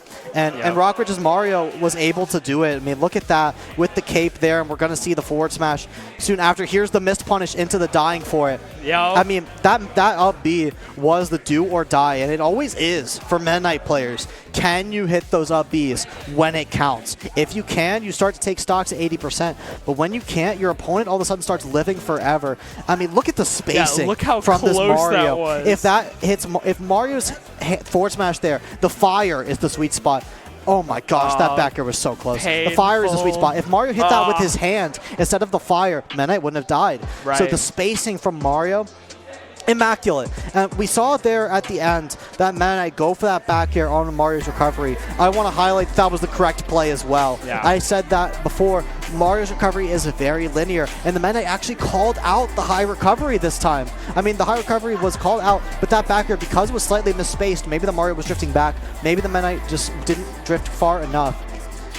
Unfortunately, just didn't keep track of all the resources, and we saw the ending we saw. Yeah, we did, unfortunately. But let's go ahead and take a look at the bracket that we have for Super Smash Bros. Ultimate. We do have, of course, it was going to be one of the Freedom schools in the finals. It will be the Freedom Gold team, I believe, moving on to the finals. And Rockridge, as we saw there, after a very close and very contentious game, they will be moving on into the finals. And the question is this Rockridge's time to shine? Is this the opportunity to upseat the reigning champions in the form of Freedom High, who has won at least the last 3 VHSLs? Yeah, I don't think we mentioned that, Alex, but this Freedom team right here is so dominant when it comes to Super Smash Bros. Ultimate. I mean, these guys, they bring 2 teams to this tournament every time, and we put them into semifinals against each other every time. They truly are a great bunch of players, and I am more than excited to watch them play a team like Rockridge that I think could really push them. I completely agree, especially, I mean, we keep highlighting this Crom player, but I really am just enamored by the play style from this Crom, doing everything right, but also there are other strong players on that team as well. We saw that Mario really coming in clutch at the end there, making the correct decisions, having the technical skill, and then of course having a character like Diddy Kong to really push some of those character matchups that you have and push your comfortability, especially when landing and playing around items, because not a lot of players have those experiences, especially at this level where they don't really know how to play around items or utilize items well. Yeah, I mean, that Diddy Kong is such a fundamental pick as well. We talk about how Mario, you know, really a great all-rounder. And Diddy Kong is a special kind of all-rounder. He has that banana peel, which is really an X factor. But really, Diddy Kong doesn't have many weaknesses either. And we were able to see the Meta Knight exploit the weaknesses he does have in that recovery and in that inability to kill sometimes. Yep. But if you don't have that Meta Knight player who was clearly experienced in the Diddy Kong matchup, if Freedom doesn't have someone like that, I could see this Diddy Kong stepping up to the plate and saying, Mario and Crom, I know you did, you know, more than me in this last match, but it's my time to shine in this match. Absolutely. Well, that was an electric series. A bit of an unfortunate way to end, but I mean, when you're playing at high stakes, nerves are setting in. You've got a live audience here for many of the players here. This is the first time that they're competing at a LAN, first time competing in front of a live audience, a crowd on stream. Those nerves, just those small little decisions can be massive at the end of the day. Either way, Rockridge moves on forward, and we have to say goodbye to Green Run. But that's not it for Super Smash Bros. Ultimate. We, of course, have the finals later on. Next up, we have League of Legends finals, which we will see Rockridge as well, the Crom player we just saw. This Rockridge squad is insane, Alex. we'll see the Rockridge's Crom player moving from Crom and Smash into League of Legends, and Rockridge will be taking on Centerville. For now, we will leave you with an intermission, and when we return, we've got more Play versus VHSL action. We'll see you soon.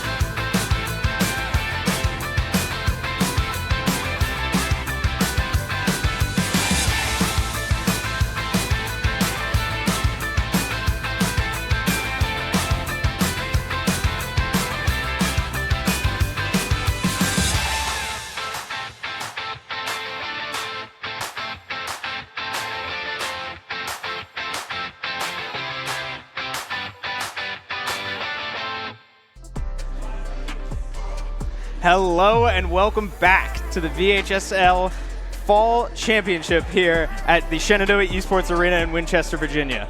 My name is Chris Clayton, and I'm joined on the desk by Gavin Eldridge, and we just got done with some very exciting Smash Bros. Action. Yes, we did. But we are here to bring you some good old-fashioned League of Legends. How you feeling? You excited? I'm excited, actually. I'm really excited to see the Crom player from Rockridge, excuse me, coming out. Yeah, that's been an interesting dynamic, having a player on this Rockridge team playing 2 games and having to bounce from Smash to League and back and forth. And you just saw him play Crom in that last series and killed it, leading his team to a reverse sweep. That was very exciting. But now he has to settle down and play some potentially very long games of League of Legends, but we'll have to see. Yeah. Before we get into game, before we get into game, we're going to take a quick look at our bracket here, as we do have Rockridge and Centerville here in the finals.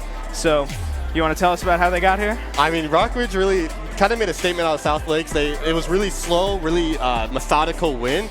And in Centerville against Hayfield, it was back and forth. Game 1, they won off of a backdoor on the Trundle top.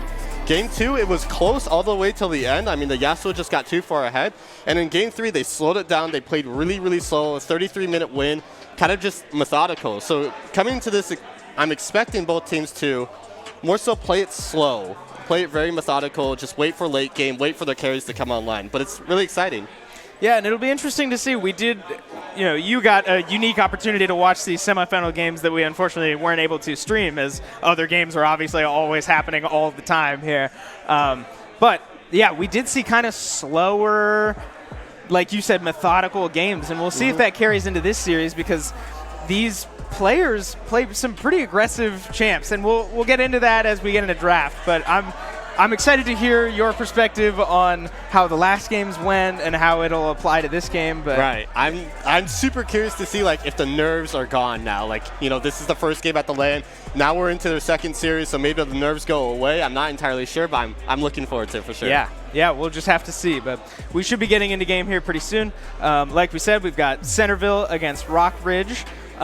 These teams have competed a whole season to get here, and this is now the finals, as Rockridge is the 1 seed coming into this, and Centerville is the 6th seed, making a bit of a run. But as you see on screen, we are well into draft. We have bans out of the way. A Tristana Akali Nunu ban coming from Rockridge, and a Mumu Camille Renekton bans. Phase 1 done. Gavin, how do you feel so far? Yeah, pretty standard so far. You just handshake the Xayah Rakan. Both teams have a high priority on both of those champions, Centerville taking the Rakan. And then they're going to follow it up with the Rakan, looking for multiple ways to get onto the Xayah. And then we see a Mordekaiser coming out from Rockridge, which is really exciting. They played this in semifinals. They played it jungle in semifinals as well. So I'm really, really curious to see if they're going to flex this top or they're going to opt to keep it jungle. It is a good matchup into the Wukong as well. Yeah, this so far has been a pretty textbook draft. I mean, like, both teams pretty much just agreeing, hey, you get your pick, we get my pick, right? We're not going to fight over this. Of course, like you said, Xayah, a very contested pick for both teams. We saw Mordekaiser very highly valued in the semis. Wukong, was there a Wukong in semis, or is that a new pick? This was picked up by Centerville in their loss, in their game 2 in the loss. They did play the Wukong jungle. It looked really good, but they couldn't take over the Yasuo. Wow. And I mean, you see a Sylas automatic, like that's just automatic textbook drafting. Once an Alistar gets locked in, you have to pick Sylas. It is a really, really good ult for the Sylas to steal. Looking at second phase drafts, I'm expecting to see an Ori or a Syndra ban coming out from Centerville. It is the best matchups into Sylas, but we'll have to see. Coming out from Rockridge, we're expecting some AD carry bans, maybe an Aphelios, an Ezreal, something along those lines. And instead they're opting to ban the Ornn, maybe to R4 top lane. Yeah, very interesting. So we can tell that just by nature of that Ornn ban, clearly Centerville is on to the fact that this is not a Mordekaiser top. Yes. Right, that should definitely be going jungle against presumably this Wukong. But yes, and your eyes did not deceive you. That was a Trundle ban, and that was Trundle for top lane. Spicy, Centerville's top laner, did play Trundle in their game 1 win with the backdoor, so obviously very aware of that. They did their research clearly. Yeah, and you did call it. We do see an Aphelios ban as the last ban for Rockridge, and Jinx is the answer to Xayah. This is not something we saw in our research. No, it is. They are playing very safe bot side. Alistar's there to prevent the Rakan from going in, and the Jinx is there to negate the Alistar from going in. So both sides are just handshaking, maybe farm till they have 3k gold, build their first item, and then look to fight. Yeah, looking like, as we said, both of these teams came out swinging in the semifinals, and this draft so far is looking like the exact opposite, right? Yes. Both of these teams very much respecting the other team. Hey, you can hang with us, we can hang with you, so we're gonna draw this game out as long as we can and turn this into a proper slog, and let the better team come out in the long run. And this is something to note that Centerville did pick Malphite on R5. They did play Malphite into Aatrox in semifinals, but the Aatrox was flexed to mid, and it seemed like Centerville really handled that super well. They were very flexible. They adapted to it really well. So I'm curious if they're going to run the Ahri against Malphite in the top lane, or they're opting to keep the Ahri Sylas lane. That is a bit of a skill matchup. It can go either way. It really depends on who hits level 3 first, and if the Sylas opts for the put 3 points in the queue in the max W strat. Yeah, that's very interesting. And by nature of the time in this draft, we can tell that the players are locked with their champs. Now, that's not to say that they couldn't lane swap in-game. No, they according to the play versus the rules, they can lane swap in-game. There's nothing saying that the Aatrox, even though the top lane player out of Rockridge is playing Aatrox, he can go mid. And in fact, we saw that happen in semis as well. But looking at the matchups, I'm really, really looking forward to the Aatrox Malphite. If the Aatrox can get ahead, Malphite can do nothing. But the second Malphite gets an item lead or anything along that lines, he's just going to take over the game. Yeah, and I'll be curious to see this jungle dynamic as well, right? We saw so much value placed on this Mordekaiser, so, like right behind Xayah. Both teams wanted Xayah pretty badly. One team had to get it, but Mordekaiser was the answer, and Rockridge got both, didn't they? Yes. So I'll be curious to see how Mordekaiser plays into a Wukong specifically, and both of these teams play pretty aggressive level 1. We do know that. But I'll be like, where do you think Mordekaiser places most of his focus if we expect this bot lane to be pretty slow? Honestly, he should just be looking at mid lane. Right now, you have the Sylas versus the Ahri. It's a very kill-heavy matchup. Sylas, if he gets a few kills, will take over the game because of an Aatrox ult and an Alistar ult to steal. So you want to try and push the Sylas down. If he can delay his first item spec to like 18 minutes, things are looking good for the Ahri. But if Sylas gets the Everfrost first, then there's a lot of kill threat there, especially with the Wukong jungle. And looking at the jungle matchup as well, the Mordekaiser Wukong. Mordekaiser hard wins the early game, but Wukong can opt into the QSS and just win late game. So I'm looking for the Mordekaiser to start invading early game, especially with the prio that his ranged mid laner is going to have. Interesting. So where do you expect him to invade specifically then? Just invade for Rockridge side, I'm expecting him to invade bot side, just to look at that blue buff, try and look for the early invade. And then honestly, Centerville might invade top side just to kind of protect their mid laner if Mordekaiser opts for a full clear or if he's 3-camp janking mid. Because that is an option with Ahri. Ahri can go charm level 2. Mordekaiser's a lot of burst at his level 3. So that is a very real option. Yeah, so I mean, I'm very excited to see, because it really sounds like this game could, like the way it was drafted was to be pretty slow, and I think we agree on that. But these are pretty aggressive strategies that we're saying we expect. And so like if these invades go even slightly wrong, this could quickly turn into a bloodbath. Yeah, and it really is like you're just poking the bear kind of subtly. You're saying, okay, we're going to do this. How are you going to react? Are you going to play it safe? Or are you going to go for the greedy play? Like, it's a lot of this give and get, Like, we're going to see with this mid lane, is the Sylas going to try and fight the Ahri early, or is he just going to respect it? Top lane, is the Aatrox going to try and punish the Malphite where Wukong can move up as well? There's a lot of options to know or to see, and it really depends on how the coaches really want them to play. Yeah. Do you expect now? Okay, I'm going to hit you with a little prediction. Do you expect much movement from the supports? Do you think supports will get in on this invade action to sort of shadow their junglers, but honestly risk abandoning their very immobile, very vulnerable bot lanes? Right. With how vulnerable the bot laners are and how hyper carry they are, both teams really, their pivot point is around their AD carry. So I don't expect the supports to move too much. The only way I could see them moving is maybe towards mid lane, but nothing past that point. Nothing past that midway mark. Interesting. Well, it'll be fun to see. We should be getting into game pretty soon. For those of you unaware, League of Legends has an inherent 3-minute delay, spectator delay for competitive integrity, so that we as observers or anybody that wants to watch this game can't see what the teams are doing, when they're doing it. So the players are actually in game and have been in game for a couple minutes. We should be able to watch fairly soon. But yeah, I mean, I'm very excited to see how this unfolds. Yeah, a little fun fact about the 3-minute timer. The reason it is that is because wards have a 3-minute timer exactly on how long they're there, and you really have to play around vision. So oftentimes the stream would give away where your vision is, and the jungle could pass through in different manners. Yeah. Well, as we continue to wait to get into game, I do want to give a quick little shout out to PlayVersus and VHSL for putting this whole thing together, and all the great work that they do across this country and specifically in the state of Virginia, and giving us this opportunity. And, shout out to Shenandoah Esports for hosting this event, I think 4 times now. Right. So, huge shout out to everybody working this event, everybody who put this together. This was all put on by students. So very, very big shout out to everybody here. But enough moping around. Let's get into game, Gavin. And right now, the first thing we see, besides the dance-off in the classic, Sylas went first strike, which is very, very greedy against an Ahri. The Ahri also went electrocute. They are both really pushing this, I'm going to get ahead early. I'm going to stomp you early. So that is something to keep in mind. We're going to see both junglers start top side, so maybe they're both going to opt for a vertical type jungle where they're going to start top to bot and look for a gank mid. I'm very, very curious. Vision-wise, there's nothing showing early invades or anything of the sort. It seems really standard to start. Yeah, and this is very interesting because we both agreed. We saw it with our own eyes. Both of these teams play very aggressive level 1, right? We thought we were going to see some invades one way, if not both ways, but neither team opting to invade. Very passive start, but we do see some early trading as the first strike will come out and electrocute to respond. And bot lane, looking at bot lane, Xayah went cleanse. If you look at the Centerville's team, there's not much to cleanse besides the Rakan. All this means is that Xayah is looking for the cleanse into the ult on the Rakan Charm late game.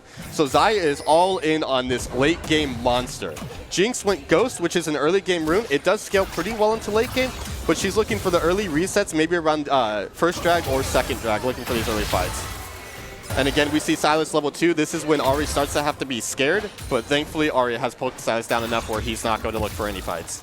Yeah, Sylas certainly not struggling in this ranged matchup early, but another thing I want to note is that all 4 solo laners brought TP. Yes. So everybody will have quite an overwhelming global presence, right? No global ultimates other than a Jinx ult, but no, Shen TPs or anything like that. But still something to look out for as, a fight could break out anywhere, and before we know it, the whole team appears where we didn't see them before. Yeah, and something interesting is that Mordekaiser is a faster clear than Wukong. Mordekaiser full cleared, including Gromp. Wukong opted to skip the Krugs, and they're at the exact same spot in the jungle pathing, which is interesting. It basically means that Wukong is going to be ahead on the HP advantage on the Mordekaiser, which means Mordekaiser has to reset before the Rift Terror, or before the Scuttle. But it looks like Centerville's bot lane opted to take the, or maybe that's just the word. I think that's just the word. Excuse me. Yeah, but I mean, getting the early vision on that Scuttle Crab might mean maybe looking to move up, right? We do see Centerville's bot lane moving up, and now Sylas looking for an engage, but he gets immediately charged as Wukong finds an angle onto Ahri, forcing a flash. They will walk out alive, but a large early play for Centerville. Yeah, if I'm Ahri, that really hurts. Sylas is going to start to take over this lane. He can exhibit so much more pressure now that the threat of the Ahri flash charm into a Mordekaiser E is gone. Ahri's just a lot. She's not nearly as safe, and it looks like Mordekaiser is looking for a gank. Sylas is zoomed, so he shouldn't really fight. Yeah, and not much spent on the side of Centerville, right? The bot Scuttle does go to Mordekaiser, but Wukong is able to take the top Scuttle right back. No sums burned for Centerville. That's a great trade for them. Yeah, and again, there's no goal difference. Now Sylas does find a flash onto Ahri. Now, without the flash, she has nowhere to go. Wukong able to find the first blood, and now, you said it, this Sylas starting to take over this lane. Yeah, and now what's going to happen is that Ahri's going to TP back mid, but immediately Sylas is going to recall TP back into lane, and then Wukong's going to look for the regain. He should clear his Raptors and go immediately back there. You know there's no vision on the top side of the mid lane jungle, so you just go right back for the gank and do it again. Wukong has flash, he has red buff. It should be another guaranteed kill if Ahri doesn't expect it. We also have Mordekaiser hovering in the area, right? On his Gromp right now will take his Wolves, and we'll see if he's able to respond. He will be in position to respond if Wukong does look for the regank like you said. Looking as we at get this a quick replay here. Is this a great Sylas flash E? Really? I mean, into the Wukong WE, Ahri could do nothing. Like, she canceled the charm, but it's too late where the Sylas E came back. He buffered it, and it was just a perfectly played fight. Yeah, really, really well done gank from the Wukong twice. But now back to this bot lane matchup. Like we said, should be pretty slow motion down here. The biggest thing to note is that Xayah is down 16 CS, which is 2 full waves. Kind of worrying when you're putting all your eggs in the Xayah basket. You have an electrocute Ahri, so she's a lot of burst, but not a lot of consistent DPS. I would expect Mordekaiser to start running bot lane once he is level 6, because Jinx can't do anything against the Mordekaiser ult. Yeah, first back coming out from the Centerville bot lane as well. It will be a Noon Quiver buy, and if Xayah is forced to back, which she could potentially have a Noon Quiver based off this CS difference, but it might be close. She might not. We'll have to see it and keep an eye on that. But we do see another gank as Aatrox forced to flash early. Now Wukong still has his flash, but no damage to come from really Malphite or Wukong at this point, as Aatrox is still fairly tanky. That was a beautiful flash from the Aatrox. If he got hit by the Malphite ult, he was just dead. Wukong did save the flash, which is huge because, again, there's this mid lane pressure. Sylas can hit the E. Wukong can flash on the Ahri. Ahri can just die, but she is level 6 now. But obviously the Sylas can just steal the Ahri ult and run her down. Yeah, let's take a quick look at this gold advantage, too, because you pointed that out. Jinx was almost 400 gold ahead on Xayah already, and that's a massive problem. Like you said, if we're committing everything we have, if you're Rockridge, if we're committing everything we have to this Xayah lane, it's wow. Silas looks for a very aggressive engage, steals the Ahri ult, dashes in and dashes right out like nothing even happened. And that's huge because Ahri ult cooldown is way longer than Silas ult. Silas doesn't care if he loses the Ahri ult. That wasn't in his kit anyways, but Ahri needs that ult to stay alive. They're going to look for Dragon here now, looking for a pick on the Mordekaiser. Yeah, and Flame Dog caught very out of position in the Pixel Bush. He could go down, not quite enough damage, and they will opt to save their Wukong flash. But Mordekaiser's almost certainly forced to recall. Ahri recalling as well with no mana, no health, no sums. Yeah, and Silas is just going to push his last wave mid, and I expect him to rotate to Dragon. Get the first Dragon, which admittedly is a Cloud Soul. Not super good. It's okay on the Silas. And apparently we saw a solo kill top lane from the Aatrox. That is disastrous for the Malphite. You do not want Aatrox to get a first kill in this lane. Wow, and I'm not sure that we'll be able to get a look at what just happened top lane, but we do just have a solo bolo, if you will, a one-on-one just solo kill from Aatrox. That is a huge deal. And he has this Iron Spike whip. Yeah, and I mean, it's just the top lane classic where no one's looking at them, but something cool happened, and we applaud them, and then we move on with our lives. Because again, the bot lane and the mid lane are the prime focus of this game. Yeah, taking a look at gold again, right? Gold advantages in every position other than support, which doesn't matter. But every lane having a gold advantage over their opponent is a huge deal for Centerville in these scaling late game comps, right? Yeah. These early advantages are a huge, huge deal. But again, it's only 700 gold, 2 longsword difference at 8 minutes. Nothing to cry home about if you're Rockridge, especially if you have that Xayah insurance. Right now, you just need to make sure that your Aatrox can start getting ahead. This Aatrox can really take over the game because how does Jinx get away from an Aatrox? If Wukong gets on top of the Aatrox, that's exactly where he wants to be, and it looks like we're going for a gank topside. Yeah, we do have a Mordekaiser gank onto Malphite, forced to use his ultimate, and he is unstoppable. And it was unstoppable. Mordekaiser did opt to ult there, but the ult got canceled by the Malphite ult. Thankfully, it didn't put the Mordekaiser ult on cooldown because that's how that works.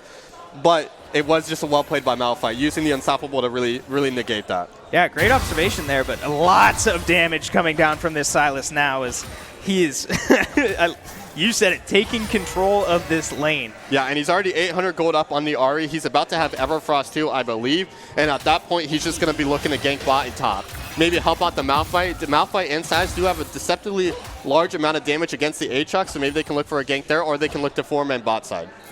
Yeah, something that I was not expecting is Silas does look for an angle, but he will be caught with his dash down, is now forced to flash the Mordekaiser. Mordekaiser misses his E, and Silas steals the ult. Now, Mordekaiser is effectively not in this fight. This is a 1v1 between Silas and Ahri. A great flash from Ahri to survive the kill, and now Silas stuck in a 1v1 with the Mordekaiser. And we're back in Brazil, baby. 2 times in a row. Ahri walks back in. She might die for it, but she will not. Mordekaiser able to finish the kill, and Ahri will be able to push this wave in. That was almost an incredible play from Silas, but not quite enough, and he will go down for it. That was a rare case of we visited Brazil twice in the span of literally 6 seconds. You know, the Silas immediately saw the Mordekaiser and said, I'm going to kill the Ahri. Unfortunately, the Ahri flashed out of the Cyrus Q, which was really well played. Great and flash. then Mordekaiser brought the Silas back into Brazil and just eventually killed him. Yes, of course. Now, something I was not expecting in this game with how late we expect this to go and how scaling oriented both of these teams should be looking is that we're 10 minutes in and the Drake has been hit for the first time right now. Yeah, that is impressive to me because of how big of an advantage Silas got on the Ahri early game, but clearly Dragon is not their objective in winning this game. It is getting this Jinx, getting this Silas, getting this Wukong ahead. Something to note is that Wukong, when Tiamat first item, he's really opting to out-CS the Mordekaiser. Mordekaiser does have the faster clear in the jungle, but with Wukong with that, he can proc it multiple times in one spell rotation and really compete in this full clear-centric junglers. Yeah, now Jinx finding herself 20 CS up and a completed Berserker's Greaves. That is tier 2 boots for a potentially very excited Jinx, but I mean, for how we have been casting this game, Rockridge is up in gold now. Yes. And like it is 2-1. And wow, we do have another, Oh, we do have a replay for this one. We do have a quick replay for this solo kill. No. This was the double Brazil one. Yes, so we see ult number 1 from Silas as he steals it from Mordekaiser and forces the Ahri into the now Silas ult. Great flash to avoid dying to this Silas, who then gets Mordekaiser ulted by the Mordekaiser. Ultimately, just great mechanical play from both sides. Silas just unfortunately not able to finish it, but we did see right before that replay a solo kill mid from Silas. Yeah, Silas clearly just got the first strike proc into the Everfrost, into the EQ, I bet, and just the 100-0 threat when you have first strike up, that 9% extra bonus true damage is absurd when you're playing into an Ahri who does not have her first item completed. Silas did have the first mythic item completed of this game, which is Everfrost, but Aatrox immediately after that does have Gore Drinker. So both the carries for both sides, mid and top respectively. Uh-oh, now Ahri looking for a team fight. Ahri does find a charm on Silas, but he will get Mordekaiser again. Now Herald drops as well, but Silas surely will not die to this Mordekaiser alone as he's able to dash out and the Herald will crash. Wukong is here to prevent any further damages, but overall, just a textbook move from Rockridge to say, hey, let's get some money back on our Ahri, make this a little more survivable. And that's a great sign if you're Rockridge that the Mordekaiser ulted the Silas and was able to win the 1v1. Neither side has grievous wounds yet, but somehow, some way, Mordekaiser was able to out-damage this honestly fed Silas, and we're looking at fight top. Yeah, we do see Wukong engage onto Aatrox, who has so much healing. He does find the return kill on to Wukong, but a one-for-one trade is perfect for Rockridge. Yeah, you love to see that if you're Aatrox. Again, this is what I preach as a coach, is that Thornmail is not the move. You have to get some sort of other grievous wounds, and it looks like Ahri is getting caught up by the Jinx. We do see the bot lane move up and look at this Ahri. She does find a charm onto Silas, but probably won't have the damage unless she decides to dash back in. Silas almost Obi on Rakan does just run her down and finish the kill. Unfortunate for Ahri, not able to get out of that situation, and ultimately a great rotate. This is a huge thing to know. Ahri does have TP. She might be forced back. I'm not sure the wave status of mid lane. She might be forced to TP back, but Silas has flash now. Ahri has no ult. So Silas just do the flash onto Ahri and just kill her immediately. Oh, and they do pressure Xayah into canceling her recall. That is very frustrating if you are this Xayah. Now we do get a look back at this crazy Aatrox healing as he does just barely. The chain, it finishes the Wukong. Yeah. A great play, but again, with that Aatrox fight, Aatrox just chooses not to auto attack the Malphite with that grievous wounds, and it does nothing. You have to get some other form of grievous wounds to really negate this Aatrox, because he can just choose to not hit Malphite. I mean, what is Malphite going to do against him? Absolutely nothing. Yeah. So it's honestly so sad to see, but the Aatrox did play really well with that flash. Q3 did so much damage onto 3 people and just healed him back to full. Yeah, so here we see gold again, right? Silas now with a canyon between him and Ahri, but Aatrox right on the other side with a massive gold difference between him and Malphite. Malphite is not the end of the world, but now we see an engage from Centerville onto this Alistar. He is able to ult and flash out. Likely no more kills to come from this, although Xayah is rotating up. Ahri forced to ult again. Now, here's what's gonna happen after this. Ahri just ulted, watch for the Silas dive. Silas has Alistar ult. I would fully expect them to commit. They're gonna crash this wave and look for the dive. They're gonna take the 2v2. You have Alistar ult. You can save the Alistar ult for the Mordekaiser ult, or you can just look for the dive. I would expect some sort of fight while you have this Alistar ult. It's only up for 40 more seconds, roughly. Yeah, and we do have Mordekaiser clearing Raptors right below, ready for the answer, and he was clearing vision as well. So Silas did see Mordekaiser right below Raptors, as you were calling that. Yeah. So that could have been a deterrent there, but we'll see. He does still have the Alistar ult. That could come at any moment now. But yeah, if I'm Silas, I take this fight full on. I just go right onto the Ahri, look at her, but no. Instead, opting to play safe. Again, this first game, they just kind of want to test the waters. They don't want to get too greedy yet. They just want to play it safe, take it calm. They are they're even, excuse me, because of the Aatrox. Speaking of Aatrox, that's fair, right? If you can't lose anything if you're not even putting yourself in a position to lose. Right, this is the final, so kind of big stakes here. Yeah, so hard to see. We would like to see a little more action, but ultimately probably a smarter decision to just stay back, read your opponent. We do see engage on the top left, though. And a Jinx ult does find the kill onto Ahri. Jinx is now excited and will get excited again from the Dragon. They won't look for an engage onto this Mordekaiser, but a great hit from Jinx. And Centerville is, they won the jackpot. They won the lottery of Dragon because it's Ocean Soul. Ocean Soul with Malphite, Wukong, and Sylas is absolutely huge if they can get it. Thankfully, they didn't get Chemtech or another useless soul. Instead, this one going to keep them healthy, going to keep them in the fight against an Aatrox who will heal equally as much. So now these late game fights got a lot more complicated if you have an Ocean Soul there. These fights are going to go for a really long time. Lethal Tempo is going to start proccing on these 80 carries. It's just going to be a bunch of healing on both sides. Yeah, and something I want to note is that this bot lane has somewhat stalled out, other than the ult snipe onto Evan in the mid lane. Xayah has relatively maintained the CS difference that has existed since the beginning of the game. We do see completed Krakens on both sides, completed Berserkers on both sides because Xayah had the Boots rune, the magical footwear. Yep. So ultimately, not that huge of a gap in this bot lane. Like, that CS lead is deceptive. Right, and if we're looking at boot completion, Sylas opted for Merc Treads, which does make sense against a Mordekaiser, an Alistar, and an Ahri. But their AD threats are kind of huge right now. Xayah is at 1 item, 1.5 with the boots, and Aatrox is almost at 2 items. You have to be worried about that if you're Sylas. I would expect Sylas to go for Azonius in the third item, as he has Ariel, so he should be safe here. He might opt for the team fight, or for the fight, actually. Yeah, we'll see if Pop is able to look for any type of very aggressive play on the Sylas, but looks like he will, again, take the safe option. Probably the right move. But I'm not sure if Centerville saw that TP. Oh, there's a fight. We have fights all over the map right now. As somebody got Mordekaiser ulted, I couldn't even tell, but Sylas is able to dash onto Ahri. Ahri misses the charm. Looking up, we have Wukong fighting Mordekaiser as they are able to finish Ahri under her own tower. Now Sylas and Malphite will look to chase this Mordekaiser, but he is ghosted and out of there. Honestly, I think Centerville kind of made way with robbery there because the Mordekaiser did have the stats from the Wukong. I think if they chose to fight the Mordekaiser there, he does have Rylai's completed. He probably wins that. But again, that was a very, very scrappy fight, and we didn't even see a bot lane, but Aatrox TP'd bot and killed the Jinx, or the Rakan, excuse me. So overall, a lot of fights everywhere, but they're all very calculated. Only 1 for 1 and then a 1 for 0 in the bot lane with that TP. Yeah, just a great trade overall. I mean, great TP play, heads-up play from Chris Orion on the Aatrox. Able to find the kill. Now he will go back bot after shoving in his wave.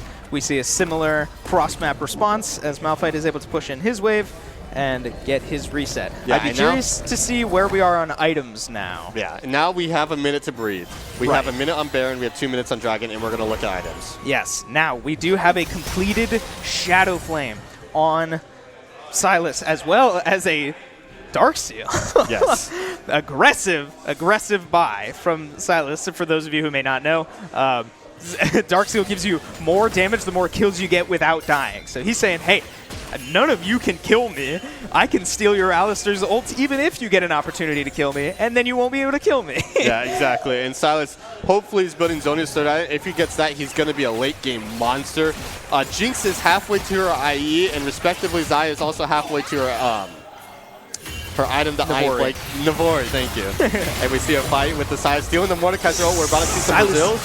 Did steal Mordekaiser's ult, and he used it there. Now Jinx does get her passive reset, but will not be able to chase as Ahri throws out a great charm to zone off the AD carry. And Baron's up in 3 seconds here. I wonder if they're going to opt for a 20-minute Baron. Jinx does do it insanely fast, but besides that, you don't have much in terms of damage.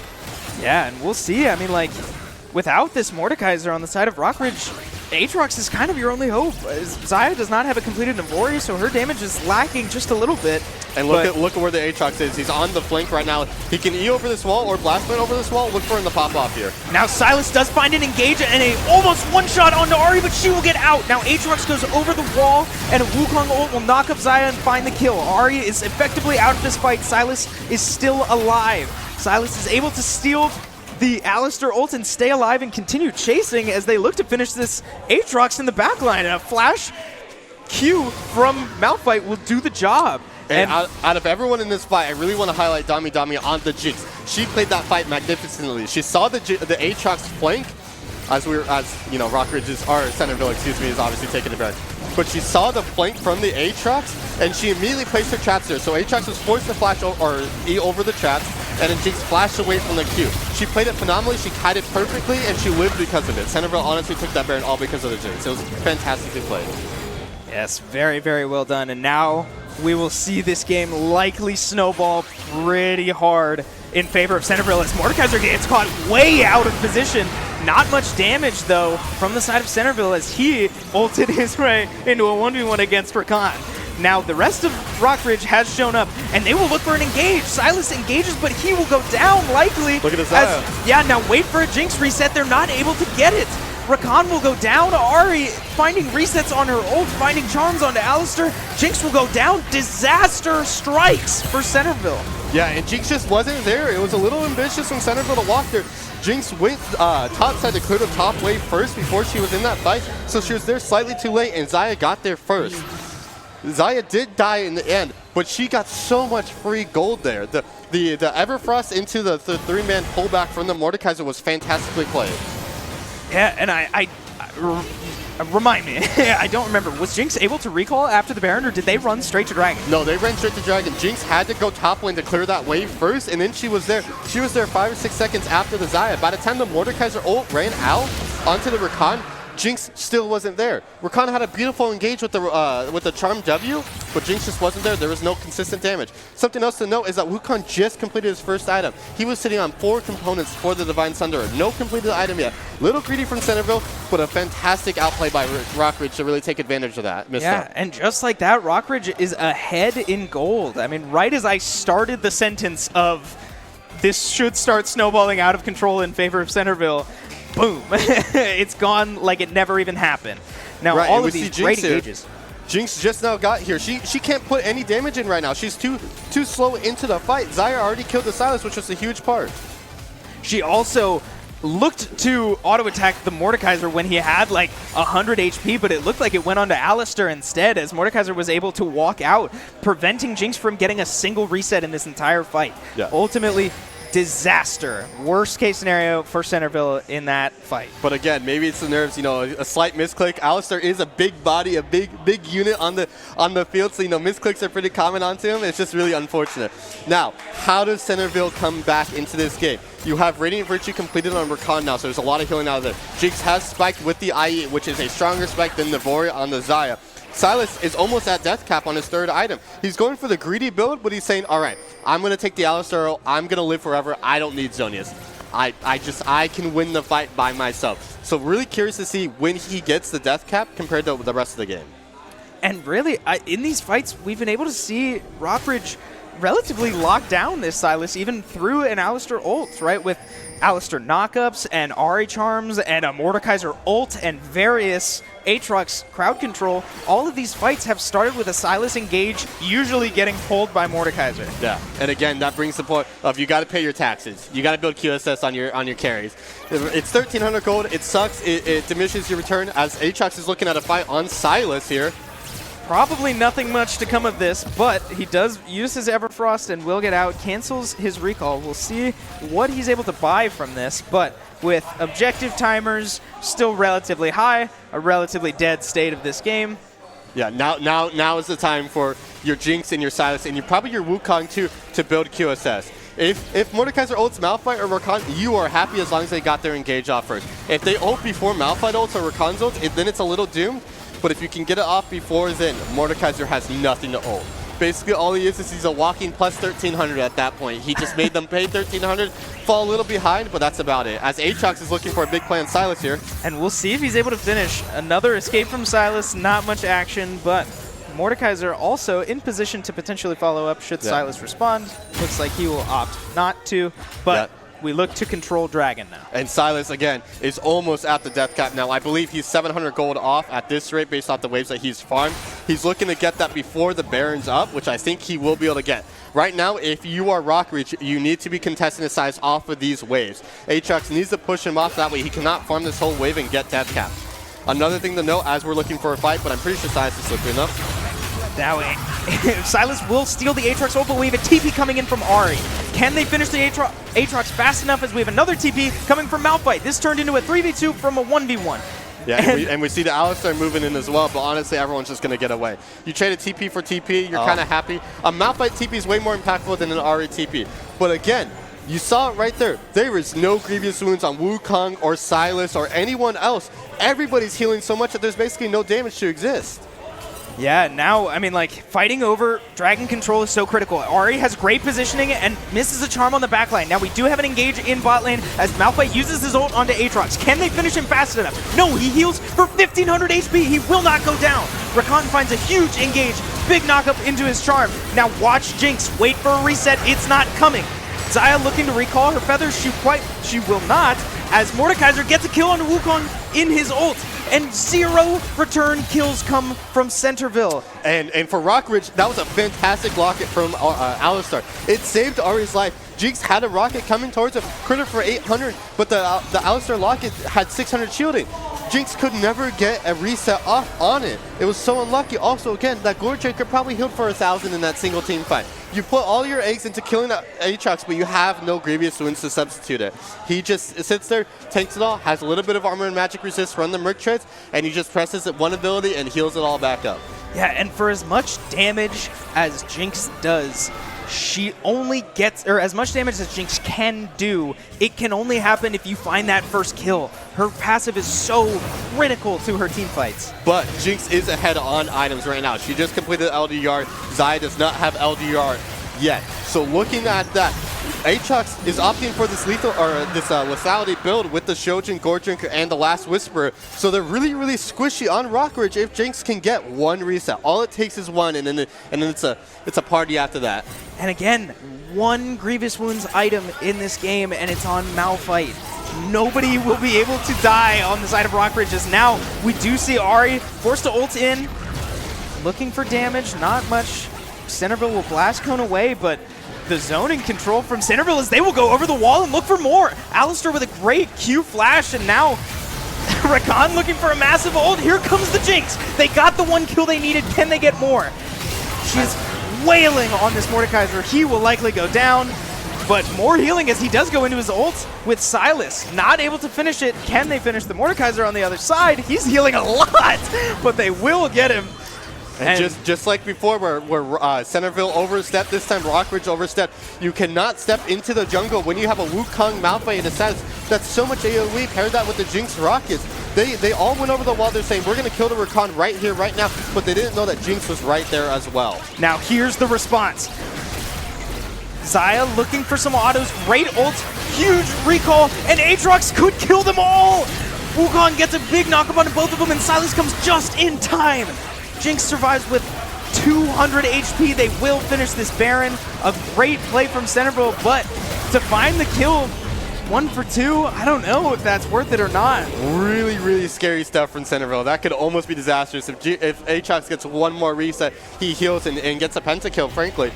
But got extremely, extremely lucky, but Centerville, very calculated. They're feeling themselves right now. They know what they need to do to win. They're putting themselves in that position. Now I'm expecting a 4-1 on the bot side of the map. The next objective up is Dragon, where you have tier 1 bot tower up. You need to get that down if you are Centerville. So you're going to rotate everybody except for Silas. They're actually opting for 5 bot. But you rotate everyone down there to push that tower down. You don't care about your tier 2 top side. They can get that for free. You're looking for that tier 1 bot side, and we'll see if Rockridge can contest it. But it looks like they're all on reset, so I think they're going to get it for free.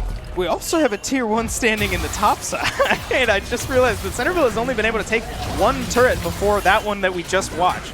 So very interesting. Again, very slow game as now Silas does find his engage onto Alistar. Steals his ult. He will likely walk away, but does take a lot of damage for it. Now Jinx is wailing on both of these tanky targets. Alistar will get locked down by the Silas. Rakan ults a whole bunch of nothing, but see if they do find a slow onto Aatrox, and here comes Jinx. The Ghost is enough to finish it. So much damage coming from Jinx now, and watch the attack speed. They find a knockup onto both players left. A TP coming from Ahri to save the base, but it probably won't do it as Jinx finds a quadra kill. Won't be able to finish it as an ult goes just past Ahri. And but we this have a will likely machine do gun it to end the game. Jinx probably has 10 attacks here right now. That's the new change on Jinx. Oh, and Sonya stops the potential pentakill. Oh no! Oh, no pentakill for Jinx, but a great play all around from Centerville, and just Rockridge getting caught separated, right? I mean, just kind of engaging that last fight one at a time as Alistair dropped at the tier 2, and then Aatrox died at the inhibitor tower, and then they're dying at the inhibitor, and then one left in the Nexus. They were not together. That was disastrous. Yeah, for the perfect playbook for Jinx. That's exactly what she wants. She wants 1, 2, 3, 4, and then 5. Thankfully, Rockridge kind of got a mental win there, not giving the pentakill to Jinx. Exactly what she wanted with that Zhonya. But man, what a game to start. That was electric. Again, a bit of a slow early game, but the Sylas got that first kill in mid lane, like we said, with the flash gone, and then he just took over from that point. He gave Jinx enough time to scale. Jinx was up early game on that bot lane, so I'm curious what's going to happen in this next game. Yeah, I'm not sure what's going to change, and we can get into it later, but yeah, I mean, we've been saying it for the whole game, right? Jinx needed to find the one. Centerville needed to find the one just to give Jinx an opportunity to dish as much damage as she possibly can. They finally get their one great, basically layup by Pop in the mid lane on Sylas. Just great play. Yeah, I mean, the Sylas was great insurance for the Jinx. Jinx was a little scared early game, like into Xayah Alistar. It's a lot of bursts that Jinx has to absorb, but thankfully they had to put all the pressure on the Sylas, trying to keep him down, and Jinx was just there on the side. She's this looming monster that, you know, hasn't come out yet, but once she comes out, it's over from there. Yeah. And boy, did she only have one big fight, but that fight was the game winner. So it only takes one. We saw the potential come from Xayah as well late in the game as we look now at this early game lead that Sylas found for himself with the help of this Wukong, right? First blood does go to Wukong, but this just meant lane domination from Sylas as he's forced to flash that play, right? And here's the double Brazil, as you called it. Probably my favorite play of the game is the double Brazil. It was honestly just extremely well played from the Arch. She should really pat herself on the back for that, because that made it where the Sylas didn't get as far ahead as he could have. He could have really taken over this game, because if he kills Ahri, he just kills them all. But no, instead, it kind of stayed on for about 30 minutes there. I think the game was about 32 minutes long. But Jinx, unfortunately, could just outscale. Yeah, and this Ahri did it, as we see at the bottom again, like this Ahri did a great job of surviving. Now, right as I say that, she does get Malphite ulted, but she did a great job just fending for herself against the Sylas, who did have an advantage, an inherent advantage from, what, level 2? Yeah. And this was where, I mean, Centerville almost totally lost it, right? Overstepping before this fight, losing 5 members and evening this game up, giving an advantage actually to Rockridge, but a great fight here, great positioning from Jinx, as you said, and I mean, just great team fights all around from both sides, right? Both teams had their moments. Again, Sylas finding these engages by almost intentionally getting hit by Mordekaiser pull to pull him into the backline, but Jinx never able to find the one until this last fight. Yeah, it only takes one for Jinx, man. Once she gets one, especially in your base, she gets 7 attack speed and she tears through everything. If that was any other AD carry, I don't think they win there just because of the lack of tower damage. But again, once you kill 4 and once you get those 3 stacks, that's 7 stacks. That's, 7 attack speed raw right there. Yeah, and I think you're absolutely right. I don't think if the AD carries were to have swapped, I don't see Xayah taking over that game as much as Jinx did at the very end, right? And we saw glimpses of hope from Xayah, as, in the Baron contest after most of Centerville had died right here. We do see a lot of Xayah damage, but again, you can't cleanse a knockup. You pointed it out at the very start of the game. That's not going to do anything for you in those types of fights with a Malphite and a Wukong just waiting for you to flash, waiting for you to come down from your ult to one-shot you. Right, and again, we see the Jinx. Look at the Jinx attack speed here. She's just wailing into everything. She's in rocket form there. She gets less attack speed on rocket form, but again, it just does not matter. You wouldn't even know. And then the mental warfare win from the Ahri. And that likely would have killed, too. That auto that was still in the air before the Zhonya's probably would have done it. So, I mean, you're right. A mental win for Rockridge. But, okay, enough about that game. What do you change? What do you change? Step 1, you don't take cleanse on Xayah. I think the cleanse, in theory, is good, but you really need Ghost. You need Ghost to run away from this Malphite and this Wukong.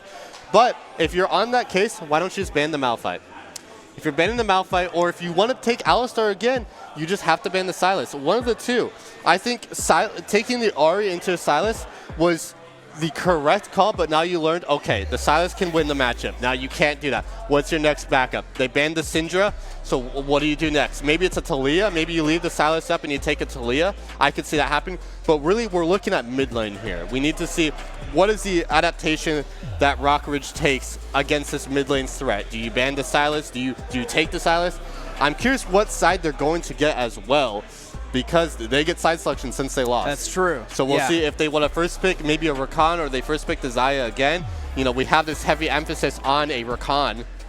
So we'll have to see. Yeah, I mean, I think we both expect Xayah to be a first pick again. Yes. And it'll be interesting if Rockridge then, picks blue side for that exact reason, or if they look to ban it. Mm-hmm. I would be shocked. I do think Rockridge will go back to blue and keep the Xayah. But we are getting into drafts, so let's get the answers ourselves. As we do have... Oh, no, Rockridge did take red side. Yeah, Centerville took... Rockridge took red side, so Centerville is just going to first pick the Rakan, and I expect Rockridge to take a Xayah here. That just seems like the most standard. You take Xayah, and maybe... Nope, Amumu's banned, so you can't even take that. You take Xayah, and then maybe you take the Silas here? I'm really, really curious. Again, now we see the coach diff come in. We see the adaptations. What do they change? Right now, everything's the same. You know, Xayah, Rakan, both very good chance in the current meta. They both feel very nice to play in competitive. Both supports and both AD carries have high emphasis on this. Are you going to take the Nautilus? If you take the Nautilus, you have to expect the Affiliates to come out here. Centerville did play the Rakan Affiliates in Game 3 of their semis, and they looked very, very comfortable on it. You can also pick the Ezreal here. Ezreal Rakan is a very safe lane. You negate this threat, instead, Taric, which is very interesting. I would 100% expect to see an instant Affiliates lock-in from Centerville. Yeah, and we did see a quick Wukong hovered there, and we'll see if that ends up being the pick. But a Taric ult is certainly worth noting if Centerville opts for a Silas here. They're hovering Azir. I doubt that's real. Yeah, you don't really traditionally blind pick Azir. Right, that would be very bold. And it's also hard to pick Silas here because you are not red side. They can answer Syndra, and you're just not going to be able to play the game. Instead, they do take the Affiliates. This is a free lane for Centerville. There is absolutely nothing that Xayah Taric can do without jungle pressure. So I would expect to see some sort of jungler that can maybe heavy gank. Maybe a Nunu comes out here, something to really push this Affiliates down. Nunu is banned. Banned by Rockridge. Okay, yeah. Jarvan is a very good answer to it. Affiliates has no way of getting out of the Jarvan ult. So really, as long as Affiliates is not sitting on white-red, Jarvan can ult him for free. And looking at second bans, banning the Akali. We got a Syndra ban, so maybe Centerville's looking at the Silas. Nope, Rockridge opts to ban it. They do not want to blind pick the Silas. Yeah, so how do you feel about this answer so far? I mean, like, to what we saw last game, you do still have Rakan knockups, you still have Wukong knockups. Instead of a Jinx, it's an Aphelios, but Aphelios can very easily still hyper-carry just as hard. And Rockridge takes the Orianna. What is the answer from Centerville? What do you have in store? Do you have an AD threat? If Centerville can play Aurelia, this is a huge Aurelia game. Granted, you have no AP because they locked in Malphite. Maybe they go Yasuo. Maybe they say, we're going to win early game. We do not care. We're just going to roll over you. Maybe that's the play. And again, we do see a Silas ban come from Rockridge, yes. And I think that's a huge deal, especially if they were leaning Orianna, right? Orianna ult, Jarvan ult, Taric ult, frankly, even Xayah ult. Like, all massive abilities. And Nico is the answer for Centerville. Orianna is not going to have a fun time if she does not have that Taric ult on her. And we see a Gwen. Snip, snip time. That is so good. Gwen is fantastic here into Malphite. Malphite is not going to be able to play the game. He is essentially out of the matchup for the first 11 minutes or 12 minutes of the game until he gets his Abyssal Mask. But right now, if you are Rockridge, your Xayah can take over the game if she has that perfect R. She has a Nico ult, a Wukong ult, a Malphite ult, a Rakan ult, and a Aphelios root to avoid. Can she do it all with the Xayah ult? That's the center of the question. But she also has a Taric ulti. If they can layer those two abilities over top of each other and keep the Orianna safe, Rockridge has a much better draft. But Centerville is saying, we're just going to run at you. I expect Centerville is really starting to feel themselves at the last win. They're going to try and start taking over the game. Yeah, banking on the panic coming from Rockridge, and we'll see if it happens. Something I would like to see and note is this top lane matchup, right? You said it, Malphite won't be able to do much until he gets his Abyssal Mask.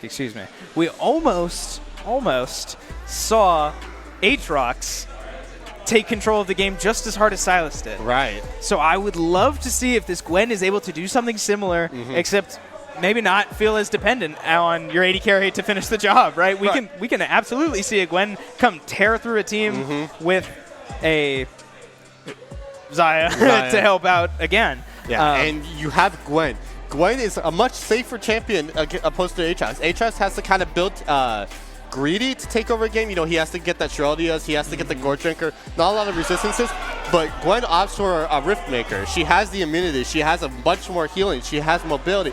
She has everything in that kit that she needs to take over the game. True damage. Yes, and true damage. A lot of true damage. A lot of Every single one of her scissor snits does true damage. Yeah. So and what do you do it against? And like everything. It's a perfect the pack. tools it's like are there. Pandora's box. Yeah, there you go. Sure. But you have to expect Centerville's jungler to put a lot of pressure on that top lane. You don't want the Gwen to take over. You put the Malphite in that situation unless they opt to transfer the Malphite mid and you run a Nico against the Gwen. I'm not too sure how that lane works. I know Nico has a tougher time in the long lane because of lack of mobility. Interesting. But looking at that mid lane, it was Nico versus someone. I'm blanking on their name.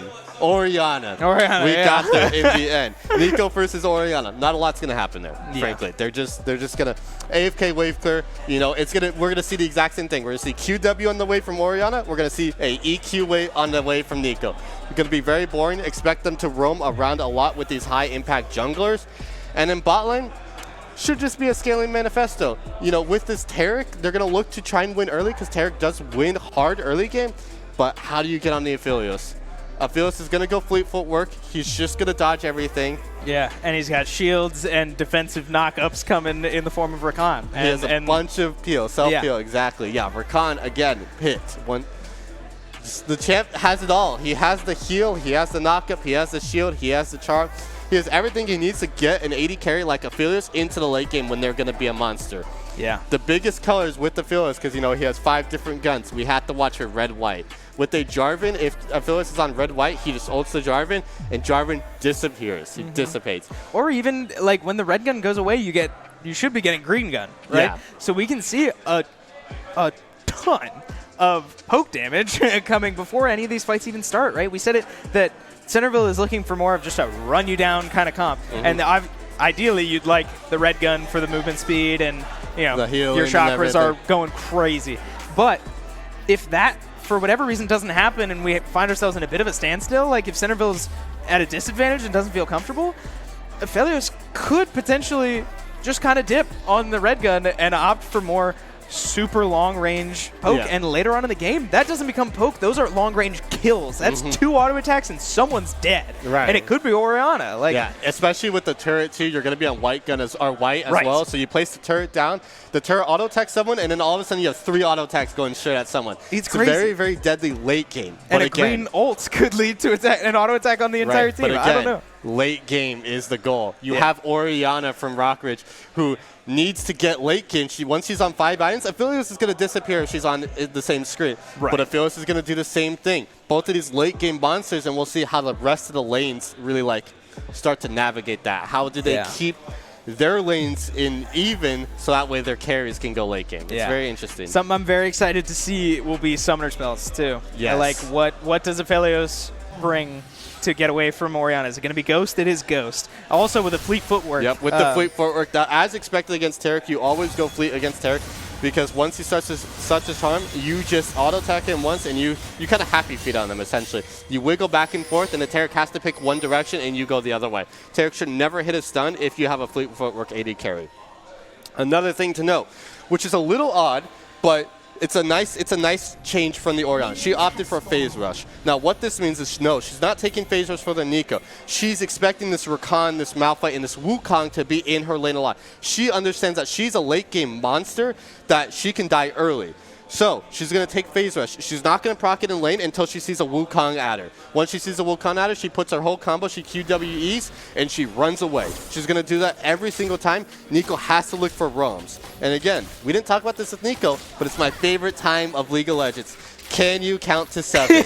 Because Nico, if you don't know, can turn into minions. And when she turns into minions, you don't know that's a champion. So you just walk into the wave with someone with the minions, and you're like, all right, you're either going to count to 7 or you're dead. So I'm really curious to see if Zaya, if this Gwen, if they essentially can count Yeah, I mean, it'll be interesting to see just ultimately keeping Rockridge on their toes, right? You got to be aware 24/7 of your minions, like their minions. Is there anything she can turn into? I guess a Aphelios turret, but like, yeah, she will likely be a minion or like a ward. But yeah, can you count to 7 is a big deal. She could turn into a Aphelios, or she can act as Wukong's clone too. She could do some goofy things right here. You know, if she steps into the lane as Wukong clone, they're going to respect the Wukong. It's like, surprise, Wukong's behind you instead. Some kind of goofy stuff. I was really hoping Nico would be with the Jarvan, because then Nico could be the Jarvan flag, and I think that one's hilarious. Whoa. I love seeing that one in game. It doesn't do anything, but boy, do I think it's funny seeing the Jarvan flag auto-attack minions. That is pretty fun. Again, you know, look at the top lane. You know, we expected this. The Gwen is going to roll over this Malphite. This is when you learn League of Legends, when you learn top lane, you learn about counter picks. The one counter pick they talk about Vayne versus Malphite, and they talk about Gwen versus Malphite. Completely unplayable for the Malphite. He just has to sit there and press R in the Orianna late game. That's all he's there for. Not a fun time for him. You know, sucks to be him, but he's just got to live through it. Now, a couple interesting things I want to point out with these items. Aphelios opting for a Cull, which I think is the right move, given Aphelios has near zero chance of dying at any point in this laning phase. Now, Jarvan did back early and get this longsword, and now we see him posturing mid against this Nico, who we will see. Jarvan does look to engage mid lane, but Wukong waiting for an engaged mid or top as well, but nothing happens mid. Yeah, able to walk just out. Doesn't have enough damage at the time. Nico can transfer into a melee minion and be tankier than her normal self, so she probably just did that and just walked away. Something interesting is that Aphelios Rakan got the first push bot lane. I'm not sure how that happened. Maybe the Rakan started Q and started pushing out the Xayah, but that is bad news for Rockridge. You do not want your Xayah to get pushed in when you're picking Xayah Taric. Taric does not scale nearly as well into the late game compared to Rakan. Rakan has the engaged potential. So you really want to see Wukong or Jarvan go bot and trying to help Rockridge's AD carry. Yeah, and you know, we had the opportunity of, lots of damage coming out from Gren. We, more specifically you, had the opportunity to go listen to one of the greatest coaches of collegiate League of Legends at an event nearby here at Shenandoah University. And that is Zoo that we were talking about. And he, rather famously, said that these games can be decided in the first couple minutes. And if we look bot lane, this is the same exact thing that happened last game, right? We do see an early push and about 10 to 15 CS lead in favor of Centerville. And Rockridge's AD carry, Metro Blocks, was never really able to recover from that. Yeah, and again, history repeats itself. You know, last game, 16 CS lead at, 5 minutes. Now we're looking at a 12 CS lead. Maybe that just means Centerville already won the game. I'm not sure. But it is like terminal problem for the Xayah. She needs to get back into this game because Aphelios backs and gets a tier 2 boost. And now Taric literally can't do anything in this lane. He is sitting there and just praying that Centerville bot lane screws up in some capacity. But I don't think it'll happen. Something else to know. Gwen went flash. I meant to say that earlier, and I forgot. I'm glad you said that. But it's more of a respect thing. You're going to flash out of the Nico. You're going to flash out of the Rakan W. And the flash out of the Malphite, of course. And we see a gank mid lane. But again, the phase rush, we see it right there. She just procs it once she sees Wukong, and she runs away. Nothing he can do there. I think that's a fantastic audible from the Orianna. Phase rush is never used into a ranged mid laner. But here, she recognizes that, hey, I'm the only lane that can die. How are they going to kill a Xayah Taric? How are they going to kill a Gwen? They're not. So Wukong has to put all of his eggs into mid lane. Yeah, great call there. But something I also would like your opinion on is Taric brought Ignite. And that confuses me a little bit because Centerville doesn't seem to have much healing outside of Aphelios. And, like, sure, that is a lot of healing. As Rakan does find a W, and Wukong has an angle to potentially do a lot of damage. Oh no, that's a Nico, excuse me. Nico finds the first blood onto Taric, and here I am not counting to 7. That was not a Wukong. Nope, it was not a Wukong. You got bamboozled, good sir. The Nico just kind of came out of nowhere. Had no idea that Orianna had no idea Nico even rotated, to be fair, because the Wukong sat mid there. Wukong sat mid and farmed the wave, and Orianna just thought that was Nico. It was honestly a great play from the Nico.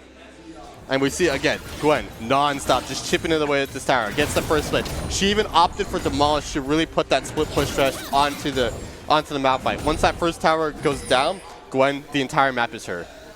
Yeah, so another thing we saw last game that we seem to be repeating is the lack of dragon threat. Neither team really seems to care that a dragon has been alive, not as long as last time, but at this rate, could stay alive for just as long. Yeah, we are 7 minutes into this game, and nobody's even really looked at the dragon. Right, and it's an Ocean Dragon too. It is objectively the weakest dragon for one stack of it. Yeah. It does basically nothing. It gives you 5% extra healing and shield power, which, if you look, not a lot from either team. I mean, like, they're all going to get their own healing in their own kits. They don't really care about that. So nobody's playing for it unless they want to play for Soul Point, which clearly neither team wants to do. All they want to do is just kill and push down turrets.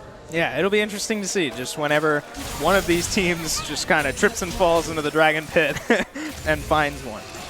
Right, Now, it'll happen when like the Orion and the Nico run bot, and it's like, all right, we killed 3 people. I guess dragon's here. Might as well take Exactly. it. It's gonna take 10 seconds to kill. Yeah. Oh, look at that. There's a dragon there. You're just walking through the neighborhood. Yeah. Anyway, so Herald just spawned. So that will be a big point of contention, right? If you put more money on this Gwen, potentially a turret, right? 5 plates on this Gwen.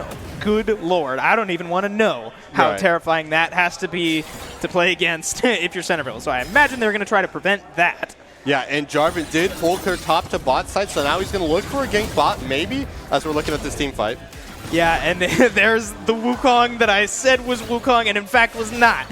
You see a sudden root come out of nowhere, and a good amount of return damage from Xayah, but ultimately, yeah, just a great play from Nico to trick everybody and find the kill. And again, Centerville's in the neighborhood, might as well take it. Would you look at that? There's a dragon there. We found a dragon. Oh my gosh. Yeah, Jarvan's off to the clear top to bot side on his 3rd clear here.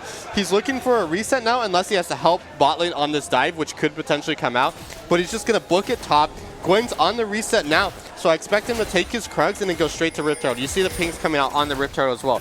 We know that Wukong's bot side. They don't know that Nico's bot side yet. Maybe they do. But now, it's all eyes are on the Rift Herald for this Gwen and this Jarvan. Yeah, and Aphelios doesn't have great guns, so I doubt we'll see much action from him, but that's to be expected. Yeah, while they take Rift, you know, you're a gun connoisseur with Aphelios. You dabble try, in it, right? I guess. What are the good gun combos? What's a bad gun combo? It really, like, the way I do it and the way I think most people do it is you get rid of your red gun first, because you start with red and green, your sniper and your healing gun. You get rid of the red one first, and then every combo after that has some form of value, right? So you go from, you start with red, green, which doesn't do a ton for you. You get rid of red. You're then with your sniper and your purple gun, which has roots. So you have a long distance CC, pretty convenient. Then after that, you get rid of your sniper and you get the flamethrower, which just, you know, blue, purple is just a good combo all around. But ideally, you don't want to keep that. Then, more importantly, you get rid of your purple gun and then your blue gun to get on to your beloved red-white. And this is where all of your damage, all of your healing, ultimately, like, peak Aphelios team fighting or fighting in any capacity comes. Then, it's important to get rid of your red gun in that situation to then have, like we talked about, green-white, right, for very long distance, very high damage. And then after that, you get rid of whatever your oldest gun is, and the game plays itself. So if you do it that way, and it looks like that's where we're going,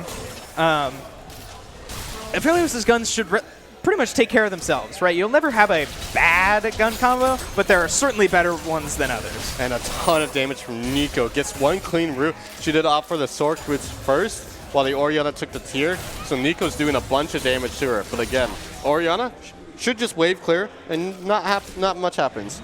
Looking at gold here, Aphelios is up 1.2k. Not what you want to see, but the Gwen is up 1k as well. So it's really Gwen against Aphelios who wins out there. When I honestly take Gwen, you know, Gwen is immune 95% of the game. How can Aphelios talk? How can Aphelios do anything against that? He wants to play the range, and we see a solo kill from Nico onto the mid lane. No idea how that happened. This, I fear, may have been a count to 7 moment. I heard an ult, I see an ult cooldown, We did not see the action mid lane there, but I imagine the only way that Nico can get into ult range against this Orianna with Phase Rush without flashing would be to turn into a minion, but we do see an engage from Rakan. Now, Xayah flashes in. Will she have the damage? No recall, and Rakan's shield is just enough to save it. Targul will come down, but the Xayah will surely die as the recall misses again. We have a TP from Gwen, and here comes Snip, Snip. Yeah. No Targul to start this dive, and no kills for Rock Ridge. Very, very aggressive play, but not able to finish it. And flashbacks of last game, right? Except it was the other way around. Not able to get the one that you're trying so hard to get, that you're committing everything for, just slipping by with less than 100 HP. Yeah, and if we have a replay here, I'd love to see it as we see Jarvan just kind of poking the Malphite, trying to get this wave back in, because if Gwen, or if Malphite can push his wave back, Gwen loses a lot of tempo. So he's just going to hold the wave at the tower here for a freeze. Looking at that last fight, though, Guardian. Support's like a joke. Guardian is the least impactful rune until it isn't. Yes. Right here, we'll see it right at the end of this fight. Yeah, keep an eye on Rakan and his health bar. This Guardian right here just saves Aphelios' life. And it's the best rune when it is, and it's terrible every other time. And man is out of time to bless Guardian. And a great movement from Rakan to dodge the recall and again prevent any kills from coming out. Just great play from Centerville all around. Yeah, and we rotate the bot lane to mid because Gwen went bot lane to get more towers. Again, the top lane tower is almost gone, so you might as well just take it with someone that's not Gwen, try and start pressuring bot side. Again, Aphelios Rakan not going to be able to do much against this Gwen. Gwen is on Rift Maker, which is a huge, huge power spike. We see Dragon coming up in 10 seconds here. It looks like Rock Ridge is kind of around, but Rakan and Aphelios are looking for something. Aphelios is on Flamethrower Graviton, so it's a big team fight potential here. And that actually, just a little thing, Aphelios used his last green Q. Oh, we do see a Nico engage on Orianna. She's going to die. Oh no, she will flash out, but effectively out of the fight now. Nico running for her life. She will go down, and that's a shutdown on Xayah. If you're going to get a shutdown, that is huge. Now Gwen just running down this Wukong. A huge route from Aphelios. That was amazing to save the team, save Wukong, and prevent any more disaster from Centerville. Yeah, that was the part of that meme where you know the Orianna was like, I'm in danger. No, you're in danger, and she just turns the fight on her. She had the fancy feet once again on the Ari last game. She had the exact same thing. Incredible fancy feet to really dodge everything, and the Nico thought she had a guaranteed kill, and Orianna barely escaped away. It was a perfect fight from Rock Ridge, exactly what you needed. Now we see the soul, which I didn't catch immediately. Trying to analyze the map. Maybe our observers can give us what the dragon is. Oh, I see it now. It's Hextech. I see the portals on the map. Yep. We have Hextech Soul, which is very, very good for both teams. Probably better for Rock Ridge because the Gwen ult does have the slow when you get the soul, and you have the Xayah feathers, you have the Orianna ball. But on Centerville, not too bad. You have a long range Aphelios, and you have a Nico. So a lot of slowing potential for both sides, which looks good. Yeah, and something that I started to point out right before that whole fight broke out, and I'd be curious if we got a replay on that. I'd love to see it. Aphelios used his last green Q on the Xayah that walked into the river bush right before all of that started, right? I think, yeah, we're going to miss it here. But he just missed a route that would have forced Xayah to use her cleanse. And now what I'm dying to see is where Xayah uses her cleanse now. Would it have majorly affected this? Probably not. It looks like she's going to cleanse that. Yep, there it is. Okay, so not a huge deal. But again, an opportunity missed for Centerville. Ultimately, not terrible. And again, a great purple ult from Aphelios to stop the entire team from moving any farther. And not at all what I was expecting. They were in the bot side dragon around that river bush. And I thought, okay, Centerville has the perfect position. Rock Ridge has to walk into this. You have Infernum ult, and it looks like Wukong might get caught out here, but should just clone away. No, caught well out of position and almost one shot. He will get slowed. No flash. Yeah, nothing really to use to get out. I mean, a great play, a great call from Rock Ridge to say, hey, what is this guy going to do? Why is he hitting this plant? He cannot be there. Right. But again, you know, we saw the Aphelios with the Infernum ult, but opted to use it for Gravitum instead, and we see a Nico just attack. A snipe from Nico, max range. That'll be a solo kill. But and we see the Gwen TP. We'll see if she can get anything, but the Centerville bot lane is quick to respond, and Nico is able to just walk right out. Right. Honestly, the Nico's styling right now, like looking incredible. That was this classic, you know, straight the root from the minion into the Orianna, which makes it at double the length, into the Proto Belt and the ult. Just honestly, the Nico classic, really, besides the pretend you're a minion and ult from there. That was the other way to do the combo. But if you're the Orianna here, maybe you get a cleanse. Or maybe you get a QSS. Maybe you opt for that to try and stay safe. You know, okay, now I'm behind. I don't have my mythic yet. I'm sitting on 5k gold. I'm 1.5k down. I need to get ahead to one-shot this because I'm the only person who can. So I'm curious how the Orianna adapts in this situation to stay alive. How she's going to constantly be able to absorb all this pressure from the Nico, from the Wukong, from the Malphite, and really be a threat in the late game, because right now it's looking hard for her to enter that point. Yeah, and as we take a quick look at gold here while it's on screen, I do want to point out again that Aphelios is up almost 2,000 gold on Xayah. So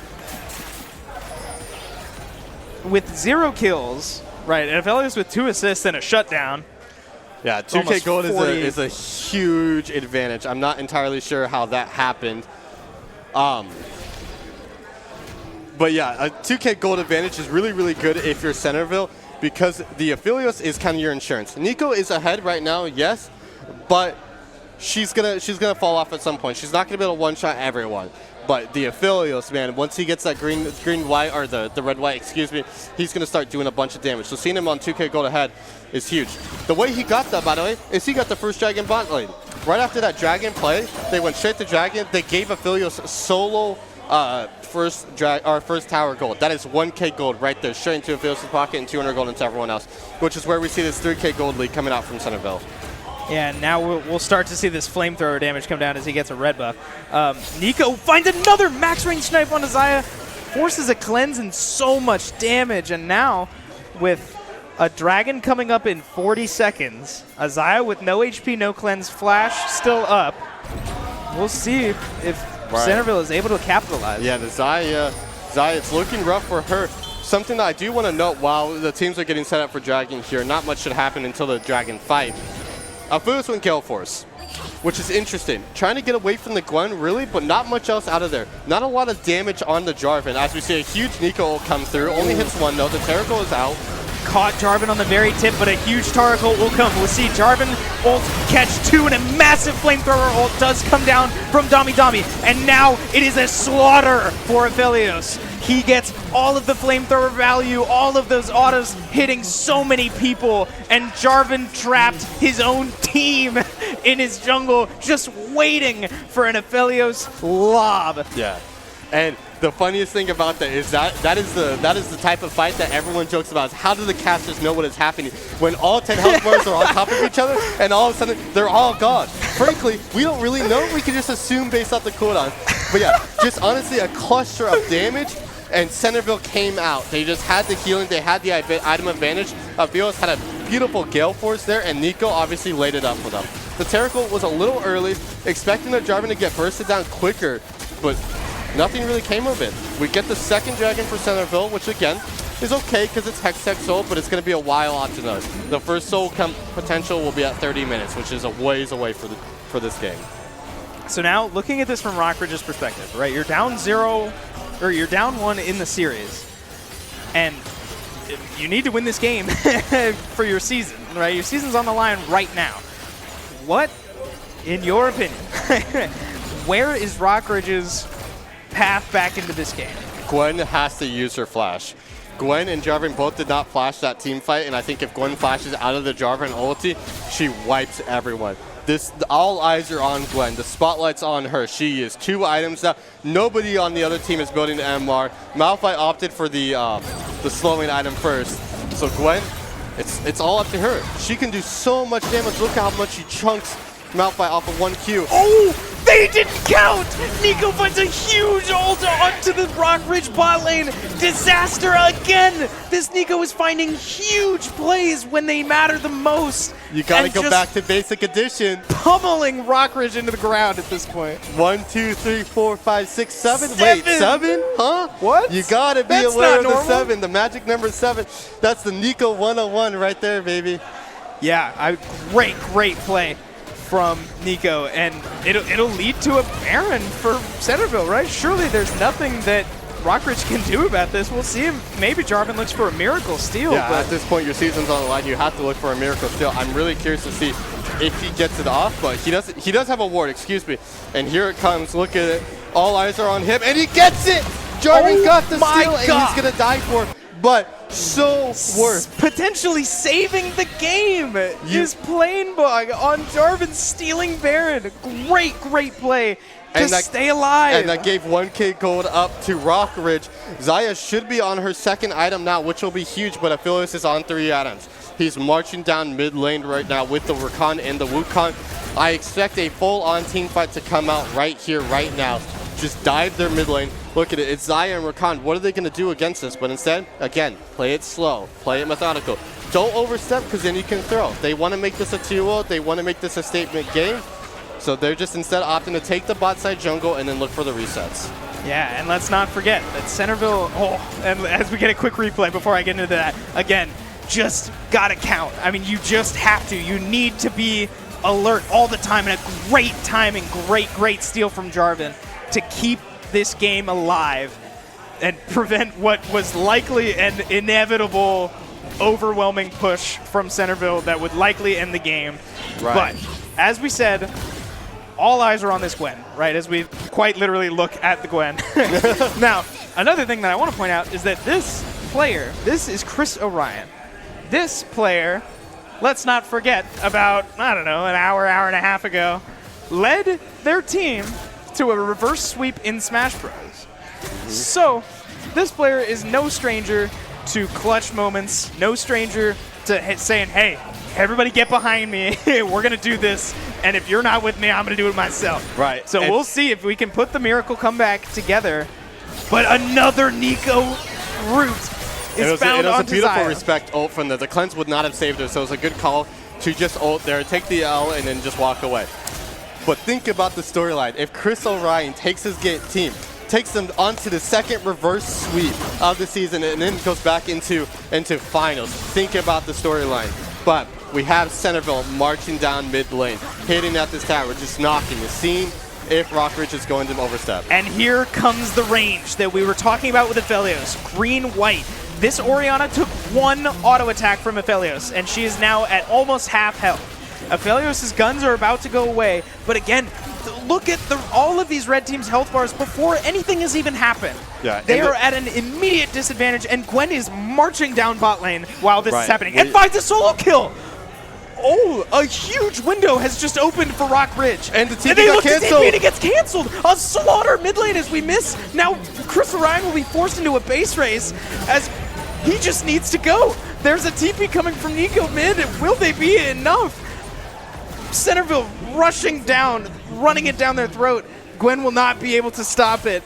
And it looks like this game will just end. Gwen cannot match the damage of 3 players. Yeah, and like that, Centerville will cement themselves as our VHSL Fall champions in League of Legends. Yeah, and we didn't mention it, but Centerville also won in the spring. The last time I casted this, they also took home the championship then. So huge congratulations to them. They did the TP. Let's see if they do it again next semester. Hey, yeah, very, very well played from both sides, right?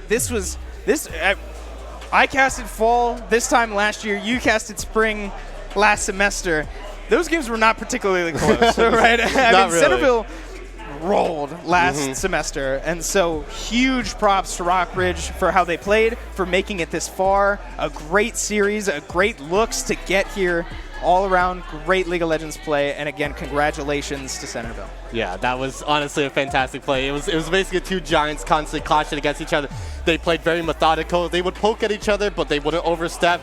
It was honestly fantastic as we look at these replays here. Yeah, we'll take a quick look back at how we got here, how Centerville managed to put this away with a lot of Nico engages, right? We called it from the beginning that Rockridge would have to be alert 100% of the time of where this Nico is, where this Nico could be, and it just wasn't enough. Yeah, we saw a great engage here from Centerville able to escape just barely and find a return kill. A heartbreaking moment for this Zaya. She can't find the kill. Yeah, again, guarding is good when it's great, but it's bad when it's not. Yeah. It's honestly crazy. This game all came down to Nico ults. Nico ults was the #1 thing. The Jarvan ult with the Orianna combo was amazing, but the Nico always got the combo out first, or you ulted the Nico in, and then she accepted that. She wanted to be in that big fight.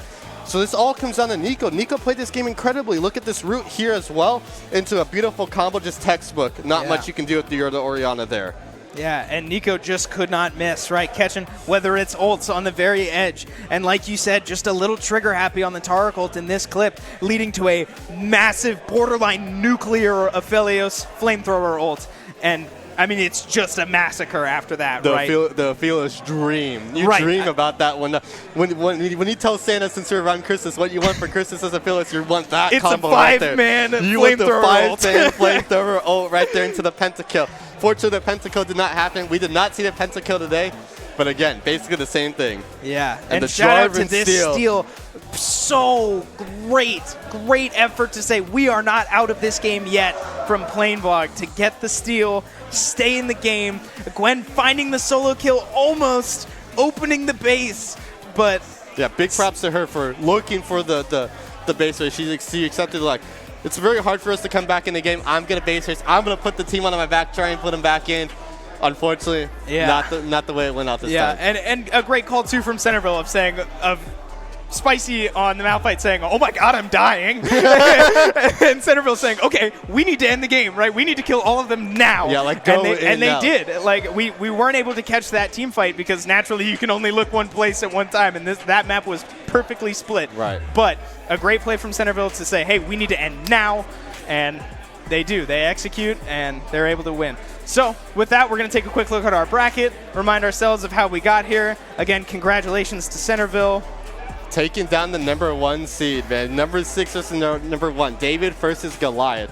Centerville made a statement out of them. They came from a hayfield, looked a little shaky there in game 2, looked very scared in game 3. They took it very slow, and then they came into this against the #1 seed, and they said, we are going to win. We do not care. We're going to play aggressive. We're going to play our style, and we're just going to style on you. And I felt like that's exactly what happened here today. Yeah, and you have to wonder, like, if the experience is starting to come into play, right? We said it that Centerville was champions last semester, and I'm not sure roster-wise if they had a lot of people leave or a lot of fresh faces, but ultimately, experience is vital, and who knows if it's nerves for Rock Ridge. I do think Centerville was the better team today. I think they showed that. I think Rock Ridge played great, but ultimately, yeah, just a great showing from Centerville to take it home. Right. And, yeah.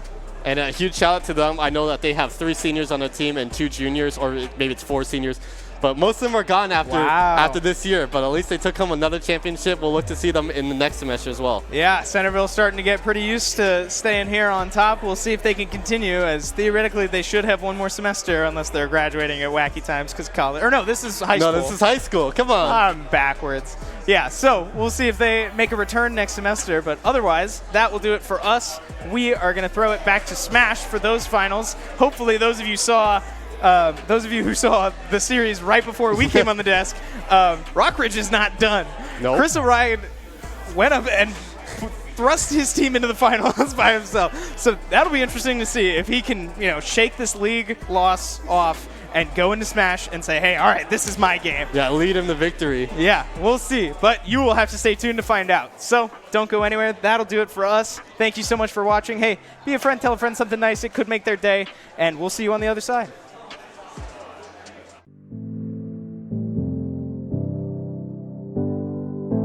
When I went to go get my program started, I did a lot of research on what companies people were using at the high school level with regards to playing esports. I found a few of them, but I found that PlayVersus not only had some of the best reviews, but had just had high praise from people in this sphere of high school esports. So naturally, while there are other people in the state, I chose to keep going with PlayVersus. So we chose to exclusively work with PlayVersus because they offer a large variety of games, and they offer a large variety of games that our students get behind. Constantly, every season, they're trying to either innovate, bring more games in. They're a small company, but they try really hard, and I obviously really appreciate that. I think play versus catalog is what sets them apart from everybody else. Everybody else can offer small things or even tournaments related to the game and title that they want to play with. And so I think that the idea that I can build an entire season around a specific title is really enticing.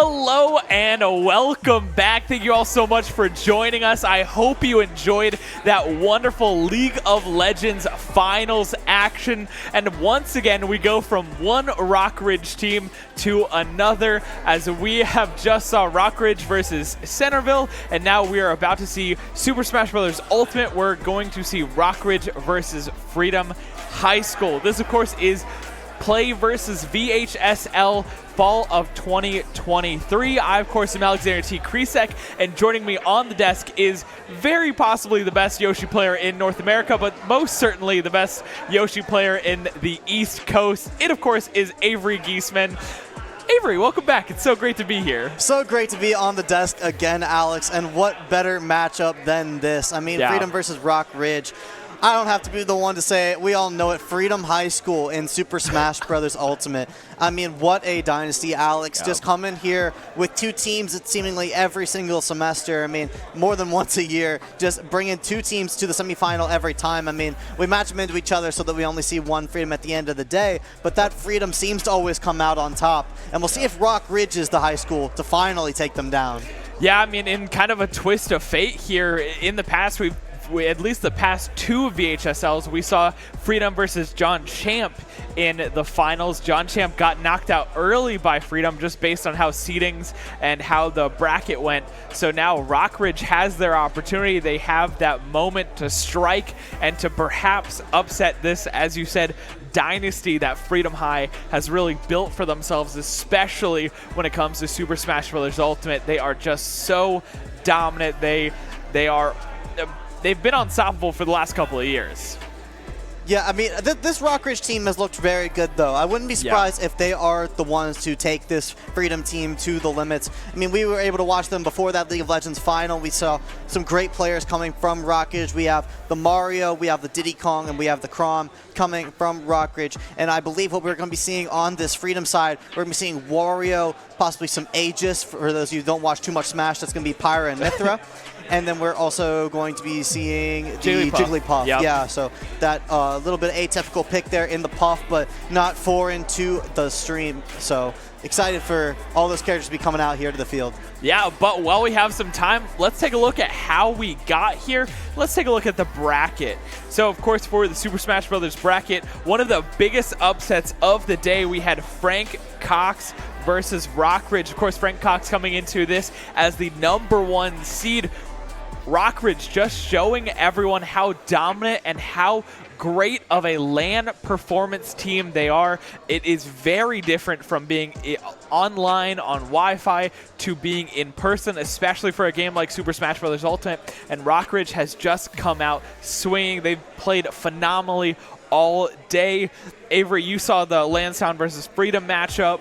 Yeah, I wouldn't be surprised to see Lansdowne in a final going forward in future VHSL championships. Lansdowne was a team I was really impressed with as far as their adaptation. So to see Freedom take it over them, I mean, that just showcases Freedom's ability to take down a really strong team, because I was really impressed with their gameplay. So, I mean, yeah, the Freedom squad always come into play, and those bottom two matchups as well. I mean, also great matchups. I know you were watching the third matchup there. Yep. But I mean, really all around, it was just a great day of matches. Really close matches, I might add. It wasn't a lot of 3-0s. It was really a lot of, like, maybe 3-0s, but like it was close, like 3-1, but really close. Those series can come down to the wire, and the score might not always reflect how close those matches really are. Yeah, but here we go, hopping right into it. Freedom versus Rockridge.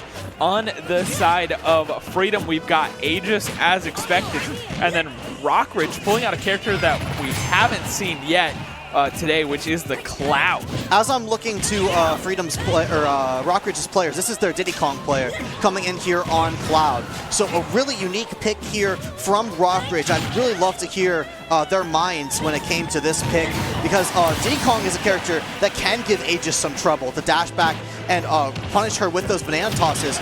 But Cloud, definitely a character that can contest Aegis in this range matchup. So I'm curious to see what the diversity is from this Diddy Kong player bringing in this Cloud, because as we've gone over before, playing multiple characters is a skill, and it's a very risky play, but it's definitely one that can pay dividends if you know how to use it. Yeah, you got to be so careful, though. The damage gets racked up so quickly with Pyramithra, especially when you're looking at those aerials, and Cloud, unfortunately, getting taken down relatively early.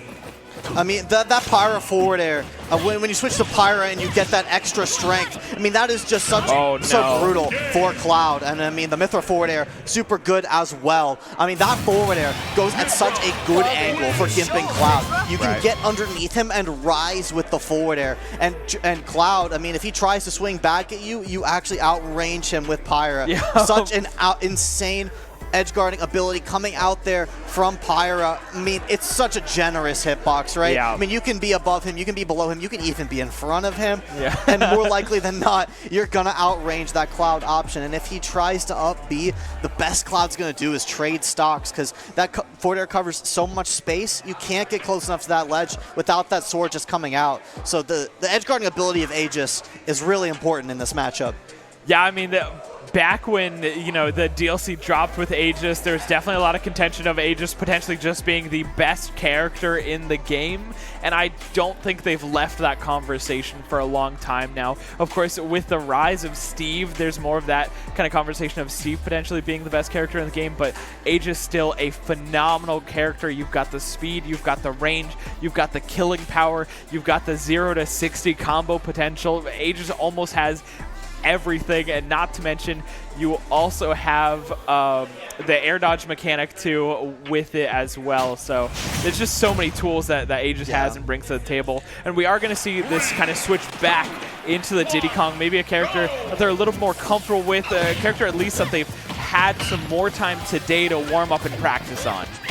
And yeah, you touched on, I mean, just that speed of Aegis, right? I mean, that's so important in a matchup like Diddy Kong, where you're trying to pressure him for pulling those bananas. If Diddy Kong pulls a bad banana in this matchup, he is going to get hit for it every single time. And we already see Mithra with the banana, and Pyra with a banana is very, very deadly. We only saw Diddy Kong at 40% there. What a forward air from Pyra there. But if Pyra can land that banana into down air, into up smash, we can see some absurd killing potential coming out from Aegis with that banana peel. Yeah, and we did see Diddy Kong doing what I really like in throwing the banana off stage to catch this more linear recovery from the Pyramithra. It didn't net anything just yet, but I like the attempt, and hopefully we'll see more of it in the future. You have to be so careful for these down air combos from Pyra, because that's just a ton of damage. And the barrels, we were talking about this before, in the semifinals, how potent and how much damage that can do if you're not ready for it. Oh, such a scary spot for Diddy Kong. That downwards aerial from Pyra is such a potent tool. That combos into her up smash, it combos into her up B, it combos into her up air, all depending on percentages. So it's up to the Pyra player to recognize what percent she lands that down air, so that she knows what follow-up she can get. But all of them can lead into some very early kills, and it makes Aegis not only a consistent character at racking up damage, but also a consistent character at killing. So it's up to this Diddy Kong player to understand when they're at those percentages where they die to down air and to play safer. Oh my gosh! Diddy Kong just barely got saved and then loses the stock to the Nair, unfortunately, but 155 for Pyramithra. Won't last long. The banana saves Mithra's life. Yeah, that banana being very, very tricky there, and catching the spot dodge with the forward smash. No foresight there. Yeah, and now we're just about even. I mean, both these characters have such a great combo potential. I'm seeing this Pyra player starting to get a little ambitious, Alex. This Diddy Kong is punishing some of these overextensions from this Aegis player. If you start getting greedy for the kill as Pyra, her kill options, although quite strong, can be linear. She has a sword character at the end of the day with no killing throws. That banana surely is going to help her get those kills. But if we can get a banana confirmed here, we are certainly within kill percent for Diddy Kong. One more banana combo and we will be there. But this is a very tricky spot. It can be hard to land. We gotta avoid that down air, and the Diddy Kong knows it. The good thing about, you know, Diddy Kong in this matchup, especially from what we saw here, is you can shield, you can kind of punish some of these more laggy options from Pyra and Mythra, and they don't really have an answer to shield because they don't have very strong grabs for some of these other characters. But if you're under Pyra Mythra, that up air just does so much. I mean, if you've watched any of the matches tonight, you know that sword characters love that falling up air. Yep. We've seen it from Rockridge's Crom player as well, and super strong on Aegis as well. That falling up air, it starts in front of her and it ends up behind her, which means by the time it hits your shield, she's already landing, and that's what makes it so safe. Even a great character like Diddy Kong with some beautiful out-of-shield options like Banana Toss out of shield, you can't punish that falling up air out of shield. So instead, Diddy Kong tries to disengage. But what happens when you disengage? You jump, you get hit by the up air anyways. And Pyra, being as strong as she is, that's going to take it off the top. Yeah. Wow. What a phenomenal set one in the series. Freedom High going up early, but this is kind of what we saw from the semifinals game when we had Green Run versus Rockridge, where Rockridge didn't win the first 2 sets and then won the last 3. So it's very possible that we could see something similar going forward. Of course, this is just set 1, so I'm already ambitious looking to game 5. But I just want to say great performance from both teams so far, but we can't cast any lots just yet. Yeah, and I really do commend the Diddy Kong player for going for this Cloud pick here. I mean, when you're coming into a final stage like this, you have to take risks, right? And you can see the Mythra there catching the jump there on that Cloud. No options to get back to the stage. I mean, the Diddy Kong was doing much better than the Cloud, but I really like the ambition to go for the Cloud. Definitely check the Aegis on their matchup experience. Make them play 2 different matchups. Make sure they know what they're doing. And this Aegis certainly does know what they're doing. The game plan as Aegis is very fluid. You don't have to stick to one game plan as Aegis. The reason that she's such a good character and that she's so popular at the top level of this game is that she can do so many different things. She doesn't have like a camping projectile, mayhaps. She might not have the best recovery in the game, but the tools she does have allows her to play in a very fluid way where she can play offensive, she can play defensive, she can play great range, but she also has deceptively great up-close buttons. And when you play a character like that, if you know matchups, it can be very hard to counterpick her. Yeah, I mean, when we talk about all-rounders, Aegis is kind of like the superstar all-rounders where Aegis just does it all, essentially. It's Swiss Army knife of Smash characters for the most part. Not like super great in one specific specialization, but just by nature of the game, having a sword already makes Aegis a little bit more viable than some of these other characters. But speaking of swords, we get 2 characters without swords. We've got Mario and Wario. Just like the classic matchup. Very unique matchup here. I mean, we've seen this Mario a few times on stream for Rockridge, and this Mario has been doing some great things. Loves those horizontal combos. And on a character like Wario, those combos are going to work very, very well. Not only is he stubby, but he's also heavy, and he falls quite well into Mario's combos. We can already see those vertical combos coming out from the Mario. Gonna get an air dodge there, and unfortunately, that down air is gonna semi-spike the Mario, and Coinfish gonna get an early lead here. Pain, but it's all right. This Mario is still in the game. Things like that, you just got to shake it off and keep it going. You can't let that get into your head or get your mental. I'm surprised this Mario player is still going off stage, though. They have to be so careful. Yeah, Wario's recovery, it's pretty good, but it is exploitable. One big part about Wario's recovery is whether or not he has the bike.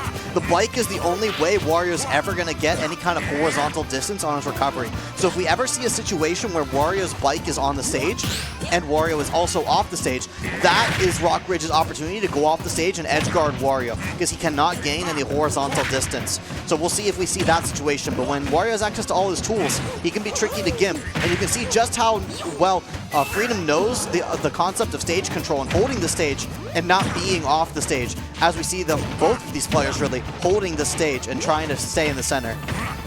Yeah, again, it's just a back and forth between these 2 characters. Again, stubby limbs from both of these characters, good combo game. It really is just that one little advantage between these neutral interactions that both these players are looking for.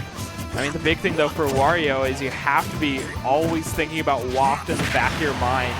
If the setup is there, it's essentially just a free stock. Oh, great coverage there from the Wario from Freedom.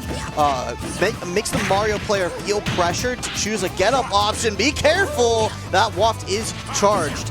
And cover that ledge with the down smash. But yeah, I got to get this off my chest before it happens, Alex. But yes, Wario does have Waft. And if you watch the previous VHSL Championship, it's actually what won Freedom. The championship was that Waft. When Wario is glowing, as you see here, after 2 minutes have passed on the clock, Wario has what's called a full Waft. And trust me that you'll know it when you see it. That Waft will kill Mario at this percentage, and you can combo into it. So that's exactly what Freedom is looking for right now. That Waft is Wario's most potent comeback mechanic. It's one of the most potent comeback mechanics in the entire game. Yeah. And really, when Wario can take that kind of early stock, we can see how he can become from a Fundy's character that, you know, plays boxing and gets a lot of honest kills to all of a sudden a very cheesy character that can take some very early stocks. Yeah, this is a situation we were talking about before. Wario does have Bike on stage, so couldn't use that horizontal recovery. Mario taking a great advantage of that and finding the kill. Bike back in action for Wario. Has to be careful here. Again, Mario still in the danger zone, not out of it just yet. The Waft still available for Wario, who is just hunting for it, looking for these falling nairs to start the combo. One of the brutal parts about playing Mario in this spot, not Wario, is that if you try to start a combo with Mario and you slightly mess up your combo, Freedom's Wario can start like mashing Waft during the combo, and you might just beat out one of Mario's moves if it's not totally true. So that has to be something that you have to watch out for, and that wasn't quite what we saw there. Freedom did catch the landing of the Mario, so a little bit different, but still same concept. If you mess up just slightly, that Waft is deadly. Yup. And again, we saw it's such a great back and forth between these two players, but that comeback mechanic from Wario is just so strong. The Mario had to play essentially perfect at that point. From the combos to how they land to their placement, they just needed to be so careful because of that ever-looming threat of the Wario Waft. And on a stage like this, right, it makes Waft ever so more terrifying, right? Like, if I'm their last stock and I'm just playing at my local, buddy's house, and we're playing some Smash, I'm running off stage forward air and with Mario, you know, catching this Wario recovery, even if he's on the bike. When I'm here at the VHSL Championships and Wario has a Waft last stock, all of a sudden, my combos have to be frame perfect. My neutral has to be perfect, and that makes the Waft ever so more scary. One of the most often ways I see Wafts land when they're not comboed into is off of a roll read. And what happens when we see roll reads? The player is scared. When you're scared of Wario, you want to roll, you want to get away, and you can get wafted for it. Yeah, I think the big thing you brought up is like nerves potentially. We talked about it when we were on the desk for semifinals, but this is the first time some of these players are here in person for the first time. This might be their first LAN for the first time. If we look at a team like Freedom, this has been the same team. At least last semester, this is the exact same team that we saw in the past. They've been here before. They've done this before. So it's a little bit harder to shake a jaded team like Freedom. Yeah, and here we're seeing the great boxing abilities of Mario. When you can get in on Wario, he doesn't have a great tool to get you off of him. And that's exactly what this Mario is looking for when he takes this Wario to Battlefield. Both of these characters loving this stage, those platforms helping them both. We already see Freedom juggling with this bike. But if he can't get this Mario off him, I really like this adaptation from Rockridge, going a bit more fast. If you can take a stock or two off of Wario before he gets that waft, before that 2-minute mark, all of a sudden, Wario becomes a lot less scary. Can't quite get the cape there, but he's going to get a re-grab. Not quite going to do it. Oh, great back air. A great DI, though, by Freedom. Will still be living. Mario has to be careful. Just eating that extra damage, Wario gets a little bit of health and also a little bit faster to the waft with that neutral B. And of course, Mario does get first stock, but at 107 right now. Has to be careful off stage, looking for those combos. And that's another thing with Mario, is understanding what Rage does to your combos, what you need to adjust for some of your combos, and of course, keeping in mind your opponents, how fast they fall, their weight. There's just a lot of things that you have to constantly be running through in the back of your mind when you're in a matchup like this. Yeah, there's a lot of things going on, and this Mario is really playing at a fast pace, both physically and mentally. You can see that the range that this Mario is operating in is very, very close. He doesn't have a sword like a Marth or a Lucina. He has to play this Wario up close, and the Wario has to play this Mario up close. So I'm really surprised that the pace of this match is as fast as it is, because sometimes you don't want to play this kind of up-close game with Wario, as his combos are very deadly. But when he has the waft like he does now, I mean, you don't have to worry about camping him out a little bit more. You can play that distance, but this Mario is just unrelenting in the pressure. Yeah, we see it like that, where Mario just standing in the center stage, holding that up smash and down smash, break it down. Mario with the dance, but survives the waft, will be able to make it back. Perhaps Wario getting a little impatient with the waft. Yeah, waft is a great tool, but it doesn't kill as early as you think it does, especially when you're in the center of the stage like that. Really, you want to be getting your wafts at the edge of the stages to really earn those early kills. When you get them in the center like that, guessing right on the DI is going to earn you survivability, and we almost saw no survivability from the Wario. That horizontal combo coming out from Mario, that is such a deadly option, especially on Wario, as we iterated earlier. I mean, these percents are actually where Wario wants to be at. When you're in those mid percents, you're in danger of those horizontal combos. Mario can no longer get those. He has to find a little bit more damage before he can find an up smash. Wario's actually in a really nice spot here. And the ledge trap won't find it. Mario able to just roll through. The down tilt into the dash attack will find the kill. 78% for Wario. It is still doable, but has to be very careful, especially with something like a rogue down smash out of nowhere. Yeah, and what Freedom may be looking for here is they may be looking to slow this match down. And I don't know if these players want to do that, but one thing they can do is slow it down, because that half waft is a thing that Wario can go for as well. If you don't want to go for the 2-minute full waft, Wario does receive half waft out 1 minute, and still a strong kill option, not quite the full waft, but still gets the job done in about 80%. So that could be something that we go for here, especially Mario, once again, those linear kill options, right? That up smash, if you can avoid that, you can really run this clock if you choose to. Yeah, I mean, that's the big question, is how long does this Wario player want to wait? How long do they think that they can survive? And sometimes you just got to wait out those options, but Wario's shield is getting smaller and smaller, especially from this pressure that the Mario is putting on him. Up smash doesn't cost, it isn't free. Has to be careful for that down air from the Wario, especially with the drag down. Mario has to watch these rolls on the platform. Yeah, I knew that he was going for waft when he went for that roll to the right side of that left platform, when he got down there instead. But missing that waft, and now Mario's feeling a lot more comfortable. Wario does have an up smash similar to Mario's he can kill with, but down tilt dash attack, that potent kill confirm from Wario, that consistent kill confirm only kills at about 120, 130, and that's not what Mario is at. So I really like Mario's position better now than Wario. That up smash will certainly do it. We're getting it back throw percents as well. Wario not having near as good of a kill throw as Mario, and these back airs just being flinged at Wario. Where are you gonna go? You don't have a mic, so what are you gonna do? Gonna finally find his way off that ledge just to eat another back air. Oh, he's still alive though. The DI is good. Wario still in this dash attack, throwing Mario off stage. Now the ledge trapping is in Wario's favor. Oh, the get up into neutral B.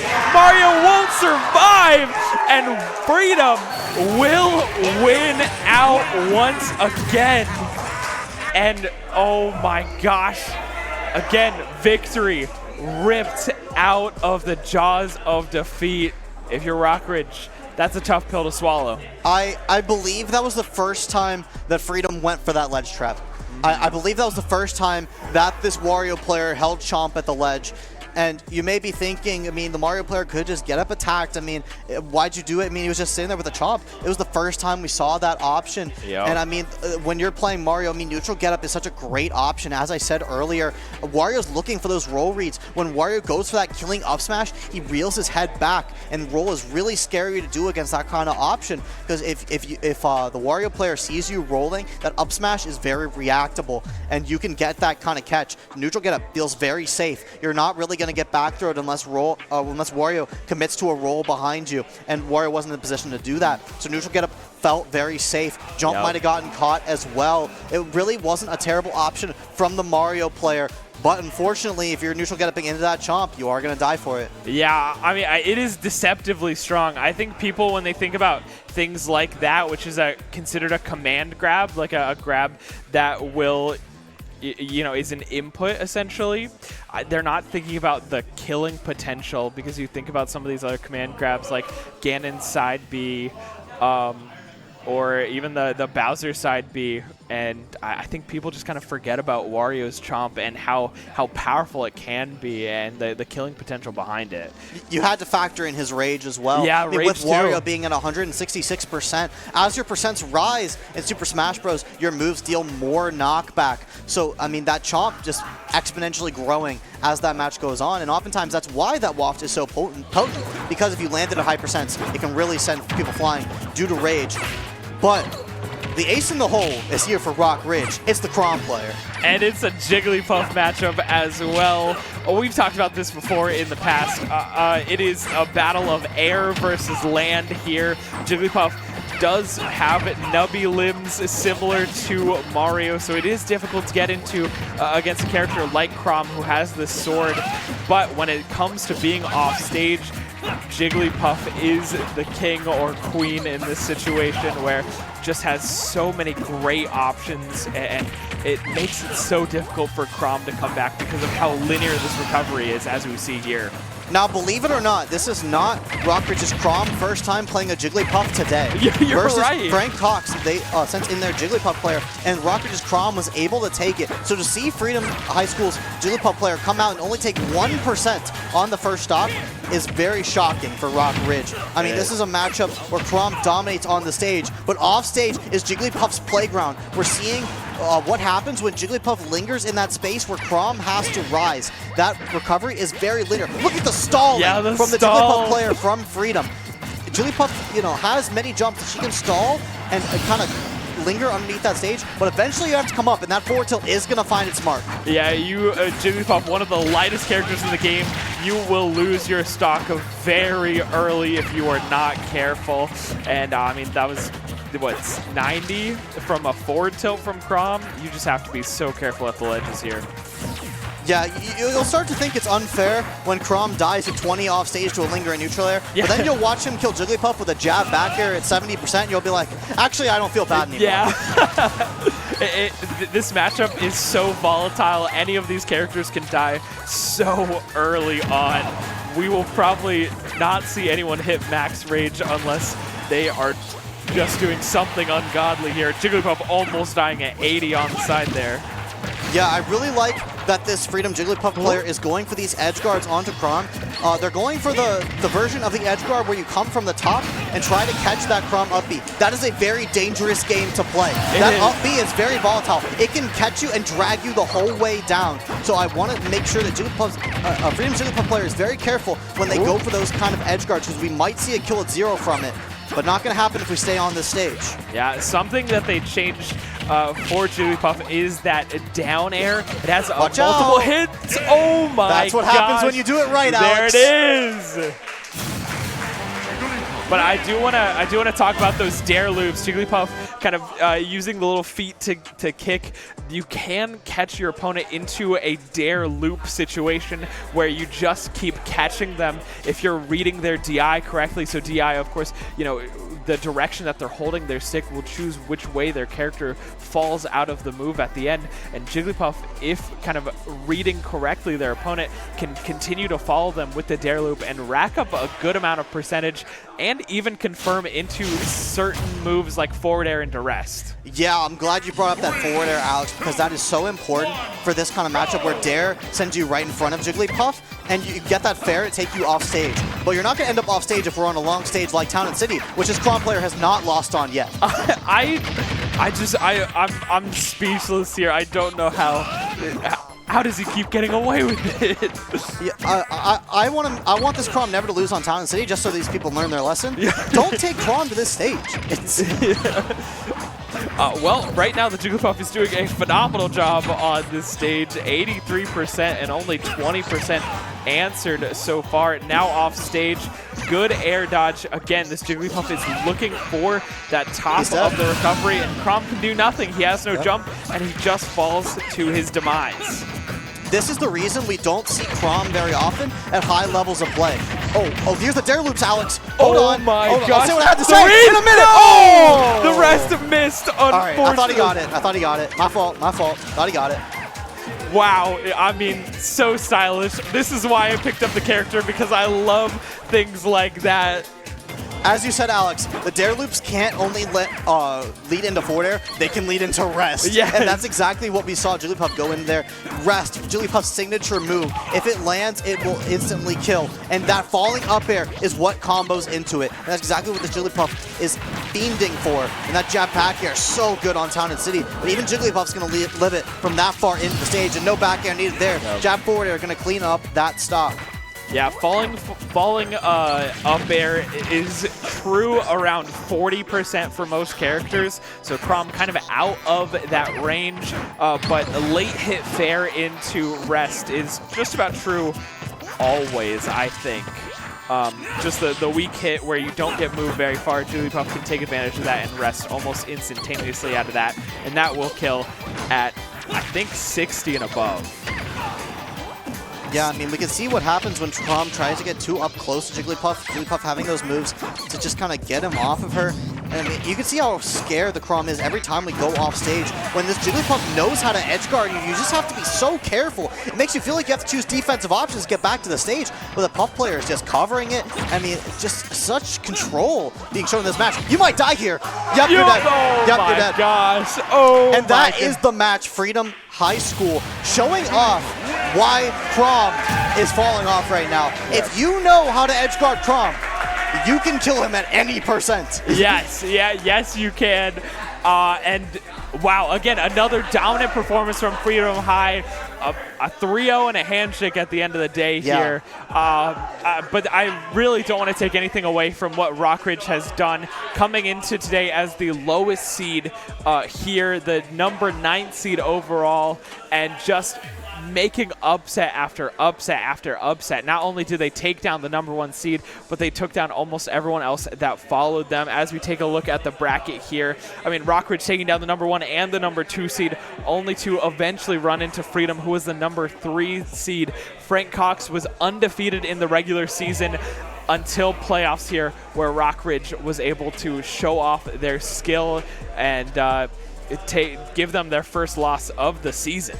I mean, Rockridge looked so good, right? I mean, not just like in that match, but really throughout this whole day, and I'm sure throughout their season, they're just showing off what they can do, both in Smash Bros. And in League of Legends. I mean, this team is so versatile. I mean, we saw the mix-up of the Cloud going in instead of the Diddy Kong, and I mean, we love that diversity, but then the Mario and the Chrom sticking to their guns, and we saw how the Chrom can really work for Jigglypuff when we watched them play versus Frank Cox. But when you have a player like Freedom here who knows how to edge guard Chrom really well, those multiple jumps, I mean, it is hard to recover.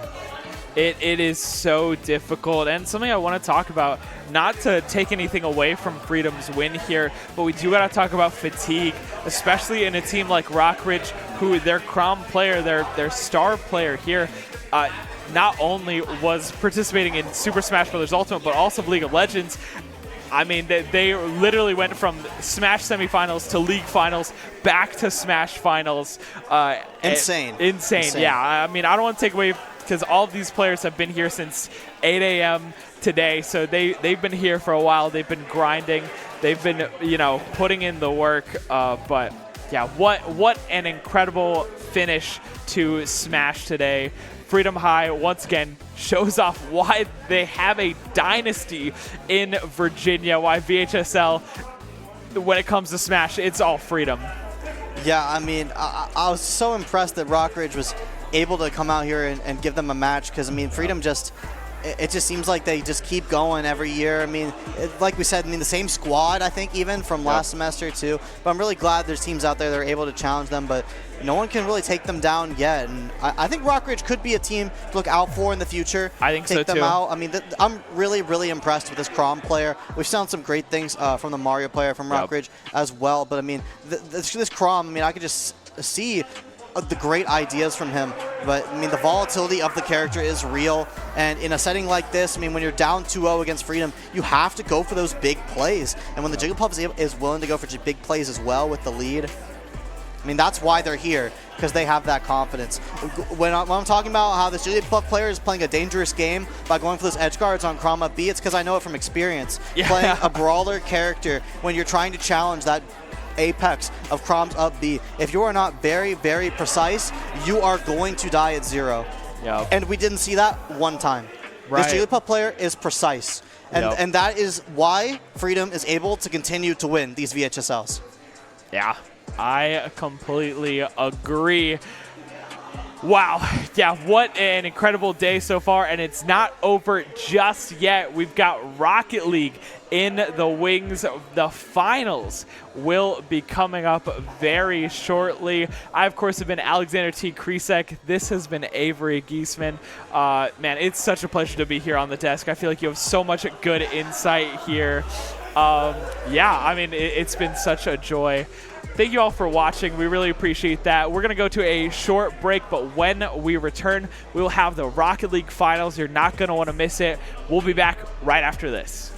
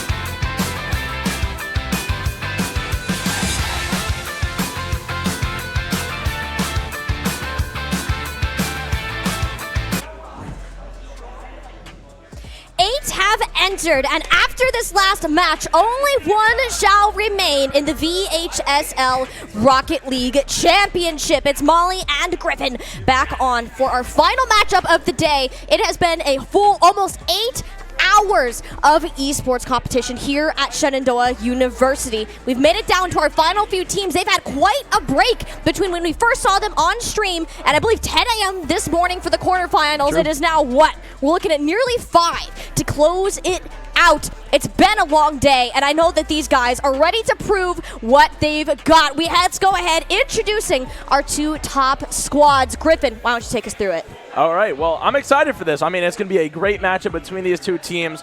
Woodson, of course, the number 16 seed coming in today versus the number 2 seed, William Byrd, for this final matchup. Like we said before, early in the stream, if you were there, thank you. Woodson knocking out the number 1 seed, definitely the team to beat for this tournament.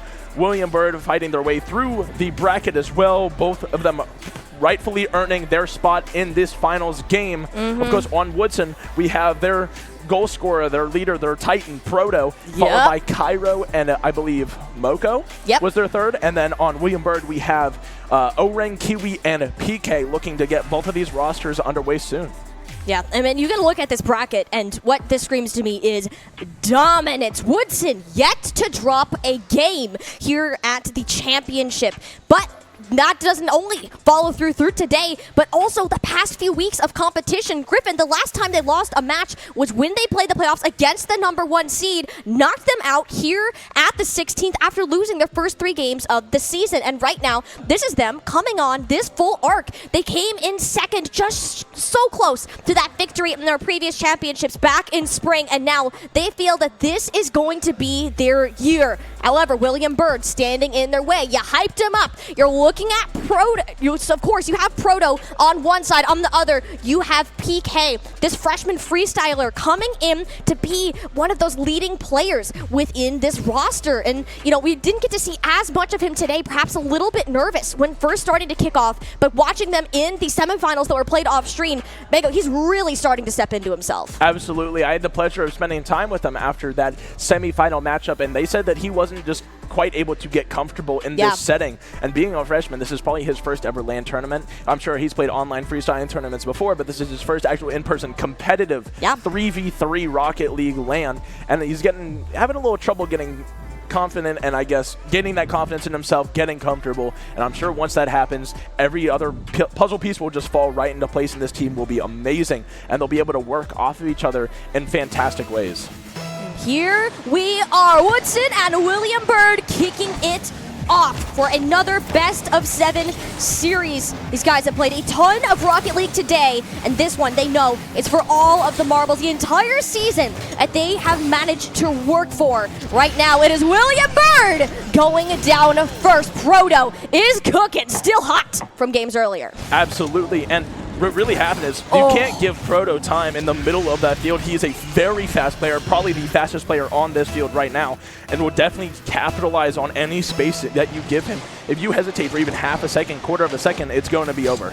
And that's the thing, right? We were talking about earlier. If Proto is allowed to control the lobby, William Byrd, they're done and out of it. They need to be keeping an eye on where this player is at all times. If you're not keeping him in check, well, it's going to be a whole difficult match for you to have to come back from. You need players like PK to come up, but it goes right on under his card. There's a second going on in, courtesy of Proto getting the ankle breaker. I mean, absolutely.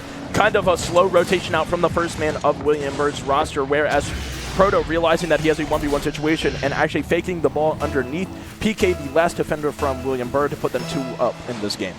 Yeah, Woodson starting out a dominant tone. They feel like that this is going to be their season. They've been shunned out of it in previous years, and now they're coming into this confidence all out.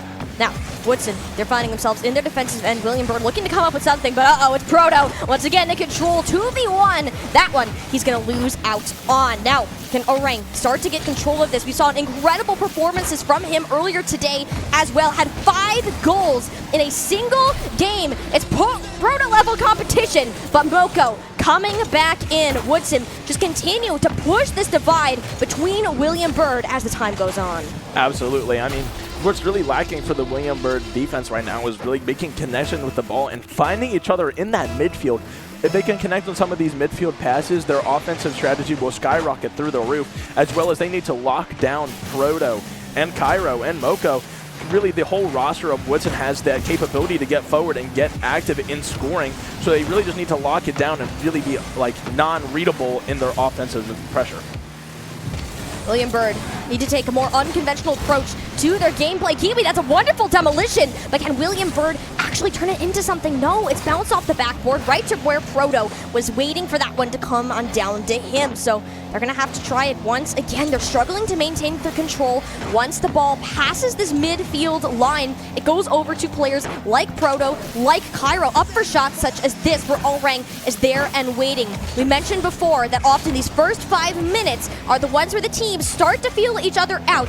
As time goes on, William Byrd has slowly started to look more cohesive. They look solid and are getting more comfortable. But with 3 minutes remaining, they have a lot to make up for. Absolutely, and that's something in common that this William Byrd team has with our Shenandoah roster, is that we have a tendency to also lose the very first game and kind of really not play the great on that first game, whereas everything else can kind of fall into place on that game 2, game 3, where, I mean, I'm sure with everything that's happening right now, they really just need to kind of figure out what they're doing as a team. Yeah, I mean, Woodson right now, this is them in their top form. This is what they've been playing for, and they're comfortable. They want to take it that entire distance. I've put up several games with 5 or more points today, and if we don't go like this, Griffin, we may very well see another one here in game number 1. And it's on William Byrd to start making that happen. PK with a wonderful save right across the goal line. Orang attempting to find some sort of space for their team to wisp it, but as soon as Proto makes himself known in the lobby, it makes it incredibly challenging for them to put anything together because their plans are thwarted as soon as they're spoken.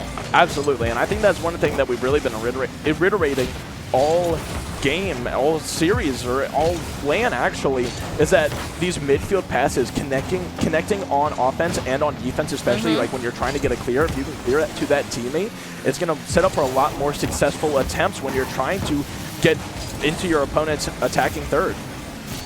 Now Woodson had another dangerous spot for them to play in. That one will go a little bit far out, but Cairo not done just yet. Has been putting the pressure on to William Byrd as time has gone on. They've been losing their confidence, and they need something such as this goal for Orang to give them a hope, something to work off of, and this is just it. I mean, Orang just sent a steamer to that top right corner, not quite able to reach it. Looking to claw this one back for William Byrd, as now they're still stuck in a 3-goal deficit, looking to bring it back in this last minute and 30 seconds. Can they get something to happen, or are they trying to just get momentum for game 2? I guess we'll see. Yeah, right now, Woodson, this is something that they had a 3-goal lead. There's only a little bit of time for William Byrd to work with. The 1 goal that they managed to get, it looks great. It gives them that little extra confidence that you need. I mean, you're going down so much. You need something to work off of, and that is exactly how to put it. But, I mean, honestly, it's game number 1 right now. Woodson continue to look dominant. Orang, even with these attempted centering passes, William Byrd, I mean, Woodson are putting themselves exactly in the play. It's like that they have that playbook before it can even come to light, and they've been struggling to keep up. It's like William Byrd are constantly a couple seconds behind here.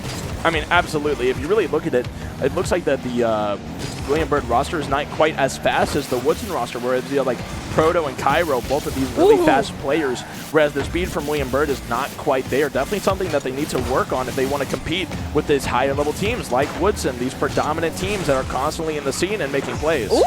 I mean, it was a very nice shot coming in once again. Orang, the well-rounded ace of William Byrd. And while that one doesn't quite amount to much, it gives them a little breathing room to play off of. Get this reset down to the defensive side as this time running down low. The comeback looking incredibly unlikely. Woodson started the series off so strong. It was just a change that wasn't going to happen here in game number 1. All William Byrd can do is keep the scoreline as close as possible. That time going to go ahead and hit 0. PK, one more chance to go ahead and pull it out. William Byrd doing a great job keeping the ball alive. Yet this one not coming to too much. Slowly it bounces down to their own defensive end. The ball shall hit Woodson, starting out with a statement for game number 1. I mean, it's happened to the entire land so far. William Byrd has been dropping that first game, whether it was to South Lace or to Lord Botetourt. They were dropping that first game, then winning that second, that third game, regaining their momentum, right? Of course, we've been saying it. Every matchup we've seen, that first game is really just a feeler game. Both teams trying to get a point for where they're at. William Byrd and Woodson never met in the regular season. They do not know each other's rosters or how they played. I'm sure, of course, they remember Proto and how capable he is mechanically, right? I mean, he's a jack among all trades, kind of a joker, if you will, but at the same time, is a real whole team aspect. Everybody's working together, and they need to see where this team is at. This Woodson roster is definitely beatable by all means. Everyone here, no team is out of anyone's reach, and I think that's one of the best things about these tournaments is that we see these fierce competitions, and we get to see which teams are able to step it up and kind of advance to that next level. Yeah. As we say, even the strongest individuals can be shut down by team play. Woodson right now, they seem to have both of those, where William Byrd are just getting their engines revving, heading in to game number 2. Scoreline reset. Will the mental reset as well? William Byrd, definitely something that they're going to need. Woodson, a tough opponent, easily the toughest within this bracket. Yet there is one that can keep them in line, try to push it toe to toe, and I mean, already they've had some wonderful saves. PK forced to play a little bit more defensive in the back. This freshman under a lot of pressure from this team to put on a performance, and so far, especially on the defense, he's been doing just that. A shot on goal on top of it, Mango. I mean, this is what William Byrd, what we need to see from them. Absolutely. What we really saw against the William Byrd and Lord Botetourt game, unfortunately, was not streamed for you guys. We got the pleasure of watching here at our wonderful esports arena. But what worked for them against Lord Botetourt was they had a lot of demos coming out. Orang and Kiwi were so keen on getting those demos as they were rotating out from being that first man, where it left PK, the active third man, kind of in that zone where he could take almost these free goal shots just because there was no defender left to save them all.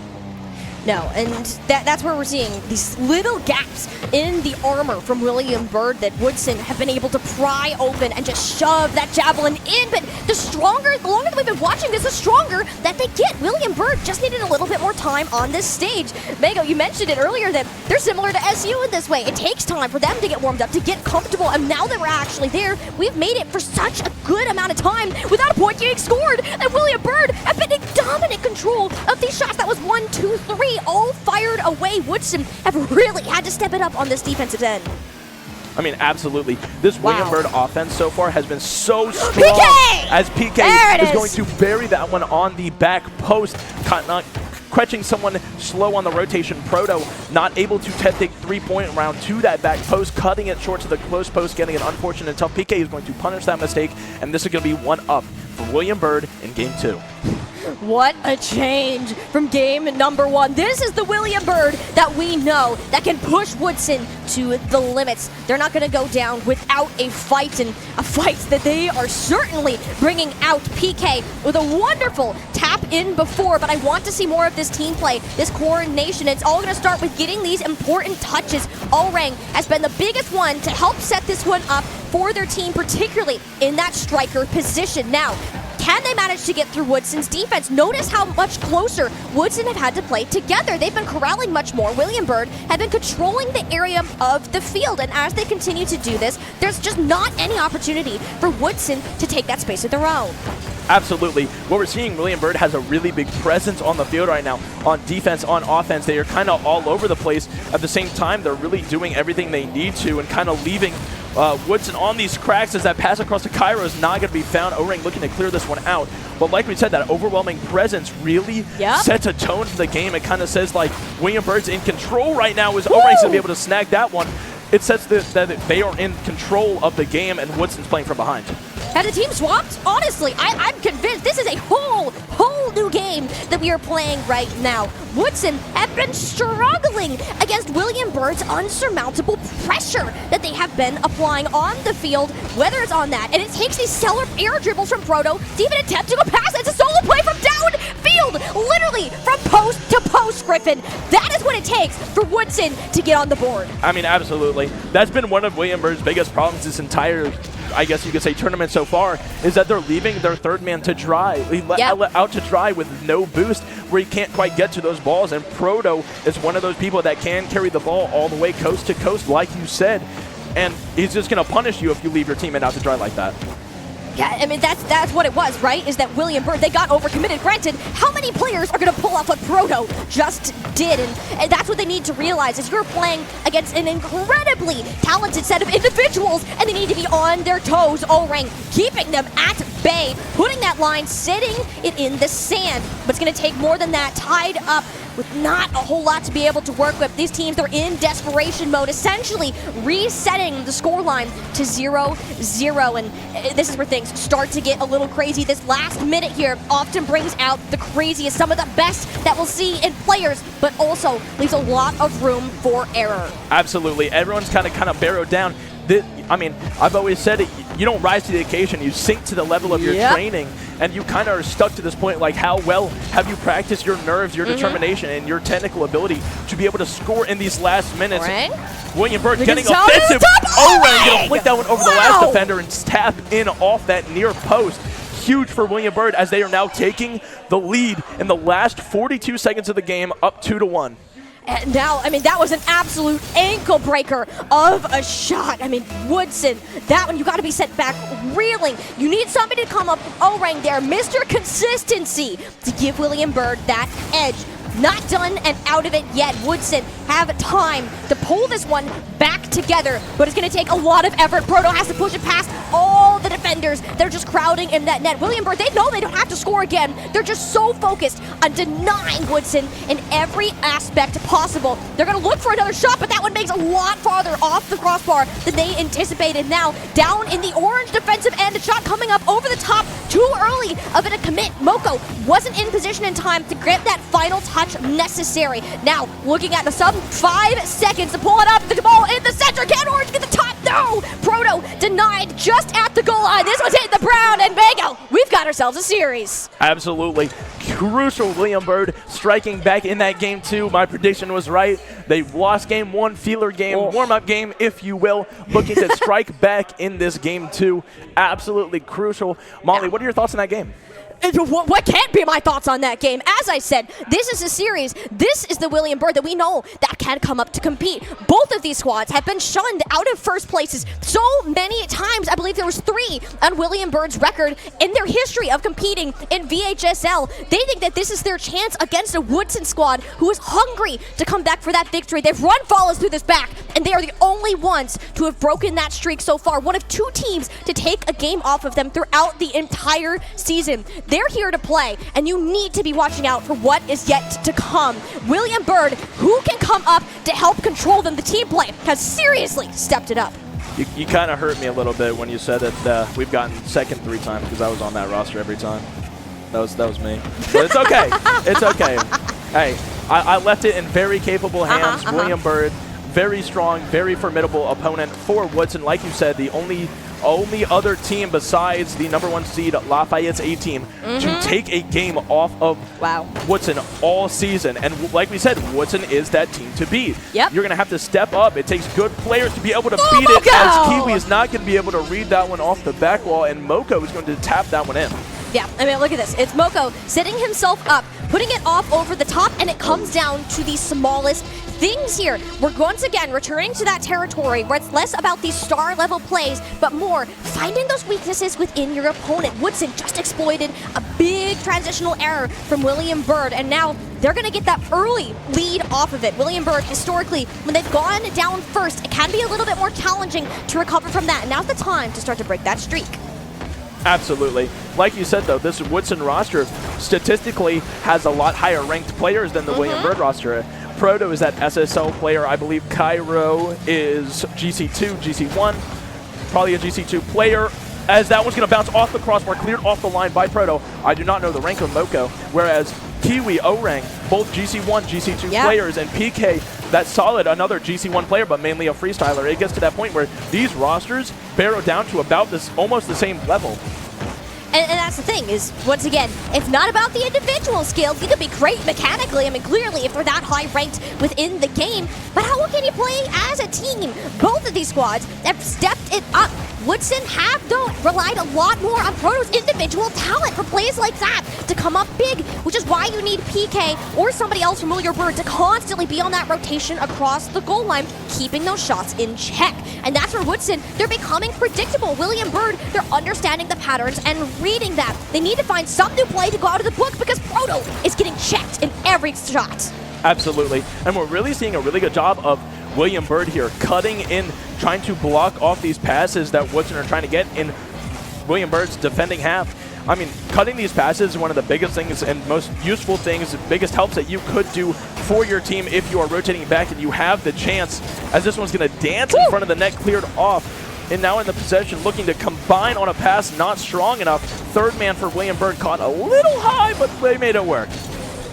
You know what? The ball's still in the air. That's enough for William Bird to be able to work with. Now, they need to get themselves a controlled clear while maintaining possession. That's been a struggle, but PK over to Kiwi. That's a shot coming up on goal. Third man flying in. While it doesn't land, it exploits the members enough, and PK had to be there for that shot. William Bird incredibly overextended. Now they have to race back. Orang narrowly grabbing a very important touch onto that ball, because Woodson, that would have been an easy second goal going on in, and they're not done yet. Continuous pressure applied towards the net. You saw Proto sitting in the wing for a potential center shot that won't be coming anytime soon. PK, yet again, on another run. The kid capable of pulling off several flip resets in a row, but can't do it all by himself. Absolutely not. And what makes Proto really such a formidable opponent on these field is he is really leading the charge to the point where he is able to perform super well offensively, and he's also fantastic at reading his opponent's moves to the point where everything that William Bird is trying to do, he's already one step ahead. No, William Bird right now on the offense, at least attempting to be. It's going to be a shot off the corner. Orang for the center shot. There it is! 10 line and bullseye straight to the middle. Griffin, once again, these teams are finding their marks in these final parts of the game. We're resetting that scoreline, and Woodson have to do all of their hard work once again. Right, absolutely. Crucial goal by William Bird in the last minute and a half of this game, tying it up as Proto's going to look to fire back and just missed off the post, as now the ball is dangling above William Bird's net. PK going to look to take control of this one, get it out, but they can't quite reach it. Orang in a tight spot, going to look to pinch it out, but can't get to it cleanly, I guess you could say. But now in an awkward situation. Yeah, 60 seconds about to hit. Desperation time for both of these rosters. The potential for an overtime is always there, but so much can happen within this little section that we still have left in our regulation period. Now, it's going to be on to Moko to set somebody up. It already has to go out to Proto. Moko couldn't get that reset. And once again, Woodson losing that battle in the midfield. William Bird consistently drawing the line in the sand, quite literally, to keep this one alive on the offense. The more that they do that, the less Woodson actually have to work with, and they have to deal with these booming shots from PK. In fact, those are the only time that they're managing to break through is when somebody from William Bird just hits that ball with too much force to be able to control. Orang down. One of the last opportunities you're going to see in this game. Knocked over. Cairo now into the center. It's Proto to bury it for Woodson in the final hour. In my personal opinion, and as a Rocket League player myself, I purely believe that whoever can control the middle of this field the best, whether it's cutting passes or passing themselves, is going to win this game. Both sides are offensively capable and definitely defensively capable, to the point where it barrels down to the midfield. Whoever has more space in the midfield is going to win. So you want to control the midfield for yourself, whether it's passing off or just looking to do whatever, as they were going to try to get this one. Proto going to slam it down. Woodson securing game 2, going to 2-1 up in the series. Yeah, going back and forth, Woodson had to fight hard for that last point. We've said it before, I'm going to say it again. These teams are so close in their skill with each other, in the way that they play, that it comes down to the smallest errors for these points actually to come in and be scored. Woodson found one more than their opponents did, and now William Bird down 2-1. We still have at least 2 more games to be played. Plenty of more Rocket League to see, but if you're looking at a team such as William Bird, what really is something that you want to see them improve on to help some of these errors from happening, prevent them from happening again?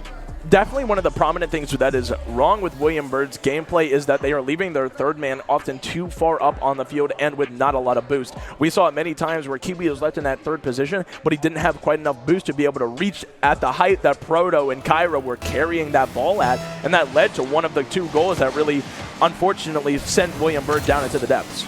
Yeah, and now that's kind of the thing, right, is Woodson have been playing at a higher pace. Proto specifically is one of the fastest players in this game and will continue to do so. And it's on to William Byrd to match that, or at least be there enough to prevent him from absolutely running away with this series, but might be too little too soon. Woodson once again making that first mark. It's definitely not helping William Byrd that Woodson is getting these such early goals because Noah's pressuring the ball in the defensive third to the point where William Byrd is playing from behind for probably 4/5 of the game, and it's really difficult trying to play from the back as they are going to try to get a kickoff goal, and that one's going to scrape There it is. Yeah, I mean, eventually those ones are going to go in. There's not much that you really can do. Sometimes the pinch doesn't go your way, but for Woodson, you take those any day of the week. That's Cairo claiming that final blow there. And I think the big thing to kind of look at, too, is one of the difference we're seeing is Woodson. They're incredibly consistent when it comes to setting up these plays, right? Usually, it's going to be either Moko or Cairo putting the ball in a place over the net where Proto just kind of hangs out in the midfield, sees the opportunity, and just books it straight towards the net. And that's what's giving them a lot of this opportunity. William Byrd do the same, just not quite at the same pace, and it's coming back to bite them here, especially being down 2-0 early. Absolutely. One thing that this William Byrd roster might need to really focus on is playing faster but not rushing themselves, as well as getting confidence in themselves. PK is able to hit some of these amazing shots, but with a really strong team like Woodson, the defense is just too impeccable to the point where it probably will not happen every single time he goes up for it. But try again, because eventually all good things must come to an end, as Woodson is not going to be able to get their third goal here, as William Byrd's defense looks to be tightening up and getting in a little bit of better shape.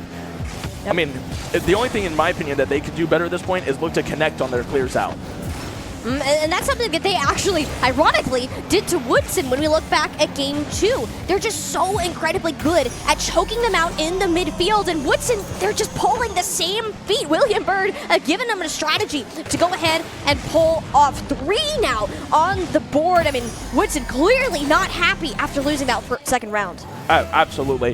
They were like, how dare you take a game off us? We're stepping it up 3-0. Still plenty of time left on the clock. Anything is possible.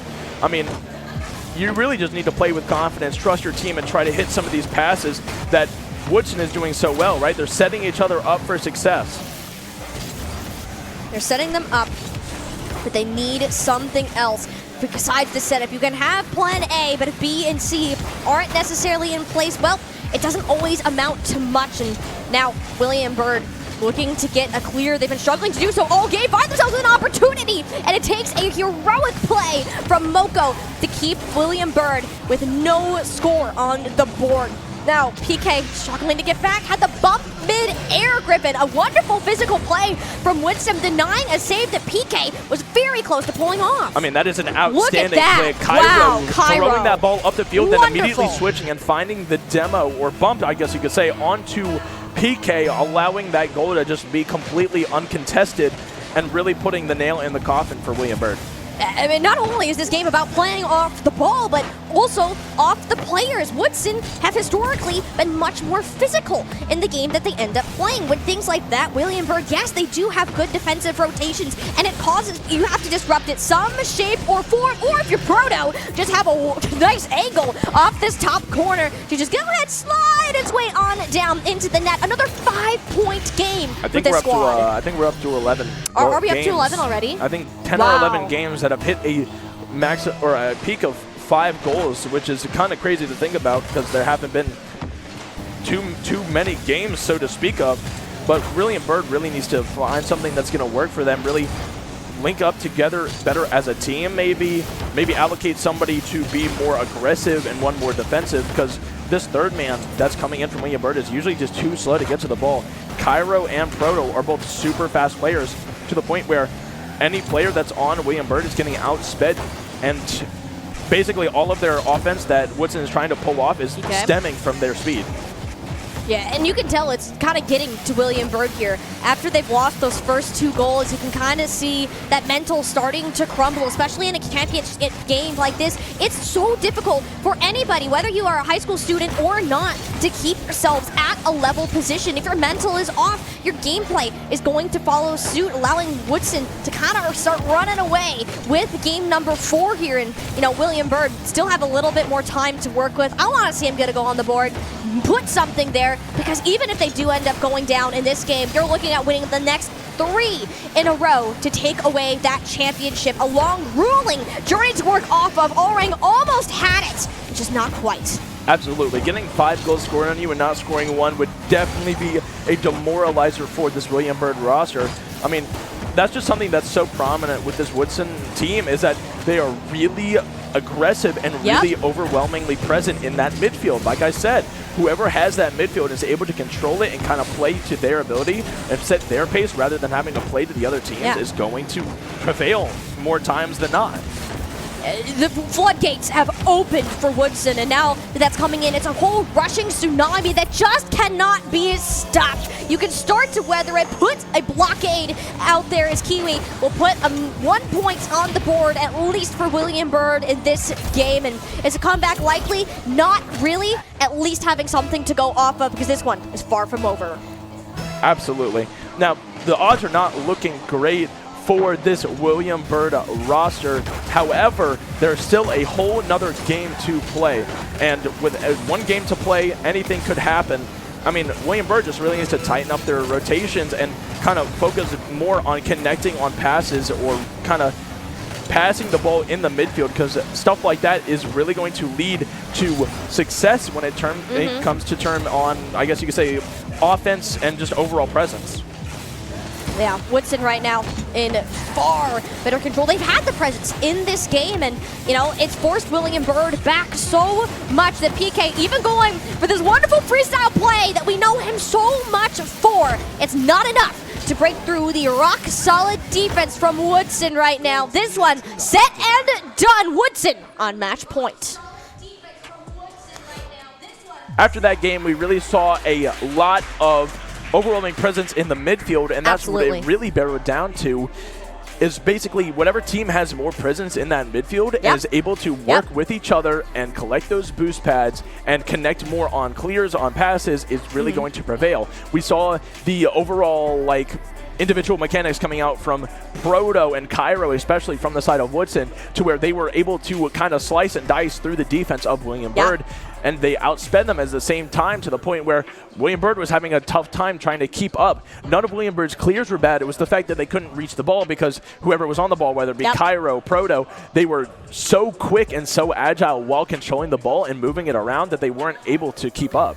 As close as these teams are, we're seeing very polarizing results, right? When we see William Byrd in control, they have possession 75, 80% of the time, right? But on the flip side, you're also getting, aside from Woodson, that is putting up 5+ points in a game. And, that momentum has to be stopped. Anytime William Byrd go down early here, it's done. They start to slip away, and that can't happen, right? You're on your last leg. Woodson just 1 game away from claiming that championship title, and that first point was on the break. Proto didn't have any teammates close enough to get that excellent dribble converted to a point, and William Byrd breathing a sigh of relief, because that could have been terrible. I mean, Proto is really showing why he is the person to beat at this tournament. He is making himself known so well, with so much overwhelming personal skill and personal presence, to the point where everything he does, William Byrd has to be very careful, right? He has the ability to score and carry the ball from almost any point of the field. You can't give him any time, any room, any boost. And something that Woodson is doing is really letting Proto have free reign and do whatever it is he wants to do, and then basically playing around him and playing off of him. As you said, Woodson, they're centered around Proto. It's the main star. Cairo and Moko are like the supporting actors here, but can you really even call them supporting when they should take credit for a lot of what Proto here is actually able to accomplish? William Byrd, they're a more well-rounded roster. They don't have the same reliance on one player, which comes with both its advantages and disadvantages. One of the things we do like to see, though, is that they're keeping this contested. You mentioned before we went into this game, the midfield control. There hasn't been one team that has been dominating that so far. And what that can tell us is this can go either direction. William Byrd have been holding on incredibly well despite some amazing shots that Woodson have been able to output.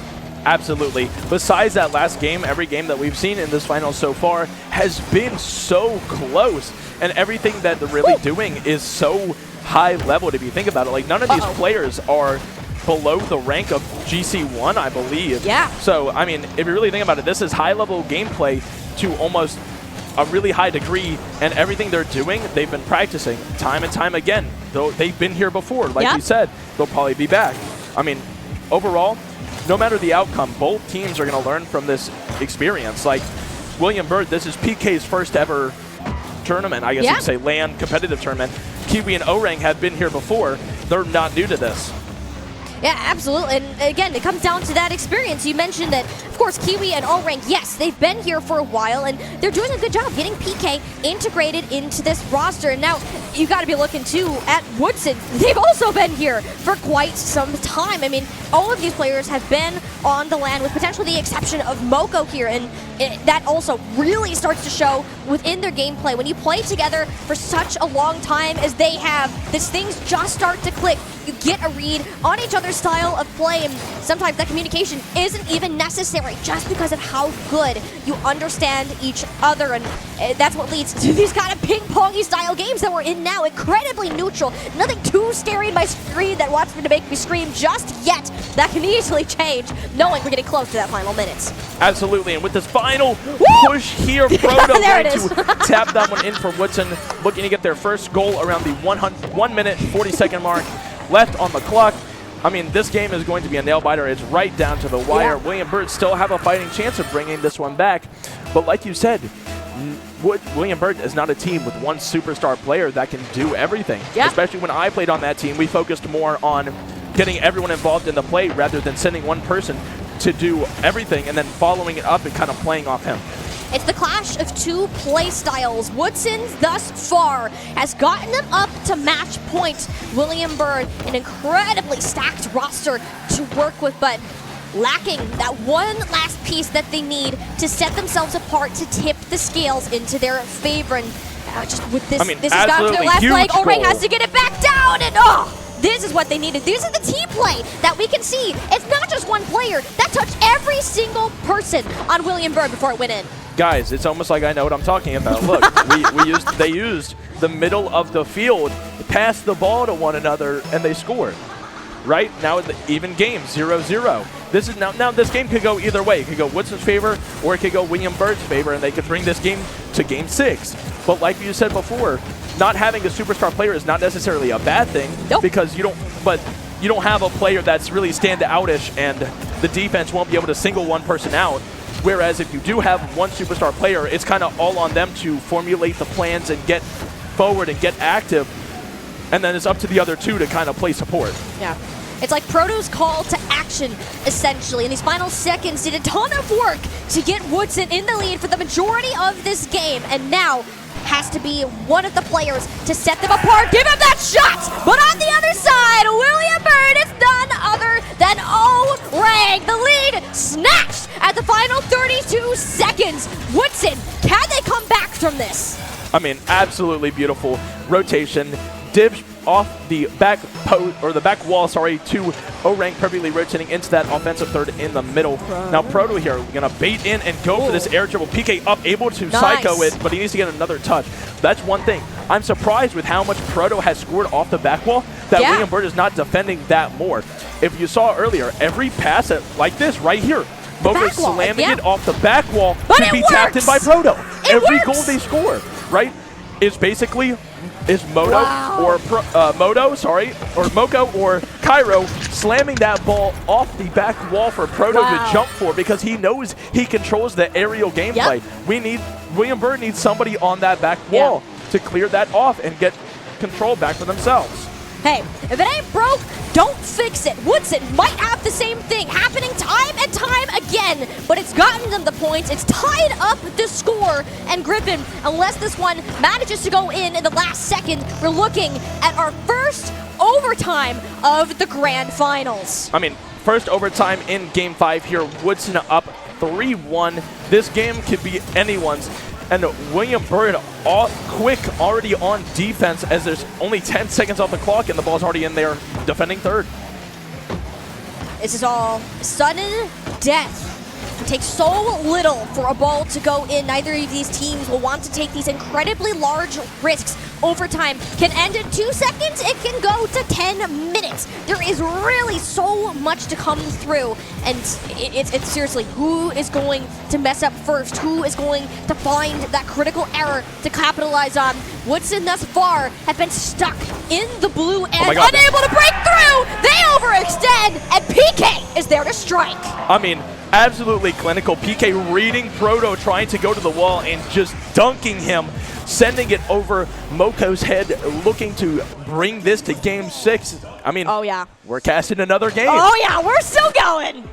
I mean, what we saw really in that game, William Bird utilized the middle of that field a lot better. And when they were able to utilize the middle of that field, like we said multiple times before, more passes were able to come out and they were able to connect. And that's really the only way they're going to be able to beat this Woodson team. They're not going to be able to beat it with solo plays unless PK wants, like we said earlier, can get comfortable and get a little funky with it. Unless that happens, every goal that they are going to score is probably going to be a team connection assisted and directly shot by somebody else. It's where they're the strongest, is when they play as this coordinated three. I need to see them keep this up. And it's seriously, if they get scored on in that first minute, they just seem to crumble. After that, when they manage to take it towards that back half of the series, either at an even game or up, they look great. They still are able to keep that on. But as soon as they go down, that's where you need to be concerned. They're keeping themselves head above water for now, but in order to get the full comeback, not only are they going to need win the next game, but the one after that as well. This is going to be a true test of endurance. These teams have been playing all day long. So many games of Rocket League. They might be short, but they're incredibly draining.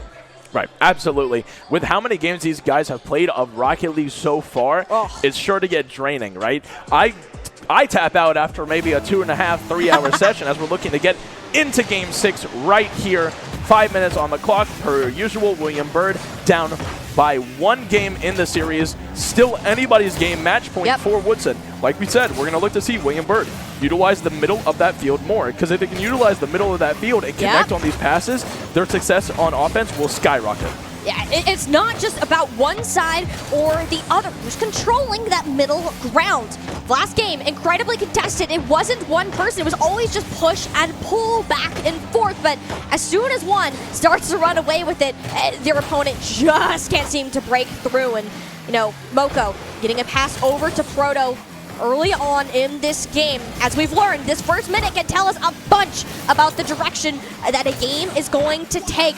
With us remaining scoreless thus far, that means that Woodson, they're not able to quite get this momentum going. William Bird in a dangerous situation. Proto going for the double tap over the crossboard. Do they have the read on that one? Has to hit it up for another volley, but there's O-Ring getting in the middle of it. You shout it out. Woodson, it's their go-to play. It's their favorite, always there. And finally, William Bird finds the counter to get it out. Right, absolutely. Huge save coming out from O-Rang, as now they're going to look to push this one up the field. But one thing we see is that every time Proto is going for the ball, he is going to jump no matter what. Because he knows and he trusts Cairo and Moko to the point where they can make those saves as he is not quite able to finish that one. That one going to hit off the crossbar. O-Ring jumping to block this one. Proto's going to tap it in. Yeah, Proto waiting in the wing. Knew that eventually, as all the players of Woodson piled in, surely one could break through. Proto bought his time and did it just at the right moment. Absolutely. Woodson, yeah. William Bird here, moving in, down by 1 with 3:30 left on the clock. I mean, in this situation, you got to get aggressive. You don't have any more games to fall back on. You have to get in the play, and you have to not leave it to the last second, as no one from William Bird is going to jump for the ball, and they are going to get punished from this. This is just a big bang by Cairo out, as maybe Kiwi should have jumped for that ball a lot sooner. O-Rang, maybe a miscommunication. O-Rang could have had that save. But once again, it narrows down to how well you can play with your team. The floodgates have opened once again. Griffin, William Bird, they're down 2, and it happened all in the matter of 15 seconds. It's not a feel-good for them. Their entire life here within the playoffs, their season is on the line, and they don't want to go down like this. Not again. Woodson have been in control, and once they start dominating this midfield half, I mean, you're just seeing them with this insane amount of possession to deal with, and William Bird are the ones struggling to get these clears. They can't get to the midfield. They're boost-starved in their own defensive end. It's like every time a goal is scored, Woodson is able to snowball that further and further. Right, absolutely. And it gets to that point where William Bird is kind of stuck playing catch-up, and we see this combination where PK is not quite able to get to the ball, and then is stuck on it William Bird's defensive half, to the point where they're kind of scrambling, trying to get boost and trying to coordinate with one another who's going for the ball, who's ready rotating back post, and how they can work together to get that ball up the field, because now they're in a situation where they're 2 goals down with only 2 minutes to play, and that's only a goal a minute. William Bird right now looking to get some form of just like some form of pass to come through, and they just can't do it. They're losing that 50 midfield, and when those don't happen, you can try to get something up. Orang sitting and waiting. PK with an opportunity over the heads of not 1 but 2 of Woodson's players. They're not down and out yet. Absolutely not. Orang, I mean, Cairo thought that Orang was going to hit that ball. He completely fakes it. PK able to slot that one in the top right back post corner. Now this is a 1-goal game with 2 to play. You have plenty of time. You have some room to work with. You can, I would not say you should get complacent here. You want to get aggressive, and you want to score these goals no matter what, because, I mean, believe it or not, you're running out of time and you're still down a goal. Yeah. So you had to get aggressive. You had to get in the play. That's kind of the thing is William Bird, they play such a balanced play style that you got to pull from Woodson's book here. Woodson are aggressive. That is what they are known for. William Bird, if you want to come back in these 90 seconds, push it to a Game 7, time to put the pedal to the metal and make it happen. Proto has been there, denying their passes front, left, and center. Cairo with another wonderful pass himself. That one's not going to connect. The final one coming on through. William Bird at the last limb, struggling to stay alive, and the demo finally will manage to bail them out. I mean, this game has actually got me on the tips of my toes. I would say the edge of my seat, but I am not sitting. So, I mean, watching this game is really impeccable because we're seeing absolutely how much these teams have practiced. Justin Barrows down to William Bird has exceptional offense as Proto going to bury this one, but PK makes a fantastic save. PK looking to now transfer into offense, now low on boost. And like we said, Proto going to jump for every ball because he is that most prominent player. Reset over the last 2 defenders from William Bird. Reset, flips, gets it over. PK and Orang, neither one able to get to that. That's the biggest thing, especially with players like Proto. You have to jump as soon as possible. You have to get up and get in his face before he is able to take control and do what he wants to the ball. Because if you can make him play to your ideas, then he won't play, then he'll be stuck to force to what you leave him with rather than him doing what he wants with the ball. That last goal from Proto, potentially game-defining. 30 seconds remaining as the clock says, and that 4th and potentially final shot. Griffin, Woodson are feeling good. They're feeling confident to start closing this one out. William Bird only have 26 seconds to score at least 3 goals. Right, and we're stuck with that point where William Bird now has to wonder what went wrong. And I think it bears down to William Bird respecting Proto too much to the point where they are kind of stuck letting him do what he wants because no one has the boost like this to jump him and block him at that point. Wow, I mean, it's just shot after shot. Woodson, they know they've done it. They know that they are close to getting that championship. Are they going to get one more point? Guess what? They don't even need it right now. William Bird keeping the shot alive, but at the end of the day, it does not matter. Woodson closing this one out 4-1 on the board. The ball shall hit, and you have your VHSL 2023 Fall Champion. I mean, the difference between that game And all other games so far, as we saw that no games are really a blowout. Both teams had an equal chance of winning, basically. We saw that Woodson was such that prominent player, or that prominent team with Proto being the prominent player and really leading the charge. Every offensive maneuver that they did was trying to set him up for success. Of course, we saw Cairo and Moko both able to put the ball back in the net a few times, but it was mainly Proto who was basically leading the offense to the point where he was like, hey, hit that ball off the back wall. I'm going to jump for that, maybe get a reset, play with it a little, because they don't have anyone rotating on the back post or anyone able to compete with me in air-to-air combat. And that's just what it boiled down to, I guess you could say. I mean, looking at this roster, Woodson, they came to this at seed 16. What they showed us today, no, they are number ones. They are the champions for a reason. Proto, Cairo, and Moko working together at the end to pull themselves for this victory. Not the first for their school, but it's one they're going to be incredibly proud of, holding this title together. And to think that this is only the fall season, you're still going to have the opportunity to come back within that spring, which they've consistently performed well. I do want to circle back, though, to William Byrd and their performance here today. Yes, they're going home with another second place, but their path to get here wasn't an easy one, and they managed to take a game of one of the most dominant teams that we've seen all season. Looking at these replays here, all of these games were so close to the point, except for maybe one of them that was a blowout. But what we really saw was just Proto leading the offense. I believe over all 6 games, he probably had 80 or 75 to 80% of all the goals. And I mean, definitely some tightening up that William Byrd could do on defense, as well as connecting more in the midfield. I mean, with a team like Woodson who have that prominent player and play around him, it really narrows down to the point where you can't let him have some freedom, and you're stuck letting one person challenge him, and then basically you have a 1v1 going on between whoever's challenging Proto, and then you have a 2v2, your two versus whoever didn't challenge Proto and the other teammates of Proto.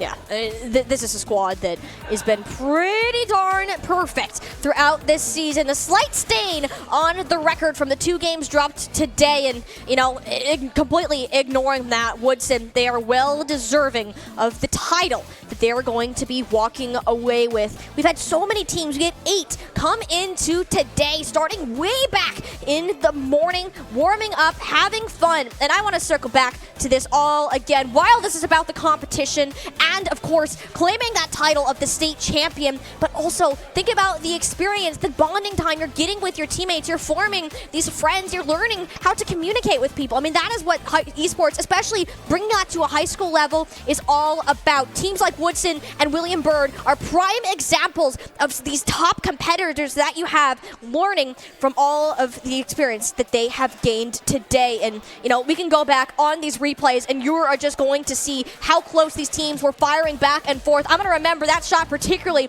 from PK for quite some time. And, of course, Proto, the star, the MVP, one could say, out of Woodson to keep them at this, putting them at, I believe, they themselves scored about 8 of those games that had 5+ points, which is absolutely ridiculous to think about. We get a whole run through of where we started to where we got to now. Griffin, I mean, this is just showing how these teams, they're here to compete at the top level. We were close, especially in the bottom half of our bracket. Absolutely. Looking at this Rocket League bracket in specific, you saw the top half where the Woodson Kettle Run kind of being a more blowout game. Same thing with Tallwood versus Lafayette. But at the bottom, William Byrd and South Lakes.